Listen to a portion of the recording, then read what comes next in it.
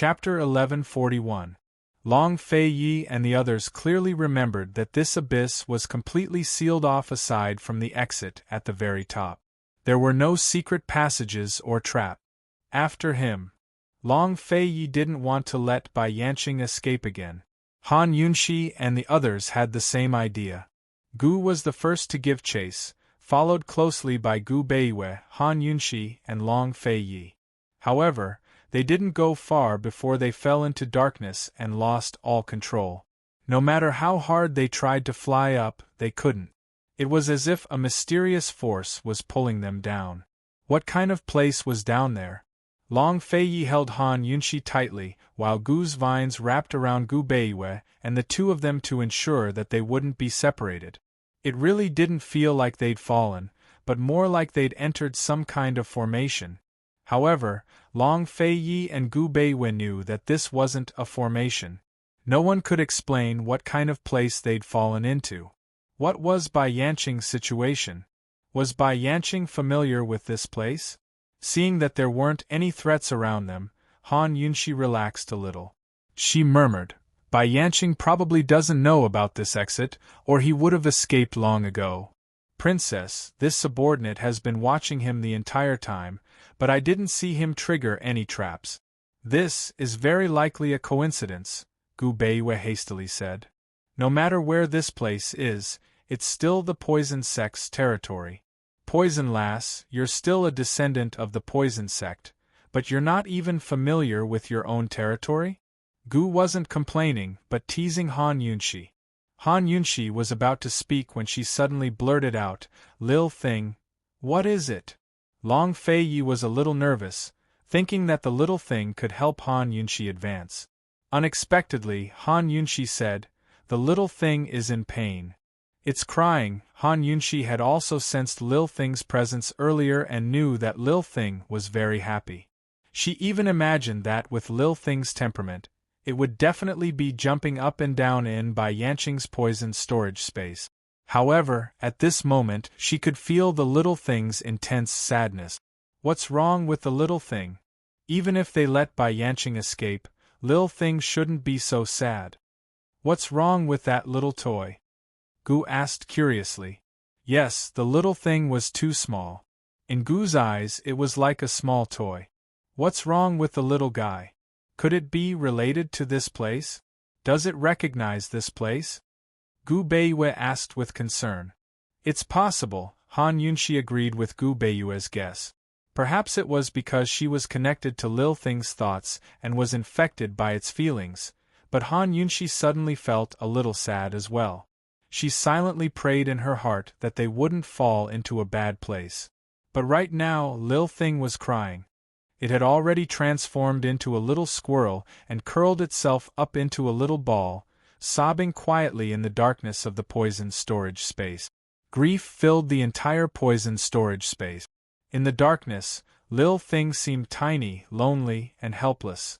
It had lived for too long, so long that it had forgotten its past, its parents, how it had grown up, and how it had come to be. It had even forgotten how it had ended up in the poison sect's forbidden grounds. Lil Thing didn't remember either. It only knew that since it followed Mama Yunxi, it had to protect her for the rest of its life. It only knew that since it liked the gentleman, it had to like him for the rest of its life. Lil Thing's life was eternal. Even if Mama Yunxi and the gentleman left one day, Lil Thing would still like them. Even if Lil Thing lived for so long that it forgot everything, it would still remember them. But when Bai Yanqing fell and fell all the way down, the familiar scent of Lil Thing's aura grew stronger and stronger. It didn't need to think about it anymore. Lil Thing didn't need to try to remember, because those memories that it had deliberately forgotten began to surface in its mind. In those memories, back then it was very, very small. When it was a snow wolf, it was about the size of this squirrel. Back then, it was still a cub. It was a sacred beast worshipped by the blood wolves, an undying poison snow wolf. They lived carefree in the forests of the poison sect. But that day, someone used a mysterious force to slaughter all the snow wolves. Lil Thing hid in the sky pit and escaped by luck. It never knew why it liked the sky pit so much, or why it waited there for its master to come. As it turned out, the poison-sex sky pit was its refuge. In the fragments of its memories, it saw swords rising and falling, splattering blood everywhere. Snow wolves fell one by one to the ground in a heap of corpses. Lil Thing was scared out of its wits. It didn't even dare to make a sound as it turned tail and ran, diving into the sky pit to hide. That massacre happened a long, long time ago. Back then, the poison sect didn't even exist. Before the poison sect appeared, the sky pit in the mountains of the poison sect's forbidden grounds was the territory of the snow wolves. A group of people who worshipped the snow wolves lived there. They called themselves the Snow Wolf Clan. They have the ability of the poison storage space, and through the cultivation of the poison storage space, they can obtain extremely high poison skills. After the snow wolves were slaughtered, they changed their names and hid in the mountains of the poison sect's forbidden grounds, rarely appearing in public. They erected wordless steles in the western forests as a memorial to the snow wolf. Then they built a sacrificial altar to worship them every year. Lil Thing was already sobbing uncontrollably at the memory, its tiny body trembling non-stop. It remembered. It remembered everything. It was Lil Thing who told the Blood Wolf Clan about the poison goo humans. It was Lil Thing who led the Snow Wolf Clan to dig up 10 stalks of poison grass in the sky pit. The Blood Wolf Clan had eaten those poisonous grasses to obtain an undying body. Those poisonous grasses needed 300 years to bloom and bear fruit, and another 300 years to ripen. The Snow Wolf Clan had planted those 10 stalks of poison grass in the glazed walls of the sacrificial altar. Bai Yanqing had used those 10 stalks of poison grass to cultivate his undying body. Later on, the Snow Wolf Clan's population dwindled, and the poison sect's forbidden grounds was taken over by Medical City. Once Medical City was established, it split off from the poison sect and took over the entire back mountain. The daughter of the Snow Wolf Clan secretly married the head of the poison sect, forming the poison sect. Together, they ruled over the poison sect's forbidden grounds. With the Snow Wolf Clan's help, the poison sect began to plant poison grass in the poison sect's forbidden ground. Gradually, the poison sect began to develop. Lil Thing also grew up and became mentally connected with the Snow Wolf Clan. It could enter the Snow Wolf Clan's poison storage space to cultivate. Lil Thing used to be a god worshipped by the Snow Wolf Clan, but it was reduced to the poison sect's poison beast and became infamous. Later on, its master died of old age while Lil Thing lived on forever. Lil Thing watched as several of its masters left and went into hiding in grief. But one day, Lil Thing returned to the poison sect to find that it had been destroyed. The people of Medical City captured Lil Thing everywhere, so Lil Thing decided to stay obediently in the sky pit. One day, Lil Thing ran all over the mountain and discovered that there were still orphans of the poison sect. Lil Thing remembered that one of the 2 people was Bai Yanqing. Even now, Lil Thing didn't know who the other one was.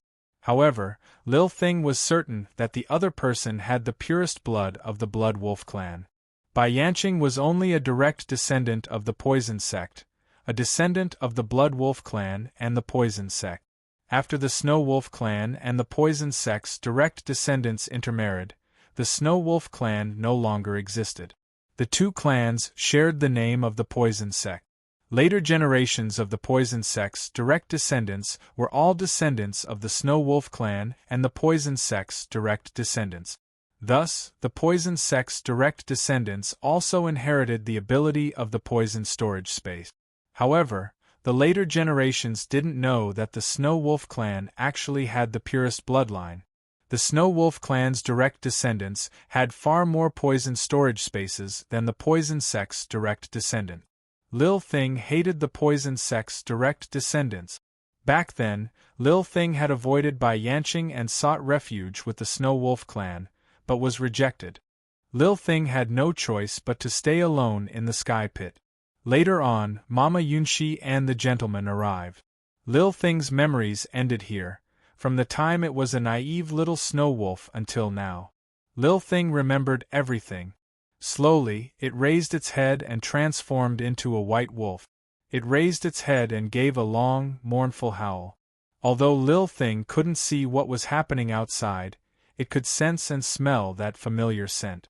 It was a scent that it missed and feared at the same time. This passage had been set up by the Snow Wolf clan in the past. Whether it was the blood of a Snow Wolf clan member or a direct descendant of the poison sect, anyone could open the door. This passage led to the Snow Wolf graveyard beneath the sacrificial altar. Back then, the Snow Wolf clan members and Lil Thing's parents had all been killed by that mysterious force. They were all buried there, buried in a barrier that allowed them to rest in peace. Lil Thing didn't know when it had started to forget these things, but it knew that it wasn't truly forgetting them. It would never remember the things it had truly forgotten. It was just trying to forget them on purpose. Because it was too sad to recall them, it was too much to bear. Thus, it could only forget. If Bai Yanqing hadn't accidentally fallen here, perhaps Lil Thing would never remember these things. Gradually, Lil Thing quieted down. It was waiting for Bai Yanqing to fall into the graveyard. Even more than before, it hoped that Mama Yunxi could save it. It felt like it wanted to see the place where its clansmen were buried. If a place with its clansmen and parents was home, then this graveyard was its final home. Bai Yanqing was the first to fall to the ground. As soon as his feet touched the ground, the darkness vanished, to be replaced by a grassy plain and a snowy mountain in the distance. Bai Yanqing was covered in pain and wounds, but his mind was still clear. He knew that this was either a barrier or an array formation. There was no way he could see the sky from the underground palace. He was bewildered. He'd spent so many years exploring the poison sect, but he didn't even know of this place's existence. What was this place? Was it a barrier or an array formation that he couldn't see through? Bai Yanqing couldn't see through it, but he didn't have time to think. He looked around and saw a forest, so he immediately ran over. Long Fei Yi and the rest would definitely chase after him. No matter where he was, he had to hide first. But by the time Bai Yanqing reached the forest, he was stunned. He saw rows upon rows of wordless steels, identical to the ones on the poison sect's sacrificial altar. The only difference was that each steel had two fangs hanging from it. This was a graveyard. Chapter 1142. If the wordless steel didn't prove anything, then the fangs on it were proof enough that this was the Snow Wolf grave. Snow wolves might belong to the wolf clan, but their fangs were much larger and sharper than regular wolf fangs. Moreover, their fangs were filled with lethal poison. Bai Yanqing had once dug up the poison sect's sacrificial altar in hopes of finding the bones of the snow wolves. After all, snow wolves had undying and indestructible bodies. Their bones were extremely valuable poison-making treasures. Unfortunately, he couldn't find any at all, so he could only give up in the end. Looking at the graveyard before him, Bai Yanqing understood that the Blood Wolf clan must have built a secret underground maze deep beneath the sacrificial altar and sealed it with a barrier. But the entrance wasn't at the altar, but at Clear Breeze Peak. If the poison sect's blood could open the barrier around the wordless steel, then it must be able to open all the other barriers here. It was very likely that his blood was the only reason he could enter the maze. If that was the case, then the entrance to the Snow Wolf grave had to be in the underground maze beneath Clearbreeze Peak. Bai Yanqing might be familiar with Clearbreeze Peak's labyrinth, but he had no idea why it was built there. Thinking about it now, the maze of mechanisms must have been built to cover the entrance to the Blood Wolf clan's graveyard. After all, the barrier arts weren't unique to Cloud Realm continent, but originated from the continent beyond the Winter Crow clan's northern ice sea. If they ran into an expert in barrier arts, they might not even need the poison sect's blood to break through the barrier. Building a labyrinth would be an extra layer of protection. Bai Yanqing suddenly remembered something and hurried forward to pick up one of the fangs. He examined it carefully to make sure there was no more poison in it before he relaxed. The poison beast's blood was one of the main ingredients for the perplexing butterfly illusion. He'd kept Lil Thing in the poison storage space because he didn't want Han Yunxi to get her hands on the beast's blood. As long as Han Yunxi could not obtain the poison beast's blood, she would never be able to break the perplexing butterfly illusion. She would never be able to create the antidote to cure his poison goo. After confirming that these fangs were not poisonous, Bai Yanqing wanted to find a place to hide. However, after walking around, he found that the enchantment was not big. It was just an unobstructed grassland and a small forest that could be seen through at a glance. As for the snow mountain in the distance, it was just an illusion that could never be reached. He had nowhere to hide. Bai Yanqing was still very calm and collected. He carefully looked at the wordless tombstones of the Snow Wolf grave one by one. Soon, he began to laugh sinisterly. He picked up 7 small stones and walked into the Snow Wolf grave. His figure could be seen flying back and forth between the wordless tombstones. Not long after, he disappeared. Not long after, Han Yunxi and the others landed. Just like Bai Yanqing, the darkness in front of them disappeared as soon as their feet touched the ground. In its place was a grassland, the sky was blue, and the snow mountain in the distance was pure and holy. Gu Beiwe looked around and said doubtfully, "It doesn't look like a formation." Long Fei Yi was very certain. "It's a barrier. Let's go to the forest in front and take a look. The two of you, stay close and don't get lost." He gripped Han Yunxi's hand even tighter. There was no place to hide in this barrier except for the forest. A barrier? Does this place have anything to do with the poison sex altar? Gu muttered to himself. When they reached the edge of the forest and saw the wordless tombstones and piles of white fangs, they immediately knew that this was the Snow Wolf grave. Lil Thing's emotions are very unstable. "It keeps crying," Han Yunxi said in a low voice. "Long Fei Yi, we should be in the underground palace under the altar. This barrier, how do we break it? Is there an illusion here as well?" Gu asked suspiciously. Illusions came from the heart and could reveal a lot of secrets. He really hated it. Gu looked at the blue sky and then at the holy snow mountain. He suddenly exclaimed, "This can't be an illusion created by Lil Thing, right?" Han Yunxi had the same suspicion. However, Gu Beiwe and Long Fei Ye's attention was focused on the forest. The two of them seemed to have noticed that something was off. Long Fei Yi quickly said in a low voice, "Bai Yanqing is hiding in there." Gu Beiwe smiled but didn't say anything. He knew that His Highness had noticed the same thing about the forest. Both Gu Qishao and Han Yunxi were still at a loss. The trees in this forest were sparse, so it was possible to count a few of them in total. Although there were 20 or so wordless tablets in the middle of the forest, they could be seen at a glance and there was nowhere to hide. Where was Bai Yanqing? Abruptly, Long Fei pushed Gu Qishao into the woods. As soon as Gu Qishao took a step forward, he realized something was wrong. It was an array. An array had been set up in this forest of wordless tablets. It's very possible that Bai Yanqing was the one who set up this formation. Is he hiding inside this formation?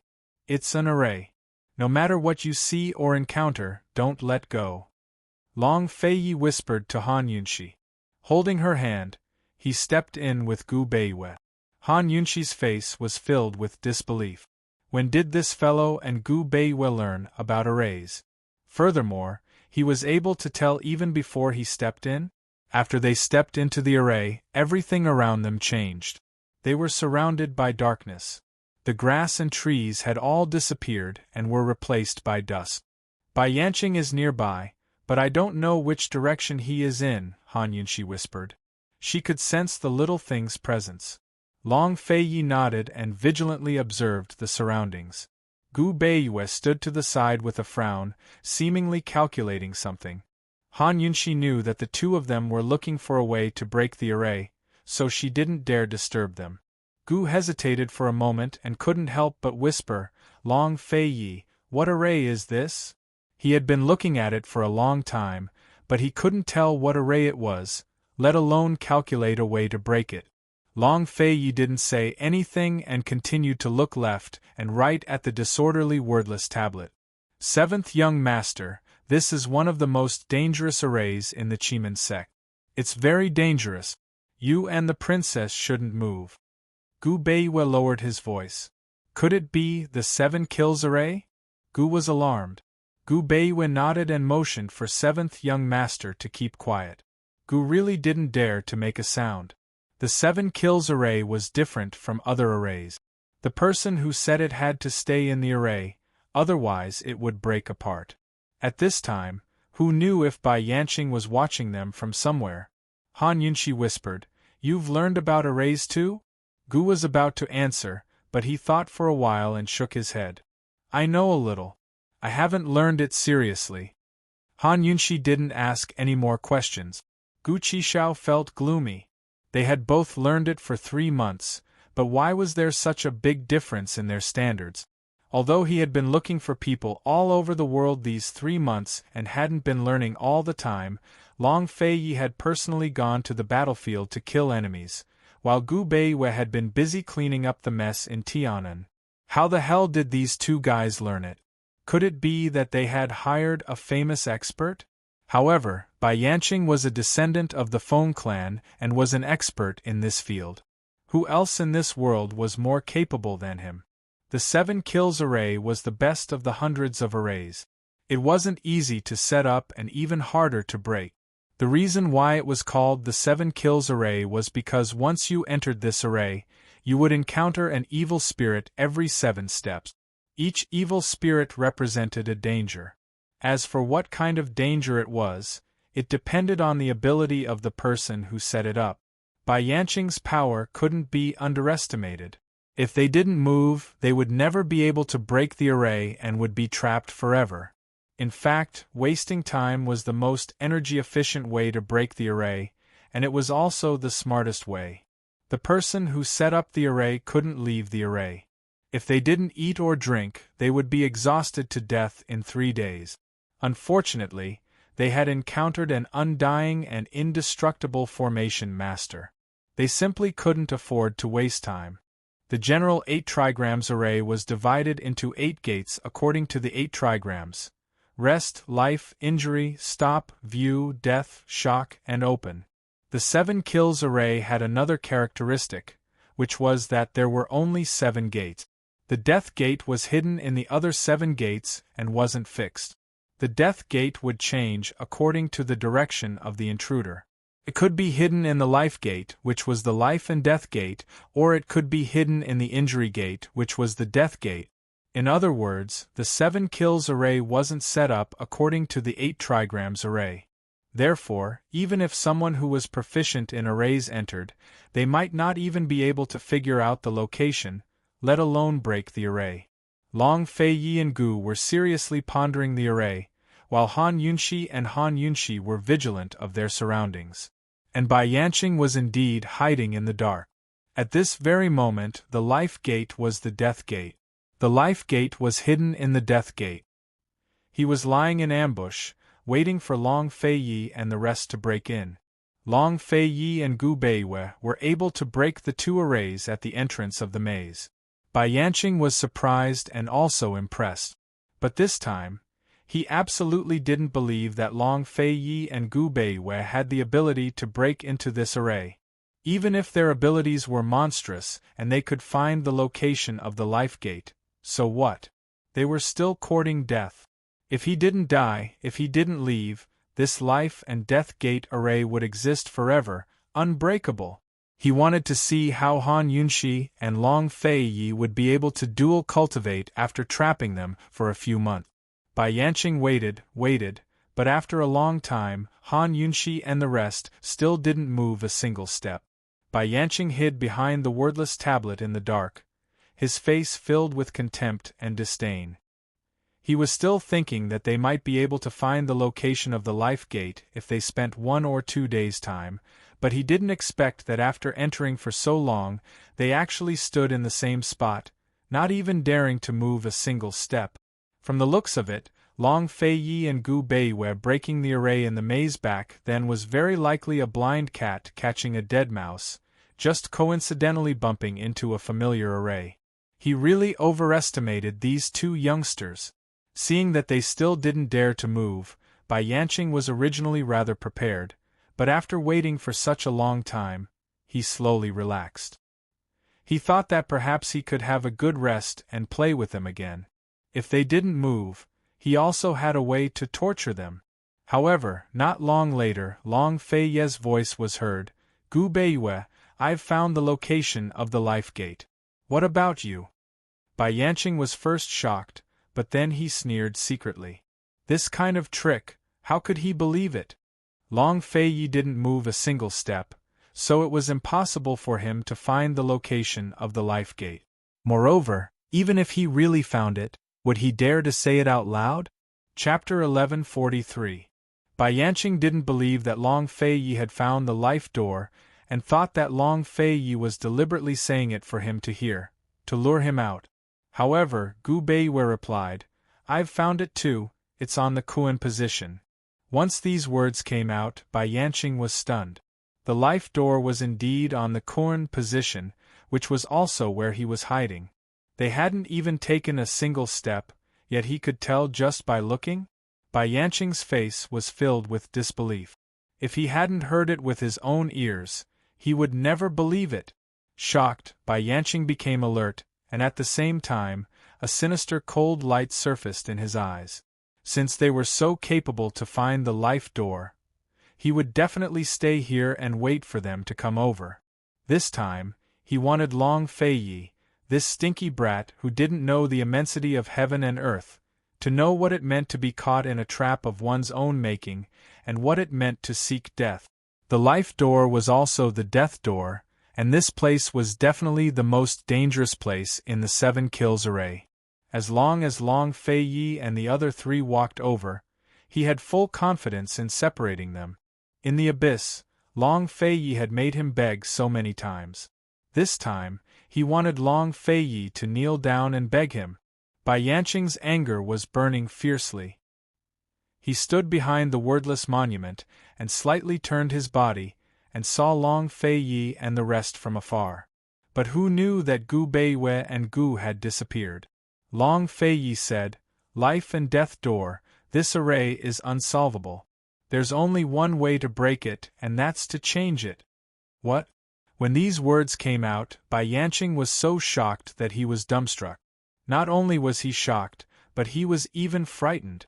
One had to know that this unsolvable 7 kills array was the most profound array he had learned in his life. It was his greatest pride and also his trump card? How did Long Fei Yi know? How did he see through it? No.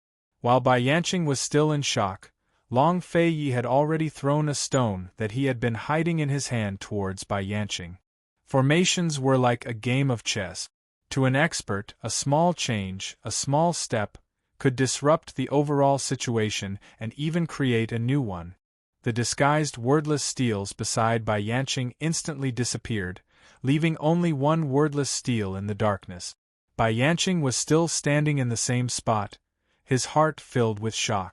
Long Fei Yi actually changed the entire 7 kills formation, restoring the original 8 trigrams position and the 8 gate. The gate of life and the gate of death were not in the same position. In other words, Bai Yanqing's position was the death gate. And the master of this formation was no longer Bai Yanqing, but Long Fei Yi. Bai Yanqing was so shocked that his mind went blank. Even in the history of the Wind Clan, there had never been such an expert of the Qimen Duanjia technique. Although the art of controlling the wind was the innate talent of the Wind Clan, the Qimen Duanjia technique was just a compulsory homework for every generation of the Wind Clan. But for hundreds of years, the Wind Clan had always been proud of the Qimen Duanjia technique. Whenever the Qimen Duanjia technique was mentioned, people would first think of the Wind Clan. Today, he, the head of the Wind Clan, would actually fall in the formation that he was most proficient in? Not to mention whether it would be a laughingstock if it spread out. Even Bai Yanqing himself could not accept this matter. Such a blow was too great. Once the death gate was formed, Bai Yanqing's surroundings suddenly became cold and gloomy. There seemed to be a person in the darkness that could charge at him at any time. Very soon, this person transformed into several figures. Bai Yanqing, all of this was an illusion. There was only one person lurking in the darkness. But he could not tell. A gate was a trap. A trap hid at least one real person. All the other dangers were illusions. Who would Long Feiyi hide in the Death Gate's trap? In the midst of Bai Yanqing's panic, he still retained the last bit of calmness. This person was extremely likely to be Gu. He did not die, but he would be bound by Gu's thorny vines. His only way was to leave. Bai Yanqing hurriedly escaped from the Death Gate. And the moment he reached the center of the array formation, he took a look and nearly collapsed. Long Feiyi actually changed the 7 carnage array that he was most proud of to the 9 palaces 8 trigrams array. The 9 palaces 8 trigrams array was precisely what he used in the backyard of General Mu Manor back then. It was precisely the array formation that trapped the 4 of them back then. Since Long Feiyi had such a tremendous ability to change the 7 carnage array, then he had the ability to lay down an even more powerful array formation. Why did he lay down such an easy-to-crack array formation? Just what did he want to do? Even if Bai Yanqing could see the life gate with a single glance, he still did not dare move. He pondered over it and was on guard. Just what kind of trap did Long Feiyi have for him? Long Feiyi had already left the array while protecting Han Yunxi. At this moment, the husband and wife were standing outside the forest. In Han Yunxi's eyes, she could only see the forest and the graveyard. As for Long Feiyi, he could see Bai Yanqing's every move in the palm of his hand. The life and death of this array was in his hands. Bai Yanqing, this prince was defeated by this array formation in the past. Today I'll return it to you, Long Feiyi said. Bai Yanqing's heart was already restless, but he still did not move. He said, "You think you can trap old man to death like this? Since you didn't kill this prince in the past, this prince will give you a reminder. Gu is at the death gate and Gu Beiwei is at the life gate. Let's see. If you dare charge in," Long Feiyi said. Once these words were said, Han Yunxi was first shocked. She looked at Long Feiyi in disbelief. Gu Beiwei had already come out with them. The only one left in the array was Gu. Moreover, she had heard Long Feiyi order Gu to guard the death gate, so the life gate should be empty. As long as they found it, they could easily leave. Long Feiyi doing this, wasn't it too risky? Seeing Long Feiyi's serious and cold eyes looking at the forest, Han Yunxi did not dare disturb him. She looked at Gu Beiwei with a worried gaze, but Gu Beiwei just smiled without saying a word. Han Yunxi raised her head to look at Long Feiyi. Long Feiyi rubbed her bangs and did not say a word. All right, since these two fellows were so calm, why should she be anxious? Let's just watch the show. Inside the array, Bai Yanqing did not reply for a long time. He could guess that Gu was hiding in the death gate, but as for the situation at the life gate, he was unable to determine. Perhaps there was another mystery in the life gate. Or perhaps Long Feiyi was just deliberately mystifying him. This array was just a normal 9 palace 8 trigrams array. As long as he walked out of the life gate, he could break it. This was a contest of heart skills. How should he choose? Bai Yanqing, why, this prince is giving you a way out, you won't take it? Long Feiyi sneered. If you don't leave, don't blame this prince for being merciless. A complicated look flashed past Bai Yanqing's eyes, and he actually turned around to walk towards the death gate. Rather than letting Long Feiyi trap him with an array that he was not familiar with, he might as well take a gamble. He gambled that Long Feiyi was deliberately mystifying him. To break this movement technique, it was definitely not the life gate, but the death gate. Gu must be hiding in the life gate, and the one hiding in the death gate should be Gu Beiwei. He's walking through the death gate, Long Feiyi calmly said. Gu Beiwei gave a faint smile, as gentle as the spring breeze. It made people unable to tell if he was merciful or ruthless. Han Yunxi was overjoyed. Although she did not understand, she knew that as long as Bai Yanqing walked through the Death Gate, he would definitely meet Gu. In this place, once Bai Yanqing was trapped by Gu, there was nothing he could do. Very quickly, Gu's wild laughter came from the array. He and Bai Yanqing began to fight. In the darkness, thorny vines surrounded them from all directions. One by one, Gu stood around them, laughing arrogantly. Bai Yanqing could not tell which one was the real Gu, nor could he tell which were the real thorny vines. He held the treasure sword in his hand and desperately slashed. Sometimes he hit the thorny vines, sometimes he hit empty air. Ha ha ha, Bai Yanqing, don't be anxious. Father has plenty of time to slowly play with you. Father won't be able to trap you that quickly. Gu laughed loudly. Bai Yanqing's face was pale. Panting, he turned around and escaped from the Death Gate. He did not know how pathetic he was at this moment. Once he escaped from the Death Gate, he immediately flew towards the Life Gate. Long Fei Yi did not lie to him. He was deliberately mystifying and playing with him. The person guarding the Life Gate was really Gu Beiwei. To deal with Gu Beiwei, he only needed to use poison. No matter how many figures he saw, he did not need to care. He only needed to use poison. However, when Bai Yanqing walked towards the Life Gate, he saw Gu standing in front of him and smiling at him. Old fool, father said that today I will play with you properly. Why don't you believe me? No. Bai Yanqing exclaimed. Why was Gu here? In every position in the array, every person who was hiding could not move casually. Especially the Life and Death Gates. Once they moved, it would definitely affect the operation of the entire array. Gu was guarding the Death Gate. Why would he come to the Life Gate? Gu was at the Life Gate. Then where was the Death Gate? Could it be that Gu Beiwei had gone to the Death Gate? Bai Yanqing did not believe what he saw. He brandished his sword and slashed out. Gu stood in his original position and allowed him to slash. It did not harm his life. Could it be? Could it be that he saw wrongly? That Gu in the Death Gate was not real? Could it be that the truth was that Gu was guarding the Life Gate while Gu Beiwei was guarding the Death Gate? This was an array with the Death Gate as the exit? Bai Yanqing immediately retreated out of the Life Gate and dashed towards the Death Gate. But as soon as he entered the Death Door, he saw Gu Qishao standing there with a brazen smile. Bai Yanqing slashed out with his sword. Gu still stood in his original position, laughing arrogantly. What was going on? Bai Yanqing did not believe that he could not figure it out. He retreated once again and dashed towards the Life Gate. But Gu was still waiting for him there. Bai Yanqing was in a mess. He was almost driven mad.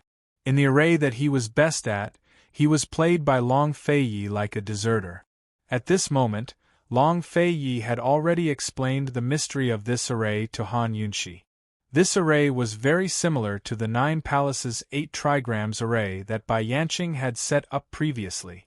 But it was not the 9 Palaces 8 Trigrams array. This array was the same as the 7 Killings array. It was a deadlock with no solution. The reason why there was no solution was because this array's Life and Death Gate changed according to the intruder. When an intruder entered the Life Gate was death.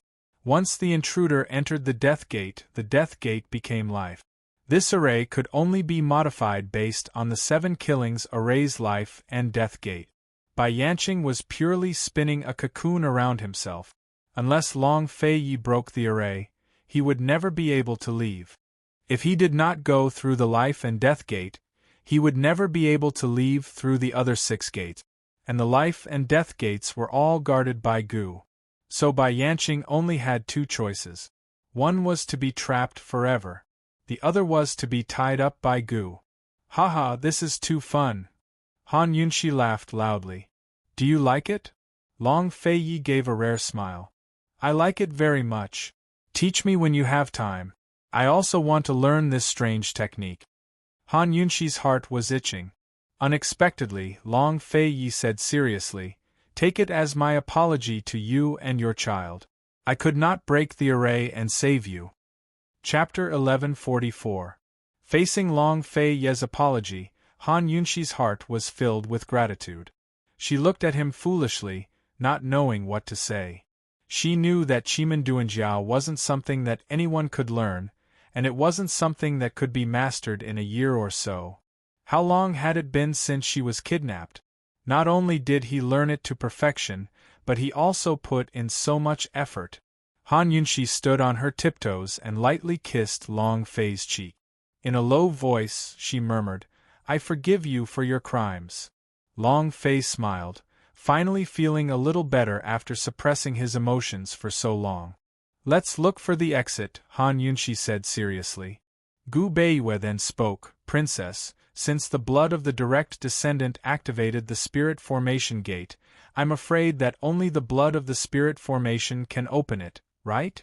Last time, they encountered an illusion spirit formation created by the human heart at the altar, but now, it wasn't an illusion created by the human heart. This spirit formation was the spirit formation that protected the Snow Wolf tomb, so it couldn't be broken. They could only leave by opening the exit." Having Gu guard by Yanqing, Han Yunxi and the others returned to the place where they fell. She dripped her blood on the ground, but who knew that before the blood touched the ground, it disappeared into thin air. The three of them thought that the spirit formation gate was going to open again, but they waited for a long time, but the spirit formation didn't move at all. How could this be? The blood disappeared into thin air, so it must have been absorbed by the spirit formation. But why didn't the spirit formation open? Han Yunxi didn't believe it, so she tried a few more times, but there was no result. "Do we need Bai Yanqing's blood?" Gu Beiwe quickly asked. Han Yunxi had already collected the blood of the poison Gu human, and later, for future research, she secretly hid some in the poison storage space in the abyss. She took out a few drops, and found that Bai Yanqing's blood was also collected by the spirit formation, but the spirit formation still couldn't open. How could this be? Gu Beiwe felt uneasy. Long Fei also realized that there was a big problem. If they couldn't get out, wouldn't they be trapped here with Bai Yanqing for the rest of their lives? "Does Bai Yanqing know?" Han Yunxi asked suspiciously. When they returned to the forest, Bai Yanqing realized that he had been tricked by Long Fei. He was so tired that he was gasping for breath. Finally, he stopped running between the gates of life and death and stood in the middle of the formation to rest. Han Yunxi knew that if she asked Bai Yanqing directly, Bai Yanqing would use this to threaten them. She said in a low voice, "Long Fei, we have to set a trap for him." Long Fei whispered a few words, and Han Yunxi and Gu Beiwe understood. Gu Beiwe quickly and quietly sneaked into the formation to find Gu. After he came back, Gu took action. A thorny vine quietly stretched out from the gate of death, wanting to sneak attack Bai Yanqing. Bai Yanqing had already noticed it, and a sneer flashed across his eyes. He knew that his chance had come. As long as he had the chance to catch Gu and make Gu leave the gate of death, this formation would reveal a flaw, and he would have a way to break the formation.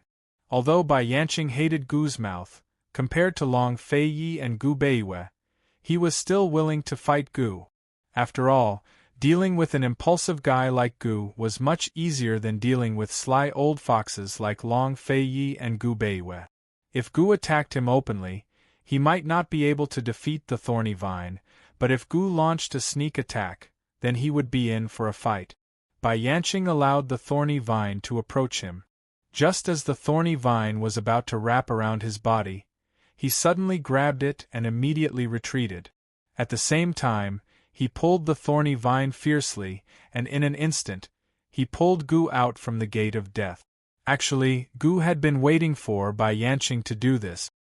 He could have broken the thorny vine, but he still pretended to be angry and said angrily, "Bai Yanqing, you tricked me." Bai Yanqing had no time to argue with Gu. As soon as Gu left the gate of death, the entire formation changed immediately. Bai Yanqing glanced to the side and immediately fled. After Bai Yanqing escaped, he did not see Han Yunxi and the rest. Only Gu's thorny vines chased after him. Bai Yanqing did not care so much. He fled to the place where he fell and immediately cut his finger, dripping blood. But soon, he was shocked. It was his blood that activated this formation. Logically speaking, his blood should be able to activate it again. Why was his blood absorbed before it fell to the ground, and the formation did not move at all? Bai Yanqing and Han Yunxi's reactions were different. He did not believe it and tried again, but still failed. At this time, Han Yunxi and the rest chased over from the small forest. It had to be said that Bai Yanqing's actions surprised Han Yunxi and the rest. Bai Yanqing, you can't get out either? Han Yunxi muttered. Bai Yanqing immediately retreated. He understood what was going on. Gu deliberately let him out by accident. This group of people had tricked him again. Bai Yanqing was angry, but soon he laughed loudly. Hee, looks like you guys can't get out either. Great. Bai Yanqing stopped retreating and laughed wildly. Long Fei Yi, Han Yunxi, in the end, old man won. Old man won. You guys just wait for the great limit of dual cultivation. Old man, just you wait. Just you wait. Ha ha. Han Yunxi's group of 4 stood in place in silence. Bai Yanqing was right in front of them, laughing madly as he lost his sense of measure. Everything he did, wasn't it to scheme against Han Yunxi and Long Fei Yi? Wasn't it to make the two of them fail in dual cultivation and go crazy and kill each other? After going around in circles and fighting so many times, he did not expect that after he failed, he still won. Haha, old man won. Old man won. Long Fei Yi, Han Yunxi, old man, let me tell you, old man has been waiting for this day for a long time. A long time. How happy was Bai Yanqing? Or rather, how crazy was he? Why did he do this? Why did he hate the two of them so much? Han Yunxi frowned as she looked at Bai Yanqing's complacent expression. She only felt that he was pitiful and hateful. Long Fei Yi held onto the rope on his body. Other than contempt, there was only contempt in his deep and cold eyes. One must know that the black cloth he was carrying on his back was not a guqin, but a sword, and not only the Ganjiang sword, but also the newly cast Mo Xie sword that he wanted to give to Han Yunxi. Where did Bai Yanqing get the confidence to think that their dual cultivation would fail? Han Yunxi felt that Bai Yanqing was pitiful and hateful, but Long Fei Yi felt that Bai Yanqing was like a jumping clown. He expressionlessly looked at Bai Yanqing and casually threw the profound frost sword to Gu Beiyue. With his other hand, he untied the rope and took out the Ganjiang sword and the newly cast sword. Ganjiang? Bai Yanqing still did not believe it. He had already expected that the Ganjiang sword at the top of Heaven Mountain was a fake. Long Fei Yi did not answer him. Instead, he lifted the black cloth. In an instant, the Ganjiang sword and the newly cast Mo Xie sword were revealed. Bai Yanqing recognized the Ganjiang sword. His attention was immediately attracted by the newly cast sword. A feeling of unease immediately welled up in his heart. He was also a swordsman. He could see that this unsharpened sword was not ordinary. His face finally revealed an expression of fear. He began to retreat. Impossible? What's impossible? Long Fei Yi asked. I don't believe it. It's impossible, he roared. If this sword had been sharpened, he would have believed that Long Fei Yi and the others had found a sword to capture Mo Xie's sword soul. However, this sword had not even been sharpened. It was clearly a newly cast sword. How could they have forged such a sword in such a short time? Even if it was placed next to the King of Swords, Ganjiang, this unsharpened sword would not be inferior at all. Long Fei Yi would not waste time explaining to Bai Yanqing how this sword was forged. He still looked at Bai Yanqing and casually handed the sword to Han Yunxi, saying, "This is for you. You can sharpen it. There is no diamond here, but you can make do with your undying body." What? When Long Fei Yi said this, even Gu Beiyue and Gu were dumbstruck. This guy did not sharpen the sword in the medicine requesting cave because he wanted to keep it for Han Yunxi to play with. Wasn't this gift a little too domineering? He actually wanted to sharpen it on Bai Yanqing's undying body. This, ha ha ha ha ha. Gu finally could not help but laugh. Long Fei Yi, I admire you. I admire you. Ah. Gu Beiwe laughed but did not say anything. Han Yunxi did not laugh. She used the power of nirvana to hold the sword and said coldly, Long Fei Yi, I like this gift very much. Even if she could not kill Bai Yanqing, she could still toy with him to death. By Yu Qiao's grudge, Ning Jing's grudge, little Yu Er's grudge, and the suffering of all the innocent people in the world who were suffering from the chaos of war. Today, she was going to take revenge on Bai Yanqing with her own hands. Han Yunxi held the sword in one hand and hugged Long Fei Yi with the other. She let Long Fei Yi carry her up into the sky and said coldly, Bai Yanqing, this princess will use you as a sacrifice to this sword today. After saying this, the power of nirvana instantly poured into the sword. The sword rose and fell fiercely. It was not a slash or a stab, but a cold sweep across Bai Yanqing's body and rubbed against it. The sharp air produced by the friction between the power of nirvana and Bai Yanqing's body could sharpen the sword. The thick blade had not been sharpened yet. How many times would it take to sharpen it into a sharp and thin blade on Bai Yanqing's body? Bai Yanqing was in so much pain that he almost couldn't stand. He never thought that things would turn out like this. His mind was blank as he turned around and fled. Long Fei Yi immediately chased after him with Han Yunxi. Not long after, the sword swept across again. Gu Beiwe and Gu watched from afar and did not chase after them. Seventh young master, let's go take a look in the forest, Gu Beiwe said with a smile. With His Highness and the princess around, and this was a space where they could not escape, he could wait for the princess and the others to sharpen the sword without worry. As Gu walked into the forest, he summoned Mo Xie's sword spirit and muttered to himself, I really can't bear to part with it. Without it, wouldn't my martial arts be too weak? Yes. Gu Beiwe was very honest. Gu frowned and sized him up. Gu Beiwe, you can't be as unkind as Long Fei Yi. This easygoing doctor had followed Long Fei Yi for a long time and had picked up all the bad things. Gu Beiwe seriously inspected the snow wolf grave. Gu sat cross-legged and watched Long Fei Yi and Han Yunxi chase after Bai Yanqing to sharpen the sword. His heart itched to go over and ask Poison Lass to let him sharpen the sword a few times. However, in view of Long Fei Yi's deterrence, he still waited obediently. Chapter 1145. If Bai Yanqing was like a deserter in the array formation, then at this moment, he was like a stray dog being chased by Long Fei Yi and Han Yunxi. One had to know that he was so pleased with himself just now. He must have never thought that there would be a day when he would be in such a sorry state. The sword and his body fiercely rubbed against each other again and again, causing him unbearable pain. This kind of pain was far more unbearable than the suffering in the abyss. Finally, he couldn't help but shout, Long Fei Yi, Han Yunxi, old man has lost. Did he take the initiative to beg for mercy? Long Fei Yi and Han Yunxi were indifferent and continued.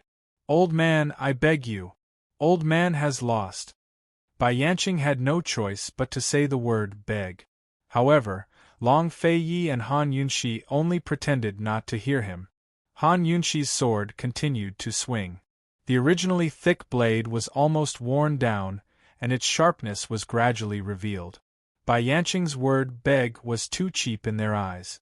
How could it compare to Ning Jing's life, Tang Li's tears, little Yu's suffering, Han Yunxi's fetus risk, and all the suffering? If the word beg could redeem everything, then how many people in this world would be evil?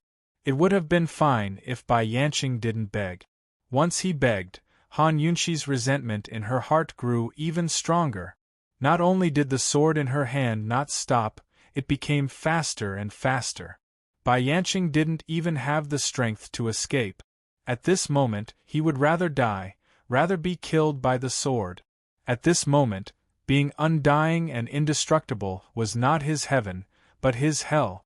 Girl, for the sake of your mother, spare me. Finally, Bai Yanqing gave up all his dignity and face. Why should I? Don't tell me my mother is already dead. Even if she's standing here today, I won't let you off. Han Yunshi angrily rebuked. Girl, your mother and I were originally in love with each other. The old man had never done anything wrong to her. She was the one who had wronged the old man. She was the one who had wronged me. It was her. Bai Yanqing choked with sobs. It has nothing to do with me. Han Yunshi's sword didn't stop. Old man doesn't want to lie to her. Old man told her the truth about the civil war between the Black Clan and the Wind Clan. She actually. It was hard to tell whether Bai Yanqing was crying or laughing, but the resentment was obvious. The old man didn't hide anything from her, but she treated the old man as a traitor and an enemy. What did the Wind Clan do back then have to do with old man? Based on what did she blame everything on the old man, based on what? Bai Yanqing seemed like he was crazy as he roared at Han Yunshi, as if Han Yunshi was Mu Xian. But he quickly began to cry again. Based on what can you be together? Han Yunshi, you are Mu Xian's daughter. Based on what can you be together with the East Qin Crown Prince despite your hatred? Based on what? The truth of the civil war between the Eastern and Western Qin had yet to be revealed. The Eastern and Western Qin had an irreconcilable national hatred, and the two camps were like fire and water. However, these two people, the only descendants of the two royal families, were actually able to disregard their hatred and stand side by side. How could he accept this? Mu Xian had rejected him and even hated him, running away from him. However, his daughter had turned her back on the entire Western Qin camp to be with the East Qin Crown Prince? He would never allow this. He wanted Mu Xian to pay the price. But by the time he found Mu Xian's whereabouts, not only had she become Han Kongan's wife, she had already died in childbirth. No one knew how long he cried, how long he resented, and how much he hated after learning of this. Back then, Mu Xian wanted to leave him, but he refused. In order to obtain her, he even drugged her with an aphrodisiac. Unfortunately, he didn't succeed. A black-robed man who had suddenly barged into the poison sect's forbidden grounds had saved her. He didn't know who that man was, but he remembered that he had chased them all the way to the forest near the altar. He had searched the mountains and plains for an entire night without finding anyone. The next afternoon, he had intercepted that black-robed man at the foot of the mountain. He didn't know who that man was, but he was certain that he was an orphan of the poison sect. Otherwise, there was no way he would be so familiar with the forest near the altar. He had intercepted the black-robed man, but there was no sign of Mu Xian. When he couldn't get anything out of him, he had killed the man in a fit of rage. But he regretted it as soon as he did, because he searched for days and nights without finding Mu Xian's whereabouts. It wasn't until 2 years later that he happened to hear rumors in Medical City that Tianning's Han clans Han Kongan and Lady Lianxin were having an affair. Lady Lianxin had spent a lot of effort to help him get a position as a director of the medical academy. That was when he began to suspect that Mu Xian had something to do with it. After all, Lady Lianxin's position in the medical academy should have been Mu Xian's. If Mu Xian hadn't barged into the poison sect and met him, she would have followed him. Lady Lianxin would never have made it to Medical City. Lady Lianxin had always looked down on those below her, so how could she have taken a fancy to Han Kongan? He had rushed to the Han estate as soon as possible. But instead of Mu Xian, he saw her memorial tablet and the daughter she had sacrificed her life to give birth to. From that moment on, he had probably lost his mind. No matter how much he resented or hated her, as long as that woman was still alive, he could still maintain a bit of reason. But she wasn't here anymore. She'd left without a word. She'd left for good. She'd rather choose a useless man like Han Kongan who relied on women to climb up the social ladder than accept him? She was even willing to give birth to Han Kongan's child? He'd almost killed that child, but he didn't know why he hadn't done it then. He returned to the poison sect's forbidden grounds and opened up the poison plants in the sacrificial altar. He found the recipe for poison goo humans and raised himself to look neither human nor ghost. He hated Mu Xian, the 2 imperial clans, the 7 noble families, and everything about the great Qin Empire. He hated the world. After he began to search for the 7 noble families, he wanted to destroy everything and this continent. He took in Jun Yixie as his disciple and planted Helian Zuexiang in the Han estate. He killed the true sect master of the evil sword school and replaced him. He wanted Mu Xian's daughter to grow up well and publicize her status as Western Qin's princess. Everyone in the world would fight over her. But he never expected Tiannings's Duke of Qin to be the East Qin crown prince. Jun Yixie's discovery of the mermaid blood had allowed him to track down Long Fei Ye's identity. This made him even more excited. He wanted Mu Xian's daughter to have a taste of her lover's hatred. That taste had been bestowed upon him by her mother and had almost ruined his entire life. When he fought with Han Yunxi, he discovered that Han Yunxi actually knew poison arts and had a poison storage space.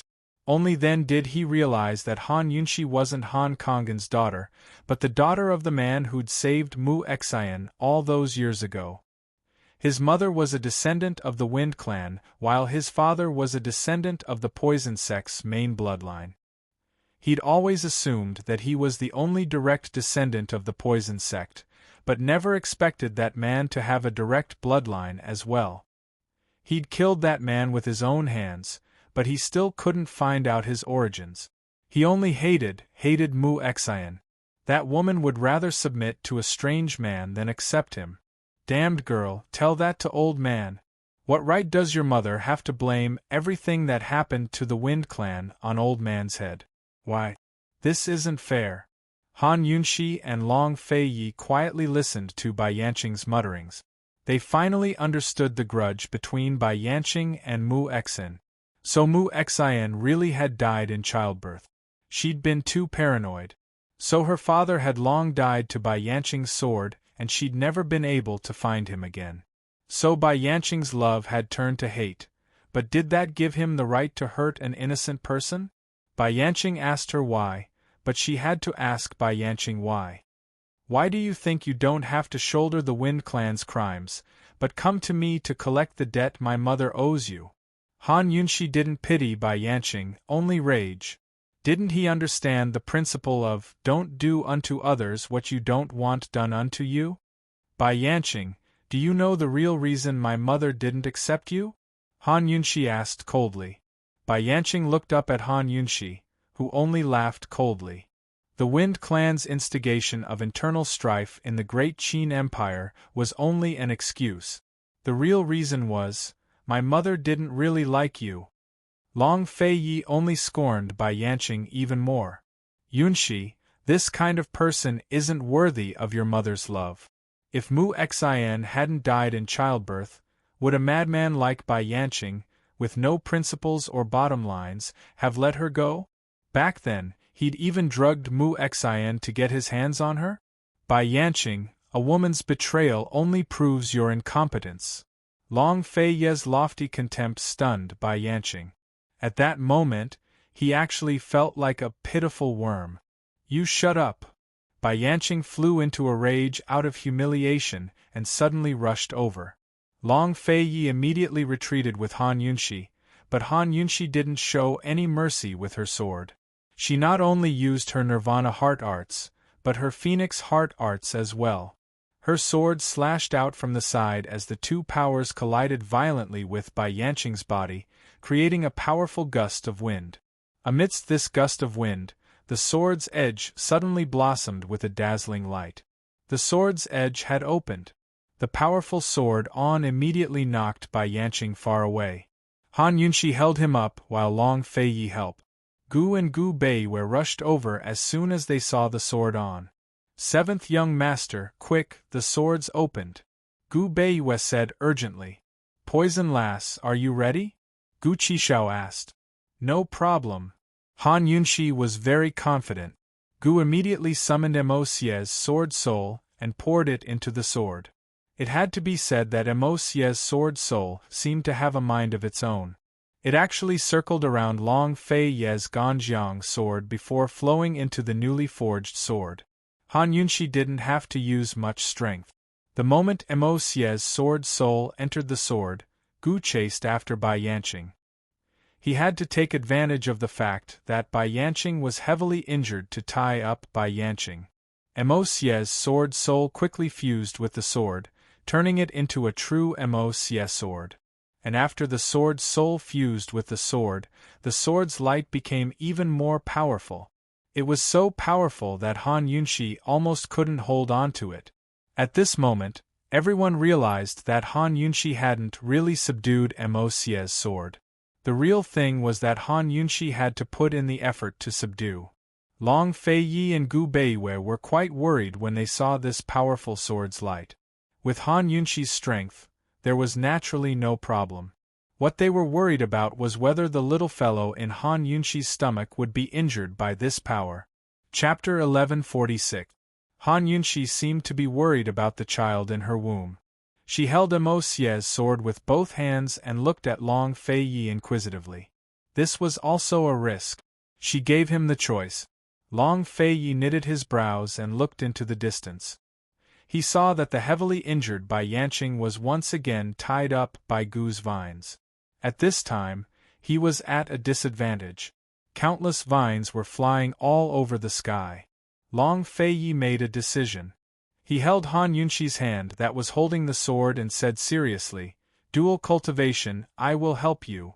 Dual cultivation? This guy actually wanted her to dual cultivate while subduing Emosie's sword? This, excellent idea. Gu Beiwei was overjoyed. He could finally retreat to the side and guard at ease. Just be obedient, Long Fei Yi said softly. He hugged Han Yunshi from behind. At the same time, he held Han Yunshi's hands that were holding the sword with both hands. Just like before, dual cultivation started with cultivating the heart. The two of them quietly felt each other's existence and aura. What was different from before was that Han Yunshi used the power of the phoenix this time, and not the nirvana power of Heaven Mountain. The vigorous power of the phoenix lingered on Emosie's sword spirit. Very quickly, Long Fei Ye's lustbite power slowly covered it and locked it on his shoulder. The two powers seemed to have spirituality as they intertwined with each other like lovers glued to each other. The originally powerful baleful aura of Emosie's soul seemed to be influenced by these two powers and gradually calmed down. After a while, Long Fei Yi let go of Han Yunshi's hand. The moment he let go, Emosie's sword suddenly shook. Long Fei Yi's hand continued to cover it. Han Yunshi said softly, "It's okay, I can do it."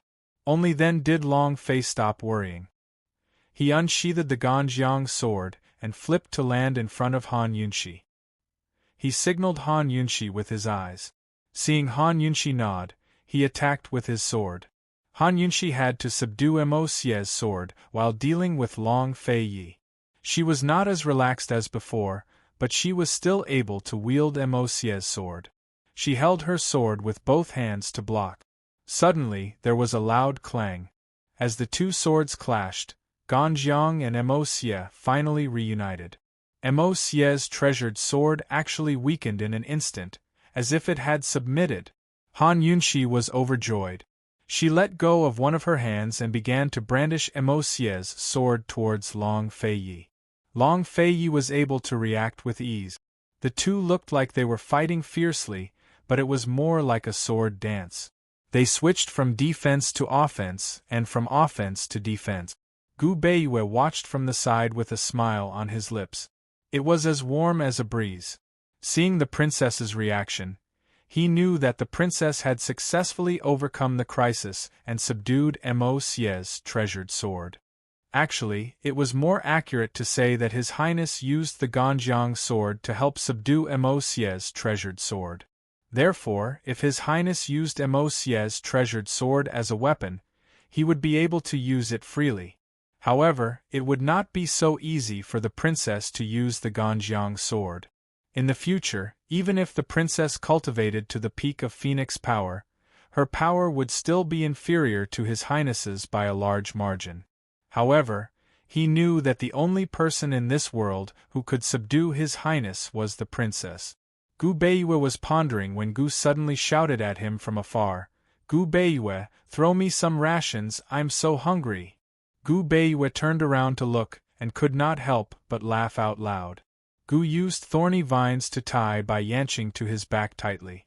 Even Bai Yanqing's mouth was sealed, leaving only his eyes open. Seeing that Bai Yanqing was tied up tightly, Gu Beiwe was relieved and allowed Gu to take the rations from the bamboo tower that Gu Beiwe had left at the side. Once the rations arrived, Gu was overjoyed. He actually sat with his back facing Long Fei Yi and the others. In this way, Bai Yanqing, who was on his back, could see Long Fei Yi and Han Yunxi's sword dance in the air. Bai Yanqing could obviously see that Long Fei Yi and Han Yunxi were going through the final stage of dual cultivation. He was filled with unwillingness, and his heart was so stifled that it was about to explode. However, he could not even speak, let alone stop them. Gu had arranged an excellent vantage point for him, and he could only watch. Gu actually could not bear to eat the rations, but his blood had to support so many thorny vines. If he did not eat anything, he would really faint from hunger. He told himself that these rations were for Poison Lass, and he would only eat a little. As he ate, he did not forget to chat with Bai Yanqing. "Old thing, are you hungry? It doesn't feel good to starve to death. Old thing, why are you so useless? You spent so much effort to stop Poison Lass from dual cultivating, but she is dual cultivating right in front of your eyes. Why don't you go and stop it? Go on. Hurry up and go." Sigh. "Old thing, you have been reduced to such a state. Do you have any strength? Is there any meaning to it? Why don't you just go and die?" "Oh right, I forgot that you can't die. Old thing, do you know that I'm especially afraid of pain? Are you afraid? I've been wondering if our skin is really indestructible. Are all injuries able to heal by themselves?"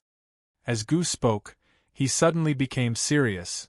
"This old man's self-healing speed is not as fast as yours. Say, if this old man castrated you, would you still be able to recover?" When he said that, Bai Yanqing's body trembled violently as he broke out in cold sweat. However, Gu burst out laughing. "Tisk tsk, this old man is simply a genius." Gu must have forgotten that the word castrated was said by a certain woman first. Bai Yanqing was simply suffering a heavy blow to his body and mind. He did not even care about Long Fei Yi and Han Yunxi dual cultivating. He was terrified, not daring to imagine what kind of humiliation he would have to endure after Long Fei Yi and Han Yunxi dual cultivated and Gu released him. He was finally afraid. Finally, he wanted to die. If Long Fei Yi cultivated the Lustbite power, then he would happily kill him with a single slash. The Lustbite power was the mysterious power that had massacred the Snow Wolf clan back then. This mysterious power was different from the Phoenix power that lurked in the human body. This power was a kind of secret technique that still needed to be cultivated. Not everyone could cultivate it. After this secret technique fell into the hands of the East Qin Imperial clan, no one in the East Qin Imperial clan had cultivated it. Long Fei Yi was the first. For the entire night, Long Fei Yi and Han Yunxi were focused on cultivating. As for Bai Yanqing, he was filled with fear and a desire to die. This was his most tragic and most pitiful retribution. However, in just one night, Gu had already asked for 10 bags of rations and 2 jugs of water from Gu Beiwe. If they did not bring enough rations and water, they would have been eaten to death by Gu. It was not that Gu was greedy, but his body could not take it. During Long Fei Yi and Han Yunxi's dual cultivation period, even if he ate all the rations, he had to maintain his physical strength and raise enough bramble vines. Gu had never felt this kind of hunger before. He even felt that all the energy in his body was being sucked dry, and he even had a feeling of exhaustion. He had never consumed so many bramble vines in the past few days, so he had never experienced this kind of situation before. He also did not know what was going on with his body. He could only eat, and eat. Gu Beiwei was very clear how much Gu's heart ached for those rations and water. He guessed that there must be something wrong with Gu's body, otherwise he would not be so hungry. Gu Beiwei was also worried as he gave the rations. They had not found a way to open this barrier. What if they were trapped for a month or two, or even longer? What would they do? He, Long Feiyi, and Gu could all cultivate in seclusion to keep their bodies in a low-energy state. They could maintain this state for at least 3 months, or even longer. However, the pregnant princess could not cultivate in seclusion. Gu was also worried about this problem, but once he felt that the bramble vines were showing signs of exhaustion, he had to endure his guilt and continue eating rations. Gu Beiwei glanced at Long Feiyi and the rest. He knew that they would need at least 2 more hours to finish. Without hesitation, he stretched his hand to Gu's mouth and said seriously, "Seventh young master, I'll have to trouble you." Of course Gu Qishao knew what Gu Beiwei meant. He knitted his brows and hesitated. The princess can't be hungry, and my little master can't be hungry either. It's okay, they will finish in about 2 more hours. Gu Beiwei smiled gently. It's okay, just a bite. Gu had no other choice. Seeing Gu Beiwei's smile, he also smiled magnanimously. How can I waste such an opportunity? Gu Beiwei, you have to bear with the pain. Gu Beiwei smiled but did not say anything. Gu really bit down hard. If he did not bite down hard, how could he drink Gu Beiwei's blood? He did not know if this blood could help him, but it was not enough to make him hungry or powerless. At this moment, Long Feiyi and Han Yunxi were doing the last and most crucial part of their cultivation. They had no time to care about what was happening here. When Gu let go of Gu Beiwei's hand, a bloody wound appeared on Gu Beiwei's arm. It looked ghastly on his warm skin. When Gu Beiwei saw it, he knew that this wound would leave a scar. Gu hid all his pain and guilt in the bottom of his heart. He pretended to lick the blood from the corner of his mouth and said with a smile, "I'll leave a scar for you. If I die, you can look at it and think of me." Gu Beiwei was slightly stunned, but he quickly smiled faintly and joked. "You must live well. If my wife misunderstands, you have to help me explain." Gu laughed loudly. "Gu Beiwei, other than Poison Girl, no one is worthy of you. You won't have a wife." "I will." Gu Beiwei's calm tone made it hard to tell whether he was joking or serious. In any case, Gu did not believe it. Gu Beiwei was not wrong. His blood was enough to support Gu for a while. 2 hours later, Long Feiyi and Han Yunxi put away their long swords at the same time. Hand in hand, they slowly landed on the ground. Gu Beiwei hurriedly brought the rations over. The whole night must have tired the princess out. Gu Qishao stood up and stretched before running over as well. Han Yunxi and Long Feiyi then realized that Gu was carrying Bai Yanqing over from afar. They did not know whether to laugh or cry. Even the stern Long Feiyi was smiling. Gu Beiwei was very fast. He had already reached Long Feiyi's side, but Gu was still running. "Princess, your highness, did everything go smoothly?" Gu Beiwei asked seriously. Long Fei nodded. He gripped the sword and tightened his grip, causing an invisible wave of energy to emanate from it. Gu subconsciously retreated.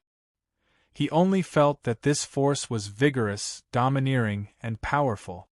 This is the true lust-bite power, the most powerful force. Long Feiyi said seriously. His nirvana power had already been completely devoured by the lust-bite power, forming the most powerful force. Gu Beiwei was overjoyed. Just as he was about to speak, Han Yunxi suddenly grabbed Long Feiyi's hand and exclaimed, "Little thing!" Before Han Yunxi could finish her words, her vision turned black and she fainted. At the same time, Gu suddenly stopped.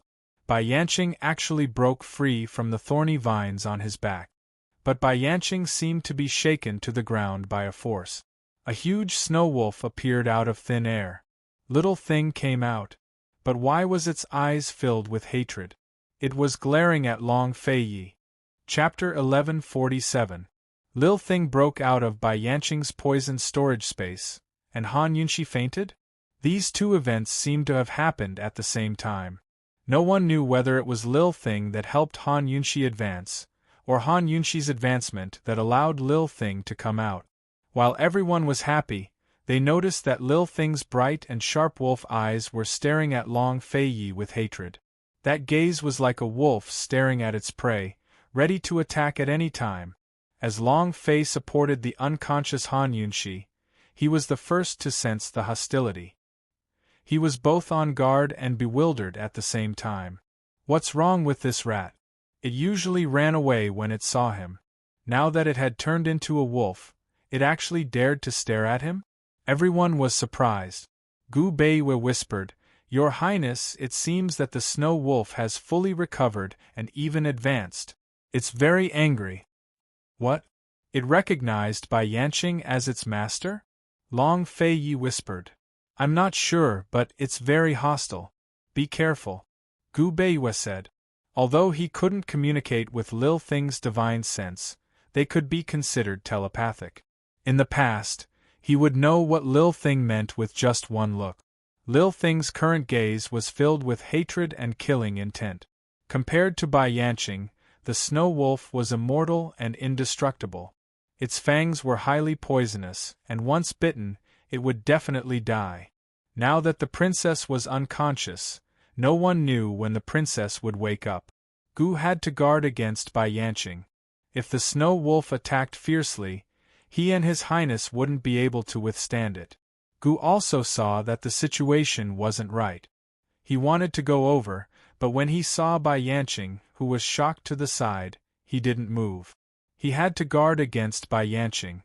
At this time, the snow wolf was already growling.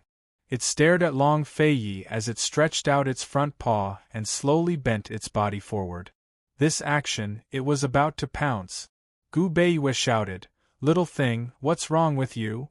Lil Thing glanced at Gu Beiwe, a trace of sadness flashing across its blood-red eyes. However, it quickly looked at Long Fei Yi. This was the man Mama Yunxi loved the most, the man it had feared for a long time. Today, it finally understood why it was so afraid of him. Almost every time he appeared, it would be afraid. So he was hiding the lustbite power in his body, so he was the one with the lustbite power. It was the person who had the power to destroy the snow wolves. Of course, it knew that he was not the one who had destroyed its people and its parents hundreds of years ago. But if he had the lustbite power, it must be related to that person back then, it must be. It was unable to calm down, especially in the snow wolf grave. It was even more unable to calm down. It smelled the smell of the snow wolf's bones. Although the snow wolves were poisonous creatures, they had never harmed the innocent. They lived freely in the forest and coexisted peacefully with the humans of the snow wolf clan. Why did that person back then have to kill its people so cruelly? Why did he kill its parents? It remembered everything now, including those bloody scenes. His mother and father fell, still looking at him with their eyes wide open. He was scared out of his wits and desperately ran into the crater. He hid in the crater and shivered. He kept whining and crying. He didn't know what to do. Fragments of memories floated into Lil Thing's mind again. Hatred churned in its heart, slowly burning away its reason. It couldn't see its favorite Mama Yunxi, nor its most beloved gentleman. All it saw was Long Fei Yi, the Long Fei Yi who held the lustbite power. He was an enemy. It wanted revenge. Whoa! Lil Thing suddenly gave a roar and prepared to pounce over. At this moment, Gu Beiwe stood in front of Long Fei Yi with open arms. "Lil Thing, come here. The gentleman missed you." At these words, Lil Thing couldn't help but look towards the gentleman again. It could understand, the gentleman said he missed it. The gentleman's embrace was what it missed most. Right now, it wanted nothing more than to throw itself into the gentleman's arms and bawl its eyes out. But it couldn't. It had to get revenge. Gu Beiwe wasn't confident that he could stop Lil Thing, but he had to at least figure out why Lil Thing hated Long Fei Yi so much. Loudly, he asked, "What are you doing? If you dare to hurt His Highness, the princess and I will never forgive you." It was the lustbite energy that had aroused Lil Thing's hatred, allowing it to unleash its greatest strength to break free of Bai Yanqing's poison storage space. Lil Thing's advancement meant that Han Yunxi had advanced as well. Lil Thing could now communicate with Mama Yunxi through its consciousness and understand human speech. The gentleman's words made it pause. Never forgive? The gentleman doesn't know anything. He doesn't know that it was the lustbite energy that destroyed its home and the Snow Wolf clan's worship, forcing them to form a marriage alliance with the poison sect. He doesn't know that Mama Yunxi's bloodline is the purest of the Snow Wolf clan. He doesn't know that the lustbite energy destroyed Mama Yunxi's clan as well. Lil Thing couldn't control itself. Its killing intent had already drowned out all of its reason as its bloodthirsty nature surfaced. Finally, Lil Thing ignored the gentleman's warnings and pounced forward. "Gu Beiyue, you protect Yunxi." Long Fei Yi was about to hand Han Yunxi over to Gu Beiyue before drawing his sword to face Lil Thing, when Gu Beiyue pushed him aside and turned to face the charging Lil Thing with open arms. Lil Thing was an undying beast. If His Highness fought with it, both sides would suffer. The best way was to drag things out until the princess woke up.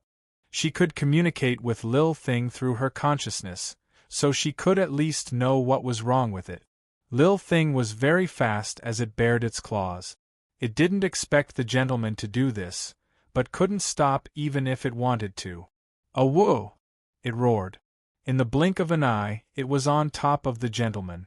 Fortunately, it retracted its claws in time to push the gentleman to the ground and step on him without hurting him. Lil Thing immediately fled and attacked Long Fei Yi at lightning speed. Long Fei Yi had long been on guard and retreated while protecting Han Yunxi, his sword drawn. Gu Beiyue flew over. He couldn't bear to hurt Lil Thing, nor was he sure he could. Once again, he stood in front of Long Fei Yi and Han Yunxi. This time, his gaze on Lil Thing was no longer gentle, but stern and severe. He didn't say a word. Lil Thing was stunned, but very quickly, it pounced on the gentleman from the other side. Gu Beiyue chased after it. No matter how fast Lil Thing was, it couldn't be faster than its gentleman. Just like that, one man and one beast chased after each other. Bai Yanqing didn't make any movements as he watched from afar with a cold smile. He was seriously injured and couldn't escape from Gu's thorny vines. Even if he died, he wanted this poisonous beast to accompany him in death. Long Fei Yi's lustbite power could kill him, but it could also kill the poisonous beast. He sat on the ground as if he was watching a show, watching Gu Beiyue and Lil Thing's chase, watching Long Fei Yi carrying Han Yunxi and following Gu Beiyue to dodge. After dual cultivation succeeded, Long Fei Yi's nirvana power had disappeared. Now he only had one type of inner strength, and that was the lustbite power. Thus, as Long Fei Yi made a move against Lil Thing, he would be able to kill it with a single slash. He was looking forward to it. He was looking forward to Han Yunxi's pet, the last Snow Wolf of the Snow Wolf clan, dying at Long Fei Yi's hands. He was sure that Han Yunxi would cry. Long Fei Yi would forever owe the poison sect a debt of blood. Gu grew anxious as he watched. He wanted nothing more than to pounce on Lil Thing and give it a good lesson. He didn't show up when he was supposed to help, but when they finally caught Bai Yanqing, this little beast actually came out to make trouble. How abominable! Whenever Lil Thing pounced, Gu Beiyue would appear in front of it. After a few rounds, Gu Beiyue knew where Lil Thing was going to attack from and stopped it in advance. How could Lil Thing's brain be a match for the gentleman's? After a few rounds, Lil Thing was completely blinded by hatred. It grew more and more furious, even forgetting who the white-robed gentleman was. "Awoo! Awoo!" Lil Thing let out a long cry. Its attacks grew fiercer and fiercer. Suddenly, Lil Thing slammed down with its paw, splitting the grass apart. Long Fei Yi shielded Han Yunshi and leapt into the air. Gu Beiwa leapt up as well. Lil Thing took advantage of this opportunity to dash under Gu Beiwa's feet and pounce on Long Fei Yi. Long Fei Yi had already been patient enough to let Gu Beiwa protect him for so long. Now that Lil Thing was attacking him, he had no reason to not attack. Of course, he didn't know that his lust bite power could easily destroy Lil Thing's undying body and kill it. His eyes were cold as he decided to teach Lil Thing a lesson. But just as his sword was about to pounce on Lil Thing, Gu Beiwa still managed to rush over. Gu Beiwa pushed away Long Fei Yi's hand, and at this moment, Lil Thing's sharp claws pounced over fiercely. The sharp claws fiercely swept across Gu Beiwa's chest. This time, everyone was stunned. They saw 4 long claw marks appeared on Gu Beiwa's chest, and fresh blood quickly appeared, drenching his white robes. Moreover, after the fresh blood appeared, it immediately turned black. This was poison. Although Lil Thing's sharp claws poison wasn't as incurable as the poison Fong blood, but it was still highly toxic. Long Fei Yi shielded Han Yunshi as they landed and berated loudly, "Gu Beiwa, why are you so stupid? You're seeking death." Although he couldn't kill Lil Thing, he could still stop Lil Thing. Gu Beiwa still had a solemn expression as he looked at Lil Thing, his brows slowly creasing. With his speed, he could still evade that earlier situation. But he had already decided to take a gamble. Lil Thing was stunned. It looked at young master's tightly creased brows and then looked at the gradually turning black bloodstains on young master's chest. It instantly sobered up and subconsciously retreated. What did it do? It had just injured young master. Suddenly, Gu Beiwa seemed to have lost all his strength as he knelt down. He subconsciously clutched his chest, and his hands were immediately stained with blood. But he continued to stare at Lil Thing. "Gu, what are you waiting for? Cure the poison!" Long Fei Yi shouted. Who knew that Gu's reply was so despairing? "I can't cure it." Chapter 1148. With Gu's reply, Bai Yanqing burst into laughter. "Just wait for your death. Old man won't help him detoxify the poison." In reality, Bai Yanqing could detoxify the poison, but he couldn't concoct the antidote in this situation. His poison storage space had already been emptied by Lil Thing. "Shut up!" Gu viciously flung the thorny vines at Bai Yanqing's face. Only then did Bai Yanqing shut his mouth. He was waiting for a good show. The blood on Gu Beiwa's chest had all turned black. His situation was very critical, and Long Fei Yi had no time to worry about Bai Yanqing. Long Fei Yi saw Han Yunshi put down on the ground and said coldly, "The poison beast's blood can detoxify hundreds of poisons." Gu finally remembered this and was overjoyed. As long as he took Lil Thing's blood, he could detoxify Bai Yanqing's poison, and it would also greatly damage Lil Thing's vitality. Thinking back, it was precisely because Poison Girl didn't understand the situation that she took Lil Thing's blood to save Long Tianma that Lil Thing only recovered today. As long as he took Lil Thing's blood to detoxify the poison, Lil Thing's poison fangs would be crippled, and it would take a long time to recover. "Long Fei Yi, do it!" Gu shouted. "Your Highness, don't!" Gu Beiwa stopped him. If he wanted Long Fei Yi to take Lil Thing's blood, he wouldn't have been poisoned just now. He was betting on whether Lil Thing would take the initiative to save him. He hoped that he could use this opportunity to wake up that ridiculous and kind Lil Thing from before. "Your Highness, Lil Thing will save me." Gu Beiwa looked at Lil Thing. His words were not just for Long Fei Yi, but also for Lil Thing. At this moment, Lil Thing was also looking at its young master. Its scarlet eyes were already glistening with tears. He was the young master it loved the most. The thing it hated the most was someone dirtying the young master's clothes.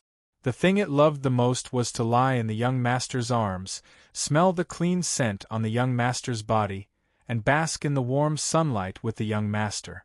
The young master's white robe was dirted by it. Young master was about to be poisoned to death.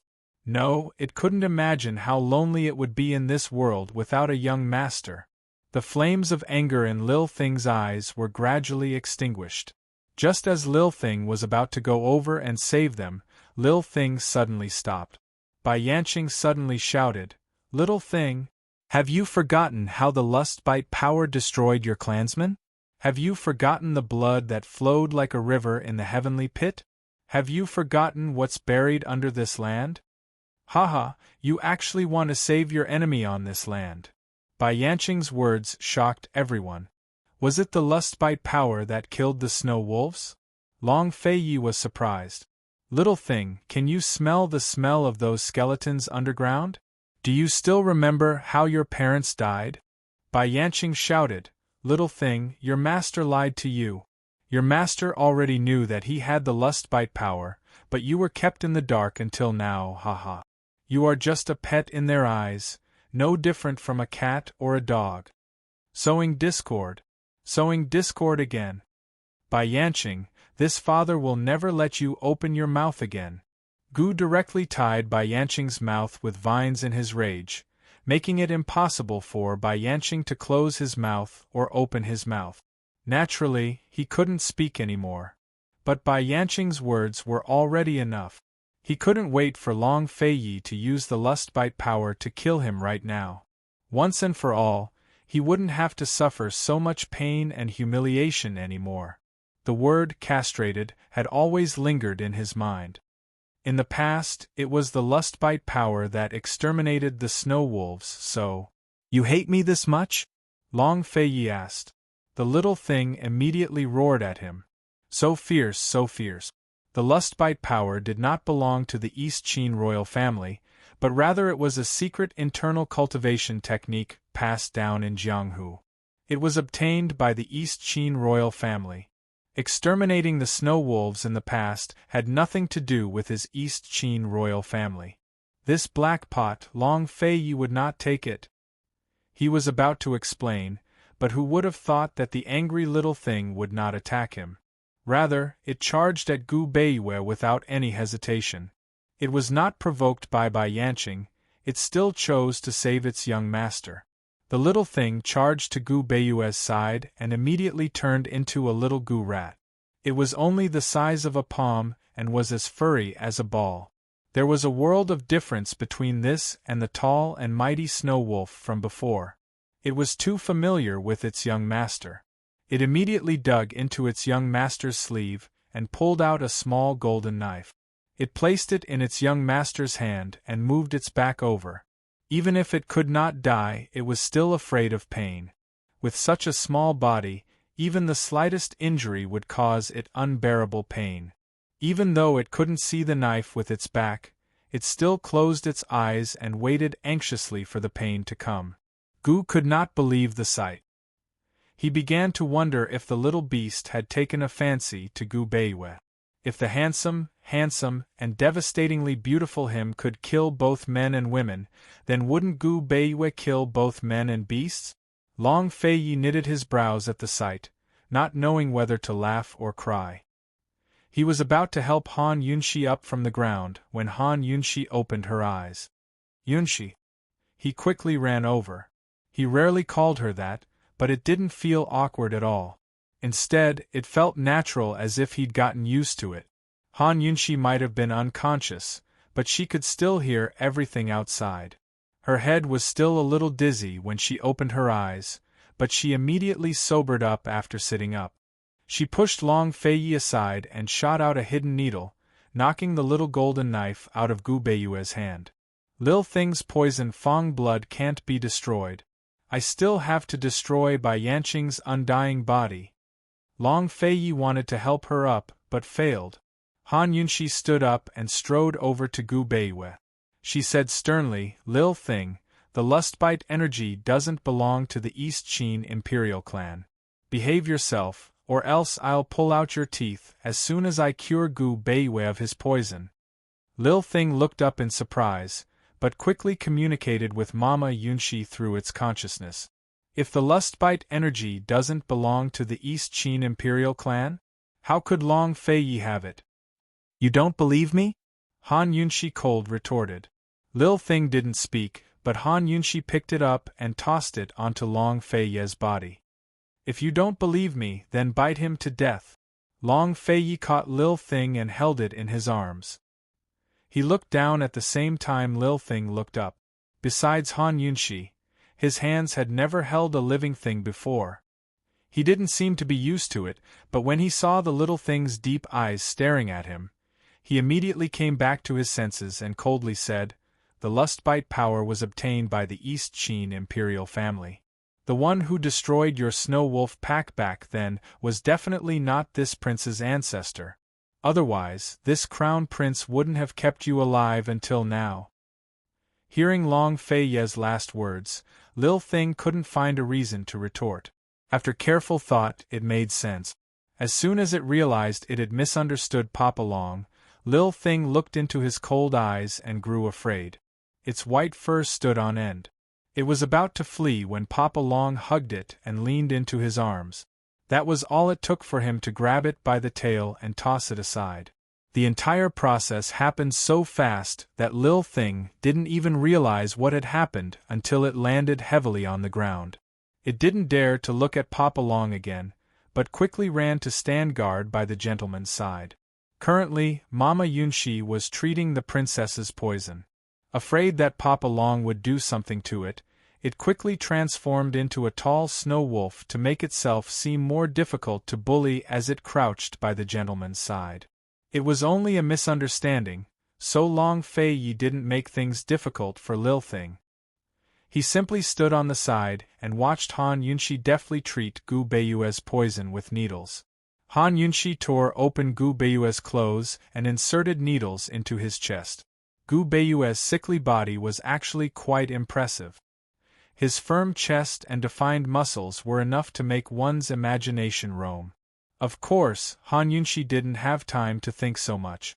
Her movements were extremely fast, afraid that she wouldn't be able to protect Gu Beiyue and waste Lil Thing's blood. Long Fei stood on one side, looking at the pregnant Han Yunshi, then at the tall Lil Thing. He couldn't help but sigh with emotion. He'd returned the hug he owed Lil Thing just then.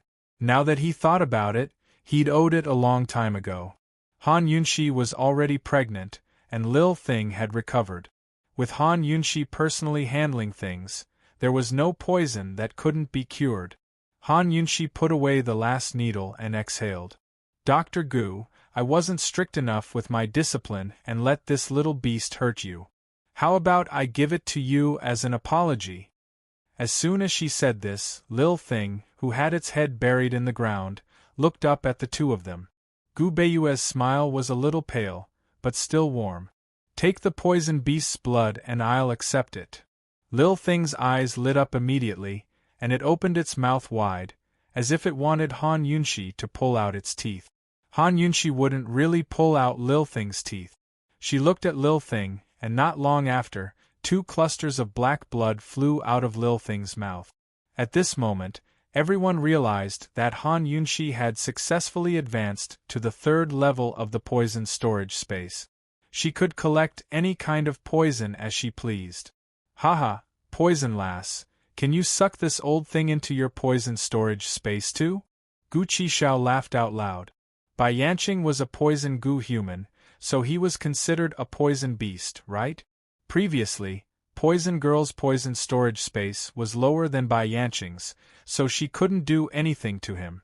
Now that Poison Girl had successfully advanced, what was there to be afraid of about Bai Yanqing? Han Yunshi said coldly, "There are plenty of ways to kill him, this princess won't disgust herself." At this moment, Bai Yanqing was kneeling on the grass, looking at Han Yunshi in horror. Han Yunshi took out the perplexing butterfly illusion and the 8 poisonous teardrops, and dripped the perplexing butterfly illusion into the poison beast's blood in front of Bai Yanqing. Soon, the 9th poisonous teardrop appeared. Gu Beiyue supported Lil Thing on its back and stood up. The 4 of them looked at each other and smiled, all very happy. These 9 poisonous teardrops weren't easy to come by. However, just as Han Yunshi was about to mix the 9 poisonous teardrops together to obtain the antidote for the poison Gu human, The 9 poisonous teardrops suddenly flew out of the special porcelain bottle and floated in the air. What was going on? Long Fei Yi seemed to have sensed something, and immediately grabbed Han Yunxi's hand, shielding her behind him. He said coldly, "Who's there? Come out." Chapter 1149. As soon as Long Fei Yi sensed something amiss, Han Yunxi activated her poison storage space to retrieve the 9 poisonous teardrop. But to her surprise, she couldn't do so. The 9 poisonous teardrops seemed to be controlled by an unknown power, resisting her. What's going on? Is it Bai Yanqing? Han Yunxi looked at Bai Yanqing, only to see that Bai Yanqing was also scanning their surroundings. He looked just as surprised as they were. If it wasn't Bai Yanqing, then who could it be? Was there another poison sect orphan? Gu Beiyue and Gu Qishao grew wary as well. Bai Yanqing was indeed surprised. When Han Yunxi had taken out the perplexing butterfly illusion, he'd secretly tried to use his poison storage space to retrieve it. But he'd failed. There were differences between ranks in the poison storage space, and it was clear that Han Yunxi, who'd just broken through to the 3rd rank, was much stronger than him. If it wasn't him, who else could it be? Take them back, Long Fei Yi whispered. He carried Han Yunxi into the air, ready to snatch the 9 poisonous teardrop. But at that moment, the 9 poisonous teardrops suddenly scattered in all directions. At the same time, a group of black-robed men appeared out of thin air. This, Long Fei Yi and Han Yunxi were alarmed. Long Fei Yi landed with Han Yunxi in his arms, and Gu Beiyue immediately rushed over. "Are these people real or fake?" Gu Beiyue whispered. They were in a barrier, and they weren't familiar with it. It was hard to tell the difference between real and fake in a barrier. "Who are you people?" Han Yunxi demanded. The black-robed men surrounded them, but didn't answer. Unexpectedly, the little thing suddenly flew onto Gu Beiyue's shoulder and jumped around excitedly. It even gestured at Han Yunxi and chirped non-stop. After Lil Thing's poison beast blood was taken away, all of its cultivation had been ruined. It had already turned back into a little squirrel and couldn't communicate with Mama Yunxi's consciousness. Han Yunxi didn't understand what Lil Thing was talking about, but she was sure that it was someone that Lil Thing knew. Could it be that there really was a poison sect orphan guarding the Snow Wolf grave? Could the poison sect orphan who had saved her mother all those years ago be the guardian of the Snow Wolf's grave? "Are you the poison sect's gravekeepers?" "I'm also a descendant of the poison sect. We have no ill intentions," Han Yunxi said. Perhaps this group of people would know how to leave this barrier. Helpless, not only did the black-clothed man not answer her, he lowered his head instead. What did that mean? Squeak, squeak, squeak. Suddenly, the little thing squeaked, and it was unknown whether it was from excitement or fear. All it did was hug a tuft of Gu Beiyue's hair as it screeched non-stop. The main character is here. Long Fei Yi suddenly took to the skies and unsheathed his sword. Very soon, a middle-aged man dressed in white flew towards them from afar. At first glance, he was clearly on the other side of the snowy mountains, but upon closer inspection, he was right in front of them. He held 9 poison teardrops in one hand while the other rested behind his back. He floated in the air like a god looking down on the crowd. Although he was middle-aged, there were no wrinkles on his face. Only his arms were a little gray. Still, this didn't affect his handsome looks. His features seemed to have been carved by the heavens themselves, and were indescribably handsome. His cold, black eyes exuded an aura that didn't belong to the mundane world, but kept everyone at 1,000 li away. It was a coldness that didn't allow the world to profane or covet him. He was like the god of this world, the solemn and dignified aura emanating from his body. No one dared to provoke him. Everyone was stunned by the sight. Even Long Fei couldn't help but feel a sense of reverence. However, Long Fei Yi didn't shrink back. He raised his sword and pointed it at the man, his voice as cold as ice. "Who are you?" The white-robed man's eyes didn't waver at all. He slowly raised the hand behind his back. His movements were extremely slow, like Tai Chi, but the needles that flew out of his sleeves were extremely fast. They were even faster than Han Yunxi's own needles. Long Fei Yi didn't dodge, but swung his sword to hit the needles.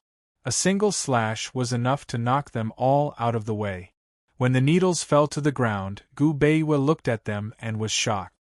It's profound gold. Profound gold was the rarest material in this world. Aside from the poison sect, very few places had it. Even the poison sect only had 2 or 3 locations. This man's needles were actually made of profound gold. The white-robed man seemed surprised that Long Fei Yi had knocked the needles out of the way, but he didn't show it on his face. All he did was give Long Fei Yi a deep look. His well-defined fingers suddenly clenched into a fist. In an instant, countless needles flew out, 3 to 4 times the number from before. All of them were aimed at Long Fei Yi. "There's poison, be careful!" Han Yunxi shouted. Long Fei Yi had no choice but to dodge while swinging his sword. Han Yunxi knitted her brows. She wanted to use her poison storage space to take away the needles, but she couldn't do it. Long Fei Yi was still swinging his needles when the white-robed man unleashed another wave. Han Yunxi grew even more anxious. The detoxification system told her that the poison in these needles was extremely terrifying. Even if she could detect it, she couldn't cure it. If Long Fei Yi wasn't careful, he'd die without a doubt. "Who are you? What are you trying to do?" Han Yunxi roared. The white-robed man ignored her. Han Yunxi thought, could it be that this guy's poison storage space was of a higher level than hers? So, she couldn't take away his poison? She didn't believe that this would work. She flew up into the air. She wanted to see if the poison storage space would be able to keep the needles if they were to attack her. Previously, Bai Yanqing's level was higher than hers. When Bai Yanqing used poison on her, didn't she still manage to take it away? Using a level 2 to deal with a level 3 was an excellent method. Han Yunxi flew over and hugged Long Fei Yi. Sure enough, all the needles flying towards Long Fei Yi disappeared into thin air, absorbed by Han Yunxi's poison storage space. Han Yunxi was overjoyed. "I guessed right." The white-robed man suddenly stopped and looked at Han Yunxi seriously. After a while, he said 2 words, "Smart." "Who are you? We have no enmity between us. Why are you trying to kill me?" Han Yunxi asked anxiously. The white-robed man didn't answer her. He casually waved his hand. His action seemed casual, but the force behind it was surprising. Han Yunxi was actually sent flying. "You're courting death," Long Fei Yi coldly said. He was about to chase after Han Yunxi when he was blocked by an invisible wall. He reached out and pressed against the wall. He couldn't push it away. "A barrier? It's a barrier technique," Gu Beiwa exclaimed. He had already caught Han Yunxi. "Who are you?" Han Yunxi shouted. However, the white-robed man ignored them. Han Yunxi and Gu Beiwa tried to approach Long Fei Yi, who knew that Long Fei Yi was actually trapped in an invisible barrier by the white-robed man. They couldn't get close at all. Han Yunxi pulled out Emosie's sword and used her phoenix power. However, no matter how many times she slashed with her sword, the invisible barrier didn't budge at all. "Princess, don't disturb the baby." Gu Beiwa anxiously stopped her. Long Fei Yi also looked over and shook his head at Han Yunxi. Lil Thing looked at the white-robed man and became even more excited. It jumped onto Gu Beiwa's shoulder and waved at Han Yunxi with all its might. At this time, Han Yunxi finally noticed something about Lil Thing. "You know him?" Han Yunxi asked. Lil Thing immediately nodded and chattered away. To Han Yunxi and Gu Beiwa it was all just a squeak. Lil Thing wanted to tell Mama Yunxi that this white-robed middle-aged man had to be her father. He had to be. This was the man with pure snow wolf blood that it had met in the mountains of the poison sect. It wanted to submit to him, but he refused and disappeared into the woods. It was nowhere to be found in the mountains and plains. Although he wasn't young anymore, his looks hadn't changed much. His bloodline wouldn't change either. It had to be him, it couldn't be wrong. Lil Thing remembered everything and understood why it liked Mama Yunshi so much. Because Mama Yunshi had pure snow wolf blood in her too. That old thing by Yanqing wasn't Mama Yunshi's father, but this man was. Princess, this person has to be more capable than you and His Highness. Let's see what he's planning, Gu Beiwe murmured. Han Yunshi had no choice but to wait and see. She shouted at Long Feiyi, "You have to be careful. I can't cure the poison in those needles either." I know. Long Feiyi's gaze never left the white-robed man as he stood on guard. As expected, the white-robed man shot out more needles. This time, the needles blotted out the sky and covered the earth, making it impossible to defend against them. Long Fei stopped swinging his sword, but raised it high above his head. In a flash, the lustbite energy erupted from the blade to form a massive ring of energy that exploded outwards in an intimidating manner. In a flash, all of the needles were knocked aside. Some of them scattered in all directions while the rest shot towards the white-robed man. The white-robed man remained standing in the air, unperturbed. Even when the needles were right in front of him, he didn't move a muscle. As soon as the needles touched his body, they vanished without a trace, returning to his poison storage space. Seeing this, Han Yunshi and the rest exhaled in relief. But the white-robed man suddenly flew towards Long Feiyi and began to fight barehanded with Long Feiyi. Their fists collided with each other, but it wasn't clear who had knocked the other aside. In any case, Long Feiyi was sent flying while the white-robed man retreated a few steps. Long Feiyi's lips rose to a cold smile. "You're a gentleman." If the white-robed man had poisoned him at such close range, he would have lost his life long ago. But the white-robed man didn't. He really was fighting barehanded. He liked this kind of contest. The white-robed man still didn't say anything. His expression was so cold that no one could guess what he was thinking. Long Fei had finally met someone who cherished his words like gold and didn't show his emotions on his face. Regardless of whether he was friend or foe, he still admired this kind of person. Long Feiyi placed the Ganjiang sword on his back. Seeing this, the white-robed man immediately attacked. Long Feiyi decisively accepted the challenge. Both of their fists were very hard and very fast. One attacked, one blocked, one fought. Very soon, they had exchanged a few rounds. Surprisingly, they were evenly matched. Chapter 1150. Han Yunshi and Gu Beiwe didn't even dare to blink. They never expected Long Feiyi's martial arts to be so good. Nearby, Gu and Bai Yanqing were also dumbfounded. Gu muttered to himself, "Long Feiyi, you seem to have met your match." Bai Yanqing was filled with suspicion. He finally remembered the person who had saved Mu Xian all those years ago. He was certain that he had killed that person. That person was an orphan of the poison sect. Could he be related to this group of people? Long Feiyi and the white-robed man's movements were so fast that even Han Yunshi and Gu Beiwe couldn't see them clearly. The two of them fought as they soared into the air, gradually using both hands and feet. Their movements were like the wind and shadows. Even their bodies couldn't be seen clearly. All they could see was two shadows mixed together as they fought. "Princess, if it's a bare-handed fight, His Highness will definitely be evenly matched with this person." "His Highness won't be at a disadvantage," Gu Beiwe whispered. "Even if he won't be at a disadvantage, he can't just waste time like this." Han Yunshi was still a little anxious. She didn't know who this white-robed man was or where he came from, so she couldn't stop worrying. After all, if this white-robed man was unhappy, he could use poison on Long Feiyi in a matter of minutes. She wouldn't allow Long Feiyi to be in any danger. As she watched, she racked her brains for a way to stop them. She had to figure out who this white-robed man was and whether he was a friend or foe. But Han Yunshi couldn't think of a good idea, no matter how hard she racked her brains. At this moment, Long Fei was struck in the stomach by a fist, sending him plummeting from the skies. "Long Feiyi!" Han Yunshi cried out. She ran over without a care for anything else, completely forgetting about the barrier. But when she reached Long Feiyi's side, she wasn't stopped by the barrier at all. The barrier disappeared.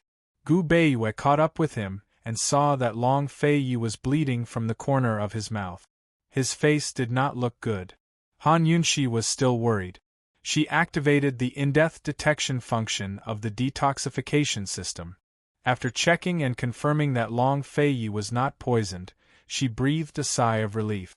It's just an internal injury. It's not a big deal, Long Fei Yi said lightly. He did not let Han Yunxi and Gu Beiyu help him and stood up by himself. He bowed to the white-robed man. This one has lost. Perhaps the people watching did not see any clues, but Long Fei Yi knew very well that this man in white was very strong. Whether it was his inner strength or martial arts, they were all at a level that exceeded his expectations. He never expected such an expert to exist in Cloud Realm continent. The white-robed man slowly straightened out his robes and ignored Long Fei Yi. Instead, he looked towards Han Yunxi and called, "What's your name?" Han Yunxi's face was full of displeasure. Her heart ached for Long Fei Yi. Although Long Fei Yi said it was nothing serious, he was still spitting up blood. How could that be considered nothing serious? She looked at the white-robed man from head to toe before asking irritably, "Who are you? What's your name? It's not like we barged in on purpose. Moreover, as a descendant of the poison sect, I have the right to be here. What right do you have to hit me? My skills are inferior, so I deserve to be hit," the white-robed man cold replied. "You!" Han Yunxi lost her temper. "Do you mean that everyone in the world who's inferior to you deserves to be hit? If my son-in-law's skills are inferior, then he deserves to be hit," Han Chern cold said. Han Yunxi and the rest were all stunned. Son-in-law? Could it be, didn't my father die? Han Yunxi looked at Bai Yanqing in shock. Did Bai Yanqing lie to them? Bai Yanqing's mouth was bound by the vines, so he couldn't answer. He shook his head furiously, wondering what was going on as well. Han Chern waved his hand and the entire barrier shattered. The grass, blue sky, and white clouds all vanished, to be replaced by an enormous underground palace. Luminous pearls were embedded in the walls, illuminating the entire place as bright as day. The white-robed man had vanished without a trace. Abruptly, Lil Thing shrieked and darted forward. Han Yunxi and the rest hurried to catch up with Gu, dragging Bai Yanqing behind them. After passing through a few corridors, they entered a towering hall. This hall was actually a sacrificial hall, an extremely luxurious one. The walls were made of luminous pearls and gemstones of various colors, and even the floor was embedded with gemstones. At the very center of the hall was a tall platform, on which stood many tall skeletons. They were none other than the skeletons of snow wolves. Lil Thing had already jumped onto the skeletons and hugged them, sobbing. This was the real grave of the snow wolves.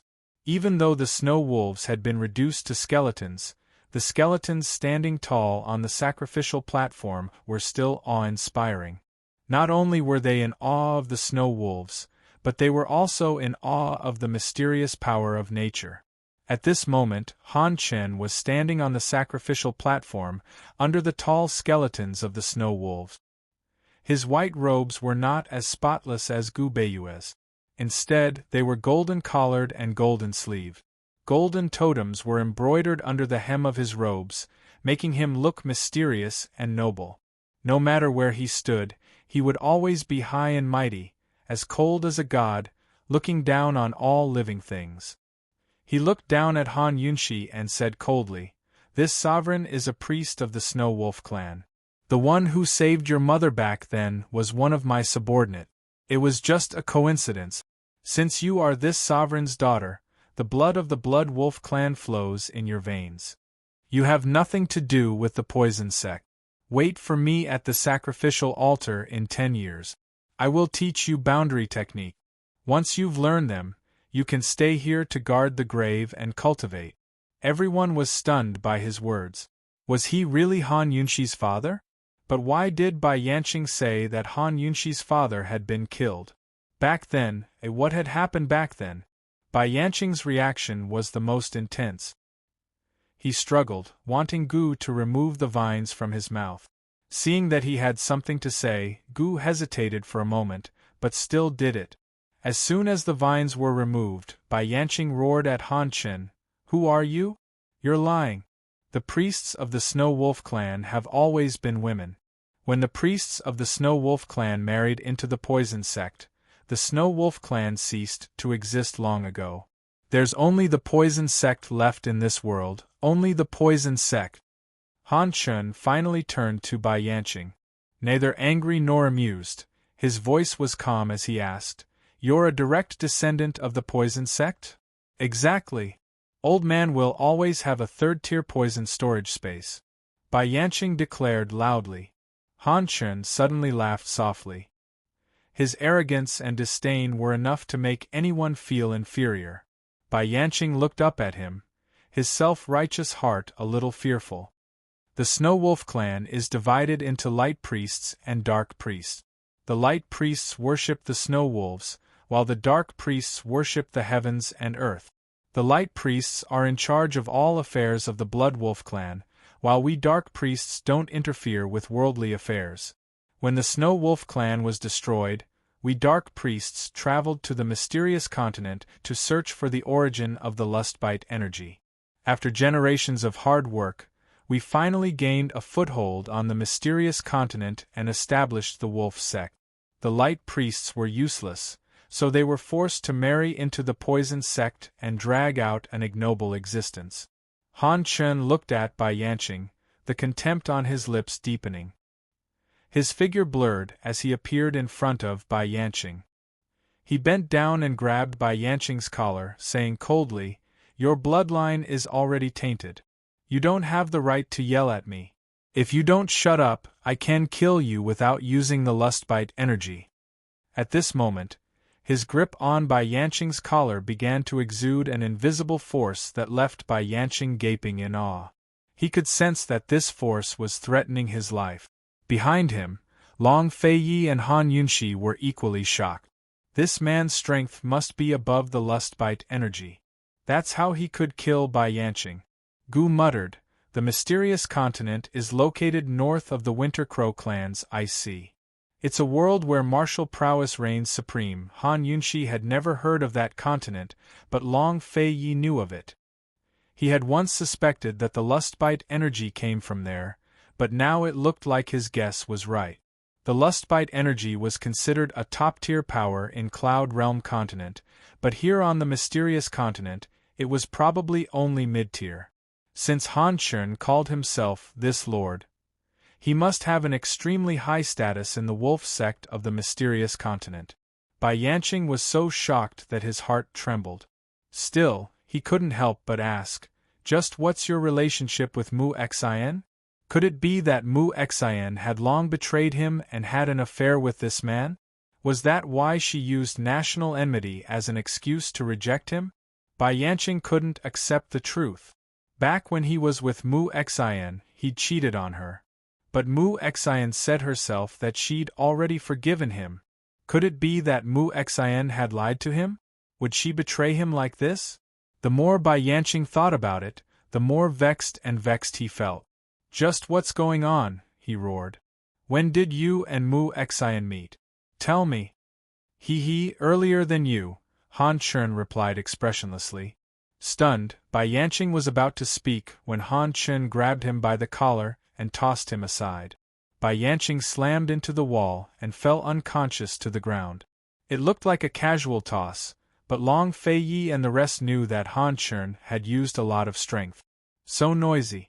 Take him away," Han Chen said coldly. The black-robed men immediately appeared and dragged Bai Yanqing out. Bai Yanqing was probably beside himself with rage, but Han Yunxi was very clear-headed. "You're lying. You said you saved my mother by chance, but now you're saying you've known her for a long time. Which one is the truth? If they'd known each other for a long time, why didn't this man save Mu Xian all those years ago? Why didn't he look for her after all these years?" Han Chen ignored Han Yunxi and headed for a nearby tea table. Han Yunxi was both puzzled and angry. She was the first to chase after him and ask, "Just what's going on? If you're my father, why did I let my mother marry into Tianning's Han family? Why didn't you care about me for all these years? Are you still a man? You have the nerve to call yourself my father? You felt very comfortable watching us get bullied by Yanqing from the shadows, didn't you? Han Shen stared at the girl in front of him for a long time before he finally spoke. You're nothing like me, much less your mother. You make it sound like you know my mother very well. Han Yunshi sounded sarcastic, but she was probing him. However, Han Chen didn't care about what she said. He continued to talk about his own business. Girl, you've passed the Wolf Clan's test. You can go now. Come find me again in 10 years. Han Yunshi was only testing him, but his words angered her. Coldly, she said, if you don't tell me what's going on, I'll go to the mysterious continent as soon as I get out. I'm sure the Wolf Clan will know the truth. Han Chen's eyes turned cold. Lass, are you threatening me? No, I'm warning you. Han Yunshi said coldly. Chapter 1151. Silence reigned in the Grand Hall. Han Yunshi's warning was still echoing through the palace. Warning, even Long Feiyi was worried. After fighting with Han Chen, he knew all too well how powerful the man was. Despite his worries, Long Feiyi still admired his wife's temper and courage. He walked over to protect Han Yunshi and was about to speak when Han Chen laughed out loud. It had to be said that this icy man looked especially handsome when he laughed. Gu and Gu Beiwei both felt that this man was more like Long Feiyi's father. At the very least, they had the same temper. Hee, are you warning this honorable one? Han Chen asked. Despite his laughter, Han Yunshi's face remained cold and expressionless. Yes. Hee, a descendant of my wolf sect should have guts like that. You're worthy of being this honorable one's daughter. Han Chen looked at Han Yunshi with satisfaction. Actually, Han Yunshi had her fears as well, but she silently exhaled in relief when this senior didn't argue with her. Softening her tone, she asked, last time, was that the mysterious man they met at the sacrificial altar you? Han Chen admitted. He had cultivated intermittently in the Snow Wolf graveyard for over 20 years before returning to the mysterious continent as soon as he left. He didn't linger in Cloud Realm continent, nor was he interested in its struggles. He was the sect leader of the Wolf sect and the current high priest of the Snow Wolf clan. He was also the descendant of the Dark Priest of the Snow Wolf clan. His father was a Dark Priest, while his mother was a Snow Wolf clansman. He was the purest of the Snow Wolf clan, while Bai Yanqing was the descendant of a Light Priest and a direct descendant of the Poison sect through marriage. After so many generations, Bai Yanqing's Snow Wolf clan blood had dwindled to nothing. Han Yunshi was his and Mu Xian's daughter, so Han Yunshi was half Snow Wolf clan blood. She was much more orthodox than Bai Yanqing. To be exact, Han Yunshi was only related to the Snow Wolf clan and had nothing to do with the Poison sect. Bai Yanqing was able to open the altar because the barrier was set up by the Snow Wolf clan and the Poison sect. However, this Snow Wolf grave enchantment was set up by the Dark Priest. This was a spirit formation that no amount of blood could open. Only those who were proficient in world spirit techniques would be able to open it. The reason why Bai Yanqing was able to come in was because he had opened it on purpose. The altar in the Snow Wolf graveyard was a powerful formation set up by the bones of the Snow Wolves. It was a memorial to the ancestors of the Snow Wolf clan and also a place for the descendants of the Wolf sect to cultivate in seclusion. The formation set up using the bones of the Snow Wolves was a myriad poisons formation with countless poisonous needles hidden inside. The poison storage space would be completely ineffective in this formation. If one wanted to avoid being poisoned, they would have to rely on their own abilities. Then how did you meet my mother? Was it a coincidence, or did you know each other long ago? Han Yunshi was still stuck on this question. She was rescued by my subordinate. When I first arrived at the Snow Wolf graveyard, I didn't know the situation or that the Poison sect still had an orphan, Han Chen explained. Their surroundings were quiet, so Han Yunshi couldn't help but ask, and then? Han Yunshi felt that there must be a complicated story between this fellow and Mu Xian. Otherwise, Mu Xian wouldn't have married into Tianning's Han clan. Unexpectedly, Han Chen coughed lightly, his voice as cold as ever. My subordinates couldn't cure her of the aphrodisiac, so they brought her back. Here, Han Chen paused. At this moment, Long Fei Yi, Gu Beiyue, and Gu were all staring at Han Chen's face. They could clearly see the awkward expression on his face. And then?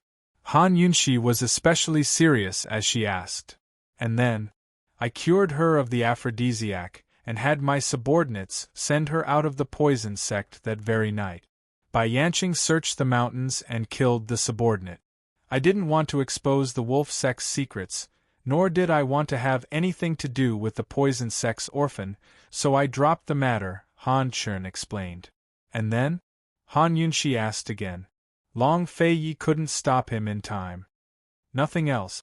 I was focused on cultivation and traveled back and forth between the Snow Wolf graveyard and the wolf sect.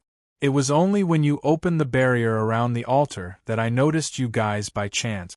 The poison sect had nothing to do with my wolf sect. If Bai Yanqing hadn't used Mount Fengming to imprison people and you guys hadn't barged in to disturb me, I might not have made a move. Nor would I have known you were my daughter. Han Chen continued. Hold on, you said you'd let my mother go after curing her of the aphrodisiac. But how could she be pregnant with? Han Yunshi trailed off. She finally realized what he meant by curing Mu Xian's aphrodisiac. What a tactful way to put it. Han Yunshi glanced at Han Chen, whose expression was as cold as ever. Still, he awkwardly avoided her gaze. Actually, there was a huge secret behind this matter that he would never tell anyone. The mysterious continent didn't have such things. Back then, he and his subordinate had only just arrived in Cloud Realm Continent, so they didn't know what aphrodisiac was. That subordinate hadn't been trying to save Mu Xian out of kindness, but simply curious about the poison in her heart. He was proficient in poisons and had never encountered a poison he couldn't cure, but aphrodisiac was both a medicine and a poison at the same time. He had taken Mu Xian's pulse for a long time, but before he could figure out what was going on, Mu Xian had started pestering him. By the time he realized what was going on, it was already too late. If he didn't save her, he could only watch her die. In desperation, he had no choice but to sacrifice himself to save her. To put it more accurately, he and Mu Xian had made a huge mistake. Back then, he had been tricked by his subordinate's curiosity. Thus, when Bai Yanqing killed his subordinate, he didn't save him, nor did he take revenge on Bai Yanqing. Instead, he treated the subordinate as the punishment he deserved. From then on, he ordered all his subordinates not to interfere with the Poison Sect or Cloud Realm Continent's affairs. So you haven't tried to find my mother these past few years? Han Yunshi asked next.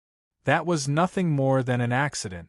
If I hadn't heard Bai Yanqing talk about Mu Xian just then, I wouldn't have known her name was Mu Xian, much less that she was pregnant with my child. Han Chen's tone didn't sound like he missed Mu Xian at all. Han Yunshi had been a little angry that this fellow had ignored her.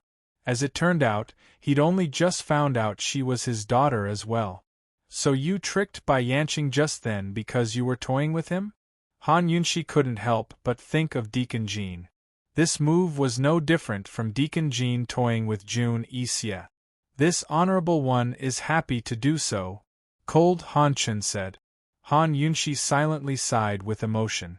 This fellow looks so aloof, but heaven knows if he's actually a coquettish man on the inside. Of course, she only dared to speculate on the inside, not ask him out loud. She had to admit that this unexpected father of hers wasn't someone to be trifled with. Uncle, people like Bai Yanqing should be tricked properly. Gu couldn't help but speak up.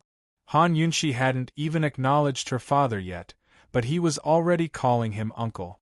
Han Chen raised his head to look at him. His expression was rather cold. Han Chen was born with such a temper. He never cared about people or things he wasn't interested in. Not only did he not investigate Mu Xian, but he was also aloof when it came to the poison sect's movements. He had no interest in Cloud Realm Continent's affairs at all. Even when he ran into Han Yunxi's group activating the sacrificial altar, he didn't realize that Han Yunxi was his daughter. That was because the poison sect's direct descendant could activate the altar all the same. It wasn't until Bai Yanqing took over Clear Breeze Peak and Long Fei Yi set up an ambush at the two exits of the mountain that he began to pay attention to their movements. "You've been sitting idly by, so why did you activate the enchantment to bring us here?" Long Fei Yi asked. "How did you determine the direction of the poison from so far away?" Han Chen asked. If Han Yunxi's skills hadn't attracted his attention, he never would have brought them here. Gu Beiyue and Gu were both bewildered. Han Yunxi had said that checking for poisons was one of the functions of the poison storage space. The poison storage space belonged to the Snow Wolf clan, so how could Han Chen not know? Long Fei Yi knew the truth and immediately answered for Han Yunxi. "She's naturally sensitive to poisons, so she can smell them." Gu Beiyue and Gu were both doubtful. Did they remember wrongly? Han Chen was curious as well. "She has such skills? Didn't you see for yourself? This is my skill. No one else can learn it." Han Yunxi feigned a tsundere look. Han Chen didn't pursue the matter. "Cold," he said. "Very good, you're worthy of being a descendant of my wolf sect. Remember our 10-year promise. When the time comes, I'll bring you back to the sect. You can stay here and cultivate while I teach you the wolf sect's secret arts. You can leave now." "Who made a promise with you?" Han Yunxi was baffled. Although this man was her father, she didn't feel anything for him. "You have the right to refuse if you can beat your sister," Han Chen said coldly. "I only have 2 daughters. 10 years from now, whoever wins will have the right to choose whether to stay or leave." "I have a sister?"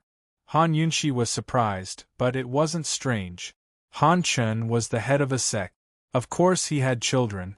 Yes, she's currently ranked 7th on the Mystical Continent's new noble ranking. She's considered average and should be able to enter the Mystical Continent's expert ranking tournament in 10 years. Han Chen stood up and was about to send them off. Han Yunxi was a little confused. Just as she was about to refuse, Long Fei Yi agreed on her behalf. "All right, the 10-year promise. See you there." Han Yunxi didn't understand, but since Long Fei Yi said so, she could only acquiesce. "Men, see our guests out." Han Chen's attitude was still cold. He didn't even have much affection for his daughter, Han Yunxi. Han Yunxi thought to herself, maybe it's because this guy doesn't have feelings for Mu Xian? Han Yunxi didn't know that Han Chen was also extremely cold to her sister. "We're taking Bai Yanqing away." Han Yunxi suddenly remembered. No matter what, they had to take Bai Yanqing away and hand him over to Tang Li.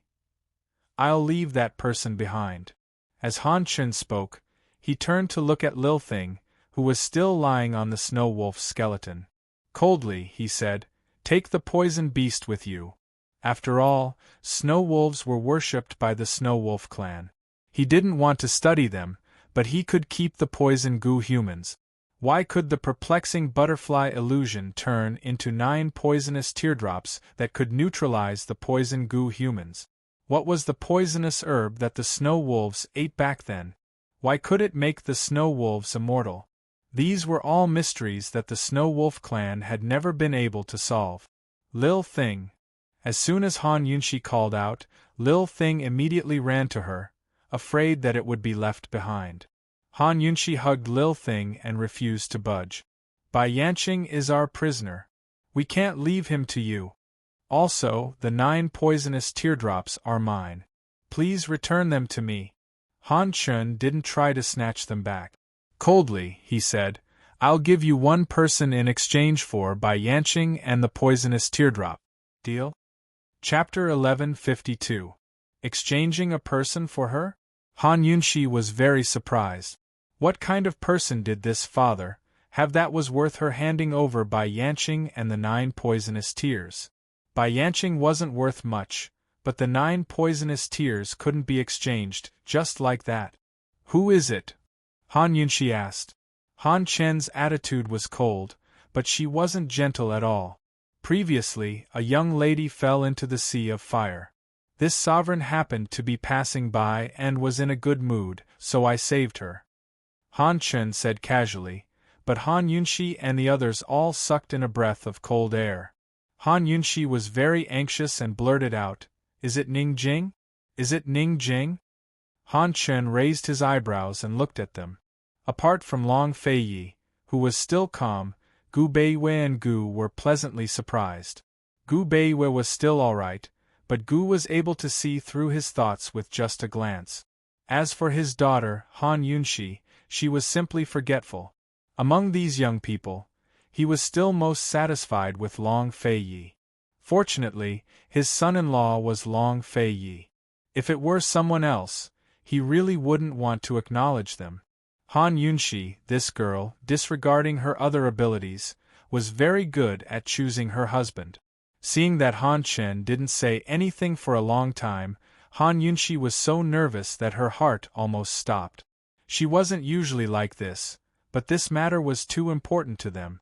She couldn't help but rush in front of Han Chen and say angrily, "Is it Ning Jing or not?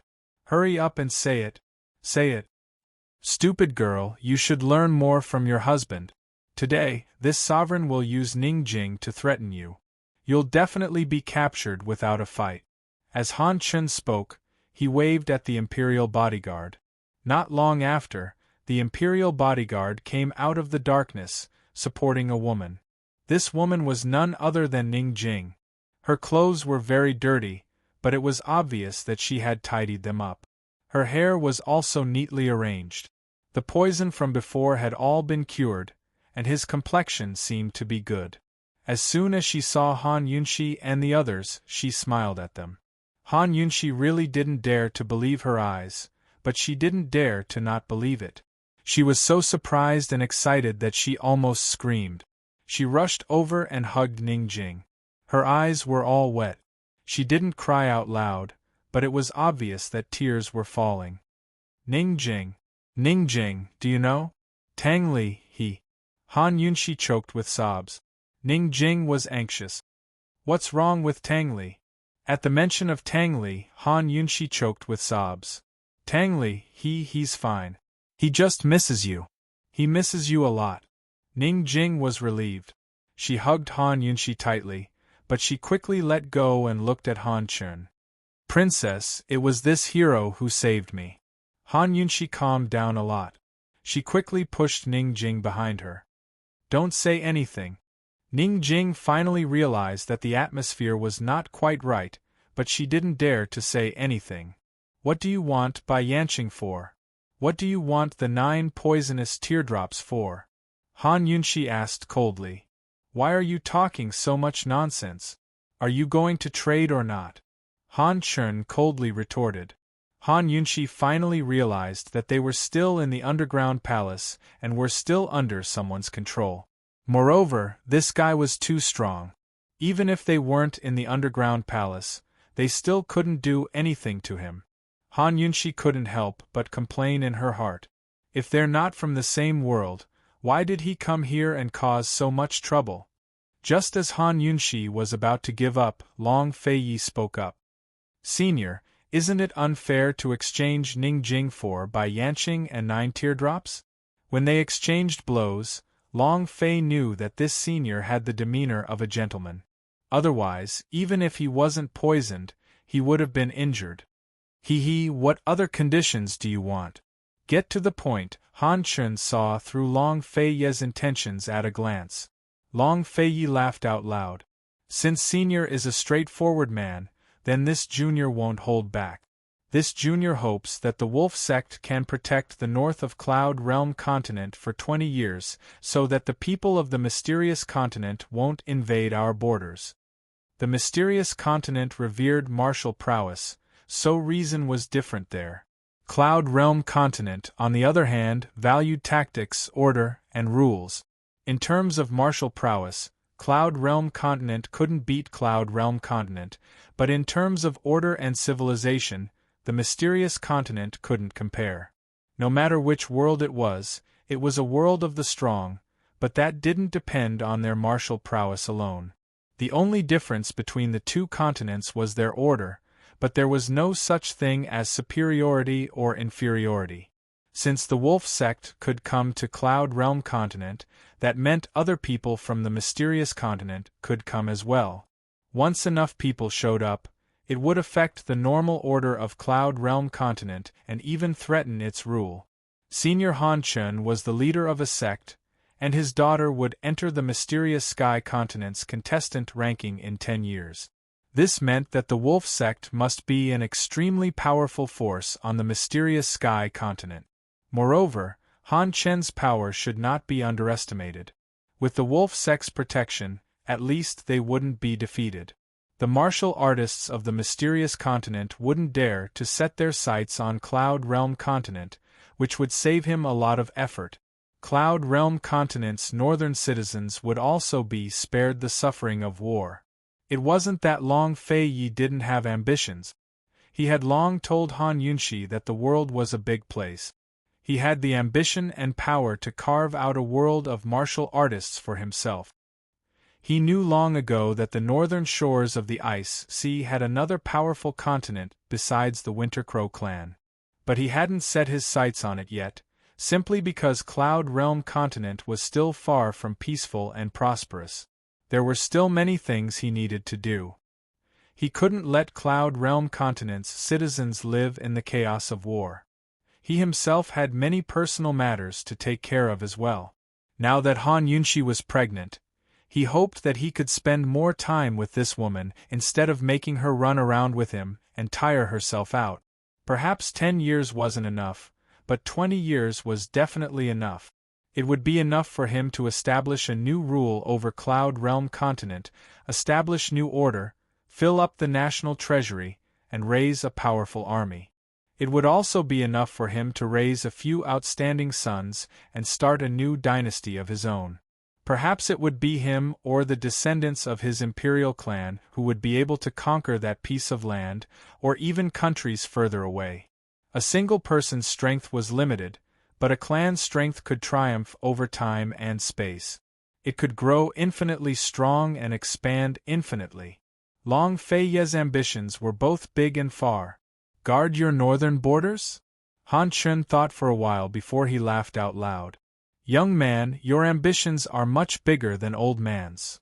Long Fei Yi was surprised that Han Chun could see through his thoughts. What does senior think? Long Fei Yi asked. Han Chun glanced at Han Yunshi. Lass, what do you think? A complicated look flitted past Han Yunshi's eyes. How could she refuse Long Fei Ye's offer? All right. She could only agree. This Honorable One doesn't want you to reveal a single word about this place to anyone else. Also, this Honorable One will be cultivating here for 3 years. If you have nothing better to do, don't come to this mountain forest. Han Chun said before giving Long Fei Yi and the rest a chance to speak. Cold, he said. Someone come, see the guests out. The black-robed men immediately led the way. Han Yunshi and the rest didn't want to linger either, but Han Chun suddenly stopped them as soon as they reached the door. Wait a minute. Ningjing, what was the name of the girl who grabbed you at the cliff? Su Xiaoyu, Ningjing replied. What do you want to do? Han Yunshi was on guard against this father of hers. That girl is a good seedling. I'll have to trouble you to pass on a message. If you want to take me as your master, wait for this Honorable One at the peak of Clearbreeze Peak in 3 days. Han Chun said cold. Han Yunshi replied with a snort and turned around to leave. However, Han Chun said, Long Fei Yi, thank you for your trouble. Although his tone was cold, his words were still polite. All right. Long Fei Yi agreed readily. The barrier had been broken. Han Yunshi and the rest returned to the labyrinth under the guidance of the black-robed men. After the black-robed men returned, they all turned around to take a look. There was no entrance on the ground, and the barrier seemed to have been rebuilt. It had to be said that all of this was just like a dream. However, Ning Jing was standing right beside them. They didn't want this to be a dream. Long Fei, why did you agree to his request? Who knows what he's planning to do with the 9 poisonous teardrops in his hands? Han Yunshi said anxiously. If he wanted to do evil with the 9 poisonous teardrops, those things would have fallen into his hands long ago. Long Fei said lightly. Gu Beiwei agreed, Princess, this senior doesn't care about Cloud Realm's mundane affairs. The 9 poisonous teardrops are safe in his hands. He didn't know our identities when he saved Miss Jing. He definitely didn't save her for Bai Yanqing. Leaving Bai Yanqing behind was also a coincidence. Poison Girl, we were looking for those poisonous teardrops to deal with Bai Yanqing. Now that Bai Yanqing has fallen into his hands, those poisonous teardrops have no use for us. Gu said. Besides, Long Fei even got a huge bargain. It was worth it. Gu Beiwei smiled and nodded. That's right. Your Highness is wise. If the Wolf Sect protects Cloud Realm's northern borders, Cloud Realm will be safe for 20 years. If the princess can win the right to choose after 10 years and inherit the Wolf Sect's position, your Highness and the princess will be able to expand your territory. Wait, inherit the Wolf Sect's position? Han Yunshi paused. Could it be that she had become stupid because of her pregnancy? Or was she instinctively repulsed by the sudden appearance of a father? Why didn't she think so much?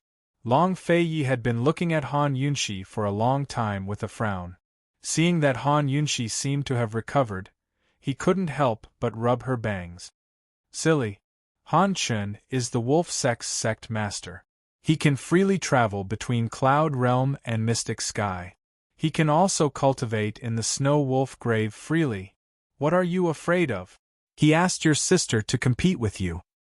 He must want to choose the successor of the Wolf Sect's sect master, Long Fei asked. Han Yunshi finally understood the meaning behind Han Chen's words. She was probably frightened by the King of Medicines and Medicinal Pills' requests. She didn't think too much about it and only thought that Han Chen wanted her to stay in the Snow Wolf Grave forever. Han Yunshi was enlightened. It's not bad that I suddenly have a father. At this moment, Ning Jing finally understood the situation.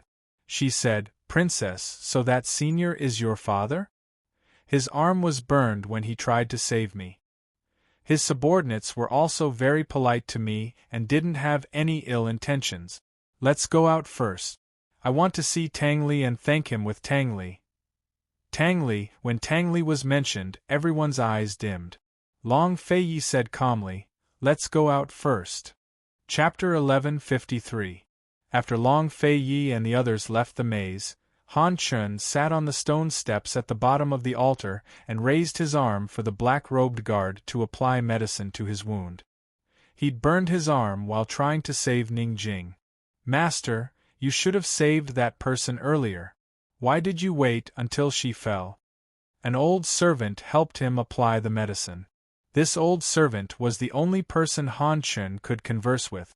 The other attendants might not even be able to speak with him once a year, apart from reporting important matters. That girl is a good seedling. I'm just testing her. Han Chun stared into the darkness ahead. Even though he was chatting with his closest servant, his face and eyes were as cold as ever. It wasn't the harsh kind of coldness, but the kind of indifference that was heartless and desireless. He really didn't have any emotions or desires outside of cultivation. Even his daughter, Han Xiang, who was in charge of the Wolf Sect, was just an adopted one. He was the only one who didn't want his old servant to know this secret. He was still unmarried and had children both internally and externally. Unfortunately, his mother had passed away early. For this reason, the Wolf Sect's ancestral hall even had a memorial tablet made up by his old servant. He was only interested in martial arts and had no interest in women. He wasn't even willing to find a woman to decorate his home. He'd chosen to adopt a daughter instead of a son because if his adopted daughter didn't have the talent for martial arts, he'd still have the opportunity to choose a powerful son-in-law. At the very least, he'd be able to secure the Wolf Sect's future. If he adopted a son, he'd lose this opportunity. In his eyes, men were the true masters of martial arts. Women weren't suited for martial arts. His adopted daughter, Han Xiang, was 15 years old this year. Her talent was unexpectedly good, and she was very diligent. Her current strength couldn't be underestimated. However, when he saw Long Fei Ye's lustbite power and Long Fei Ye's astounding talent for divination, he knew that Long Fei Ye was the son-in-law he wanted. Long Fei Ye's lustbite energy and Han Yunxi's phoenix energy were nothing in front of him, but they were definitely mid-level experts among their peers on the mysterious continent.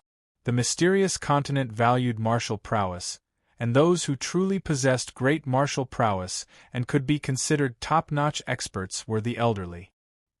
He estimated that Han Xiang would be able to enter the mysterious continent's ranking battles in 10 years' time at the age of 25, but that was all. She'd have to become an ordinary expert to get a ranking. It would take another 10 or 20 years for her to become a mid-level expert. She might not even do it for the rest of her life. He was the only person in the mysterious continent who had obtained a ranking in the expert ranking battle under the age of 30 and became an intermediate expert. He was to rank to become a top-level expert. It had to be said that Long Fei was very smart. He'd picked the right person to guard Cloud Realm Continent's northern borders. With his wolf sect around, no one on the mysterious continent would dare to invade Cloud Realm Continent. Long Fei Yi and Han Yunxi weren't even 30 yet, but they could already control lustbite and phoenix energy. Compared to him in the past, they didn't pale in comparison. Then did the sect head discover anything? The old servant asked helplessly. He'd forgotten how many years it had been since he last saw the sect head injured. But this time, he was testing a little girl. Could it be that the girl was really a genius? She can't be considered a genius, but her temper is suited for martial arts, Han Chen said coldly. The servant had no words to retort. The sect head's thoughts were different from ordinary people. While others focused on talent, the sect head chose male and female disciples. The men had to have talent while the women had to have temperament. After all these years, no boy had ever caught the sect head's eye, but now a girl had. He'd like to see what kind of temper Su Xiao you had. Sect head, aren't you being too biased by letting Miss Yunxi and Miss Xiang compete in 10 years? The old servant was more concerned about this issue. Miss Yunxi had lustbite energy and Mo Xie's treasure sword, so she was already considered a mid-level expert. Miss Xiang, on the other hand, would have to wait 10 years before she could be considered a regular expert. By then, Miss Yunxi would be even stronger. Unless she didn't want it, she'd be the sect head for sure. It wasn't clear whether Han Chen heard the old servant's complaints, because he didn't reply. The old servant couldn't help but grumble.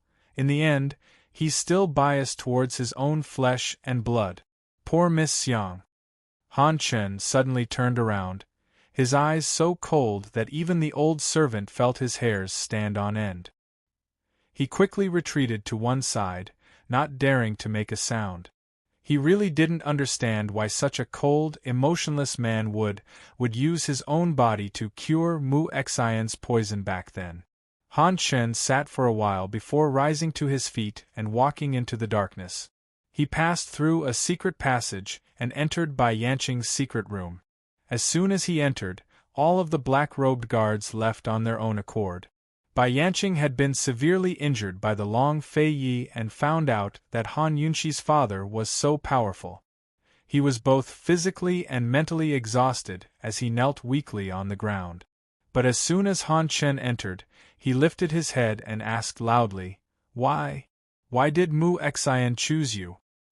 If your surname isn't Bai, what's your real name?" Han Chen wasn't very interested in Mu Xian. In ancient times, the Poison Sect's forbidden grounds had been part of Han City. The Snow Wolf clan's ancestors had used Han as their surname, while the Poison Sect's surname was Wei.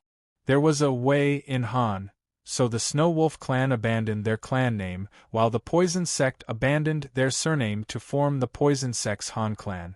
Bai Yanqing should be surnamed Han as well. Tell me, why did Mu Xian choose you? Why? How did the two of you meet in the first place? Bai Yanqing still didn't know the truth. Your surname is Han, so Mu Xian went to Hong Kongan? Or is it because my surname is also Han that she went to Hong Kongan? Han Chen was curious about this. Bai Yanqing froze. What do you mean? Bai Yanqing's original surname was indeed Han. His original name was Hong Kong. Bai Yanqing had taken the place of an evil sword school disciple after he'd arrived at the evil sword sect. Han Chen sneered. That woman probably still likes you. You reap what you sow. The perplexing butterfly illusion is now in this sovereign's hands. If you don't want to be tortured, you'd better know your place. So speaking, Han Chen turned to leave, ignoring Bai Yanqing's shouts. What did you say? What do you mean? What did Mu Xian say to you? Han Chen, get back here. Get back here. What did Mu Xian say to you back then? Han Chen, the aphrodisiac Mu Xian used back then was a yin and yang drug. You didn't do it willingly, right? Am I right? Bai Yanqing roared. Han Chen's words had completely thrown him into disarray. He couldn't tell what had happened between Mu Xian and this man in the past. Was it because of old feelings or because of the aphrodisiac? Han Chen stopped in his tracks. When he'd first arrived in Cloud Realm Continent, he didn't know anything about aphrodisiac. But after staying here for so many years, he was more interested in its poisons and medicines than anything else. When he wasn't cultivating, he'd spend most of his time in a secret room studying medicine. Of course he knew what a yin and yang drug was. It was a type of aphrodisiac that worked both ways. As long as one party was poisoned, the drug would take effect and infect the person of the opposite sex until they couldn't control themselves. Han Chen narrowed his eyes. So that's the truth. After all these years, he hadn't been interested in Mu Xian's affairs. Although he'd gotten entangled with her once, that was the only time in his life. Even now, he still didn't know a thing about relationships between men and women. When he thought back to the past, he always thought it was because he was too young and ignorant of the ways of the world that he couldn't resist Mu Xian's passionate entanglements. Now he knew it was because of the aphrodisiac. Han Chen turned back and personally covered Bai Yanqing's mouth with his own. Instead of answering Bai Yanqing's question, he rewarded Bai Yanqing with a kick. The kick landed on Bai Yanqing's weakest spot below his stomach. It was a vicious kick enough to end Bai Yanqing's life. Bai Yanqing immediately collapsed to the ground, cold sweat pouring down his back from the pain. Han Chen left expressionlessly. When he realized he hadn't lost control in the past, but had been harmed by the aphrodisiac, he exhaled in relief. In the darkness, his handsome face was as cold as ever, making him look like a dark shaman with no desires. By now, Han Yunxi and the rest had already left the maze. Su Donglin, Chu Shifeng, Chu Tianyin, and Bailey Mingxiang all ran over, surprised and delighted to see Ning Jing. Miss Jing, you didn't die. Bailey Mingxiang, who was usually steady, cried out in alarm. Where's Tang Li? Han Yunxi asked, even more anxiously than Ning Jing. Ning Jing was very quiet. She'd been itching to see Tang Li the entire way out, but now that she was actually seeing him, she was nervous and timid? She couldn't describe her feelings.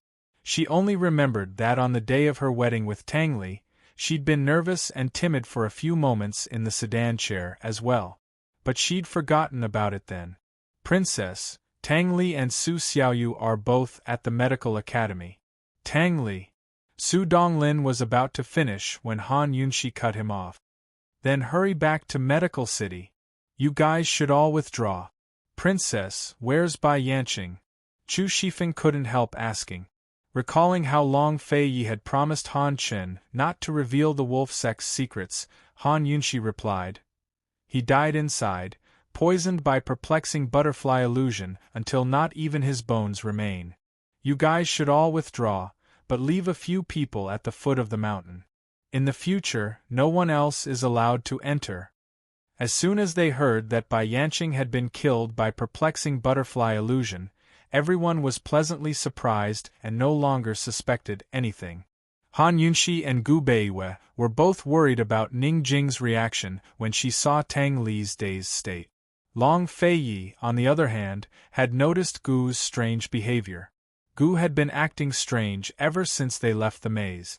After the shadow guard arrived with the sedan chair, Han Yunxi stayed by Ning Jing's side while Gu Beiwei, Chu Shifeng, and Su Donglin walked together to make arrangements for the withdrawal of the troops.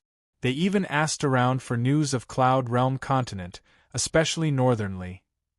Long Feiyi, on the other hand, had a rare chance to walk together with Gu. Coldly, he asked, "What's wrong with you?" Gu lay lazily on the sedan chair like a big boss. He turned to Long Feiyi and asked, "What do you mean what's wrong?" Long Feiyi looked him over again before his voice grew colder. "Just what's wrong with you?" Chapter 1154.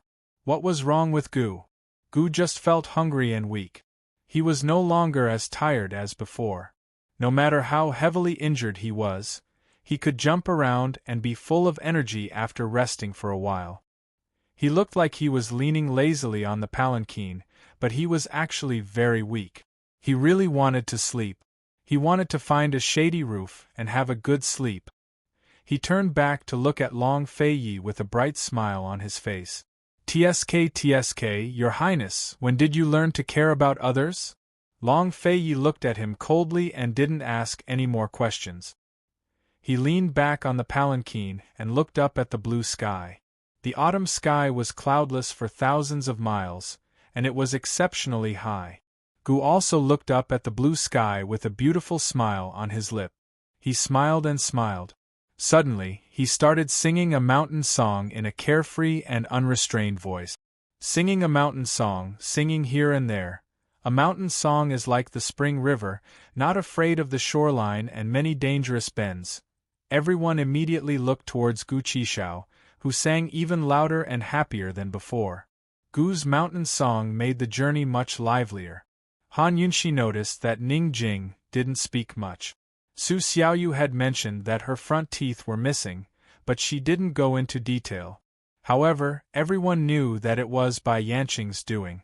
If Han Chun hadn't asked Bai Yanqing to stay, Han Yunxi probably would have broken her rule and tortured Bai Yanqing to vent her anger. She had left Bai Yanqing for Han Chun, but Han Chun was going to stay in Fengming Mountain Palace for 3 years. Naturally, she would send people to care for Bai Yanqing from time to time. After all, it was related to Ning Jing's pride.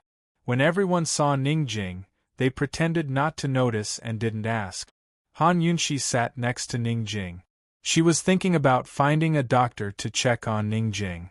If she remembered correctly, in China's medical history, there were ways to treat tooth decay as early as the Han Dynasty, and there were ways to fill teeth as early as the Tang Dynasty. In the Tang Dynasty's medical book, Xinxiu Benchao, there was a clear record of using amalgam to fill teeth. This technology had already matured in the Song Dynasty, and there were already specialized dentists in the Song Dynasty. Cloud Realm continent's medical science was far more advanced than that of China's ancient medicine. Some medical skills even surpassed modern standard. Han Yunxi trusted that with Gu Beiwei around, he'd definitely be able to find a doctor who could help. By the time they reached the medical school, it was already the middle of the night. Just like when they left, they didn't alert too many people when they returned. Gu stood up lazily from the palanquin. Long Feiyi looked at him coldly. "There's nothing for you to do. You can leave now." Chu Shifeng was already waiting on one side. On the way back, His Highness had clearly instructed him to send Gu back to his rooms and wait for Gu Beiwei to arrive. This old man did his part in saving Ning Jing.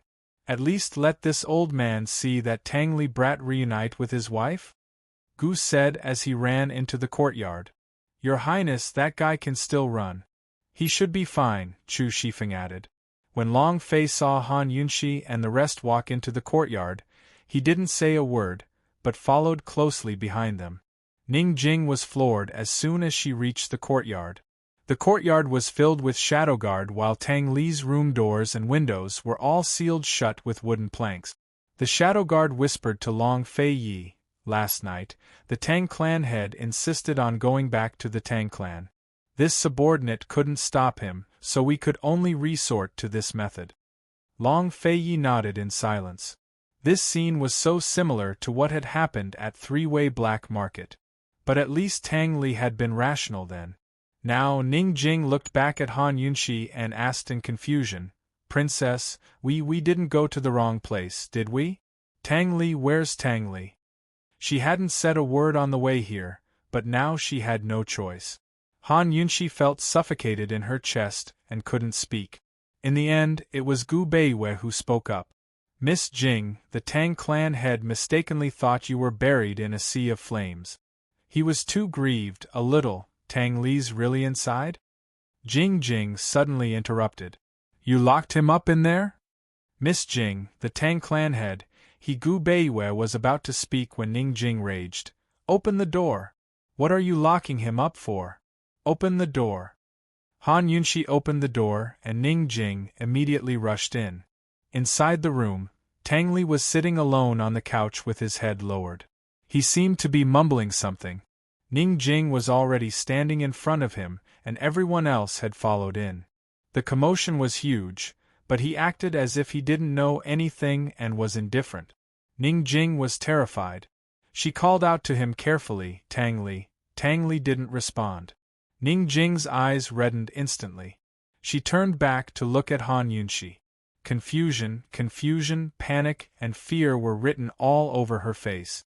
"When we chased him to the edge of the cliff, we only saw Su Xiaoyu. He mistakenly thought you fell off the cliff and died, so he became stupid," Han Yunxi said in a choked voice. "He became stupid." Ning Jing's tears suddenly fell. She slowly turned back to look at Tang Li, unable to accept what she had heard. "Ali became stupid? That chatterbox, that Ali who chattered nonstop by her side all day. Ali who didn't obediently stay in the Tang clan and always came to her for schemes. Ali who was always enslaved by her to make red bean porridge in the middle of the night and never complained. He was even happy to do it willingly. Has he become stupid?" Ning Jing knelt down in front of the couch. She held Tang Li's hand as tears fell like rain. "Tang Li, I'm back."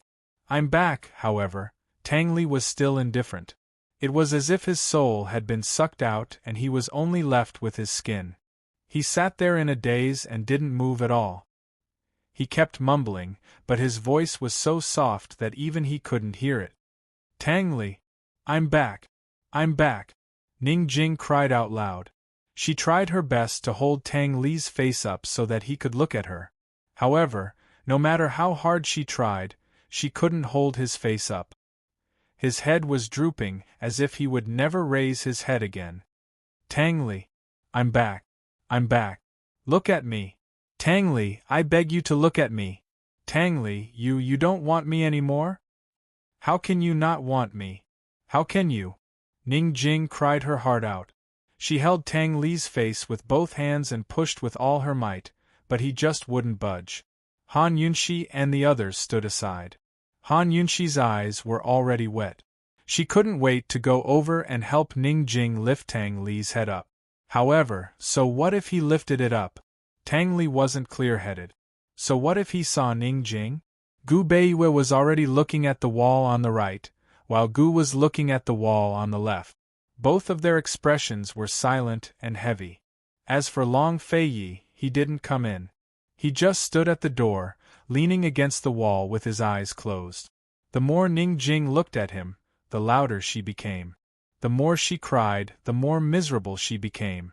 She couldn't push Tang Li away, so she didn't push him anymore. She stood up and hugged Tang Li's head. She hugged him tightly and let him bury his head in her arms. She didn't give up.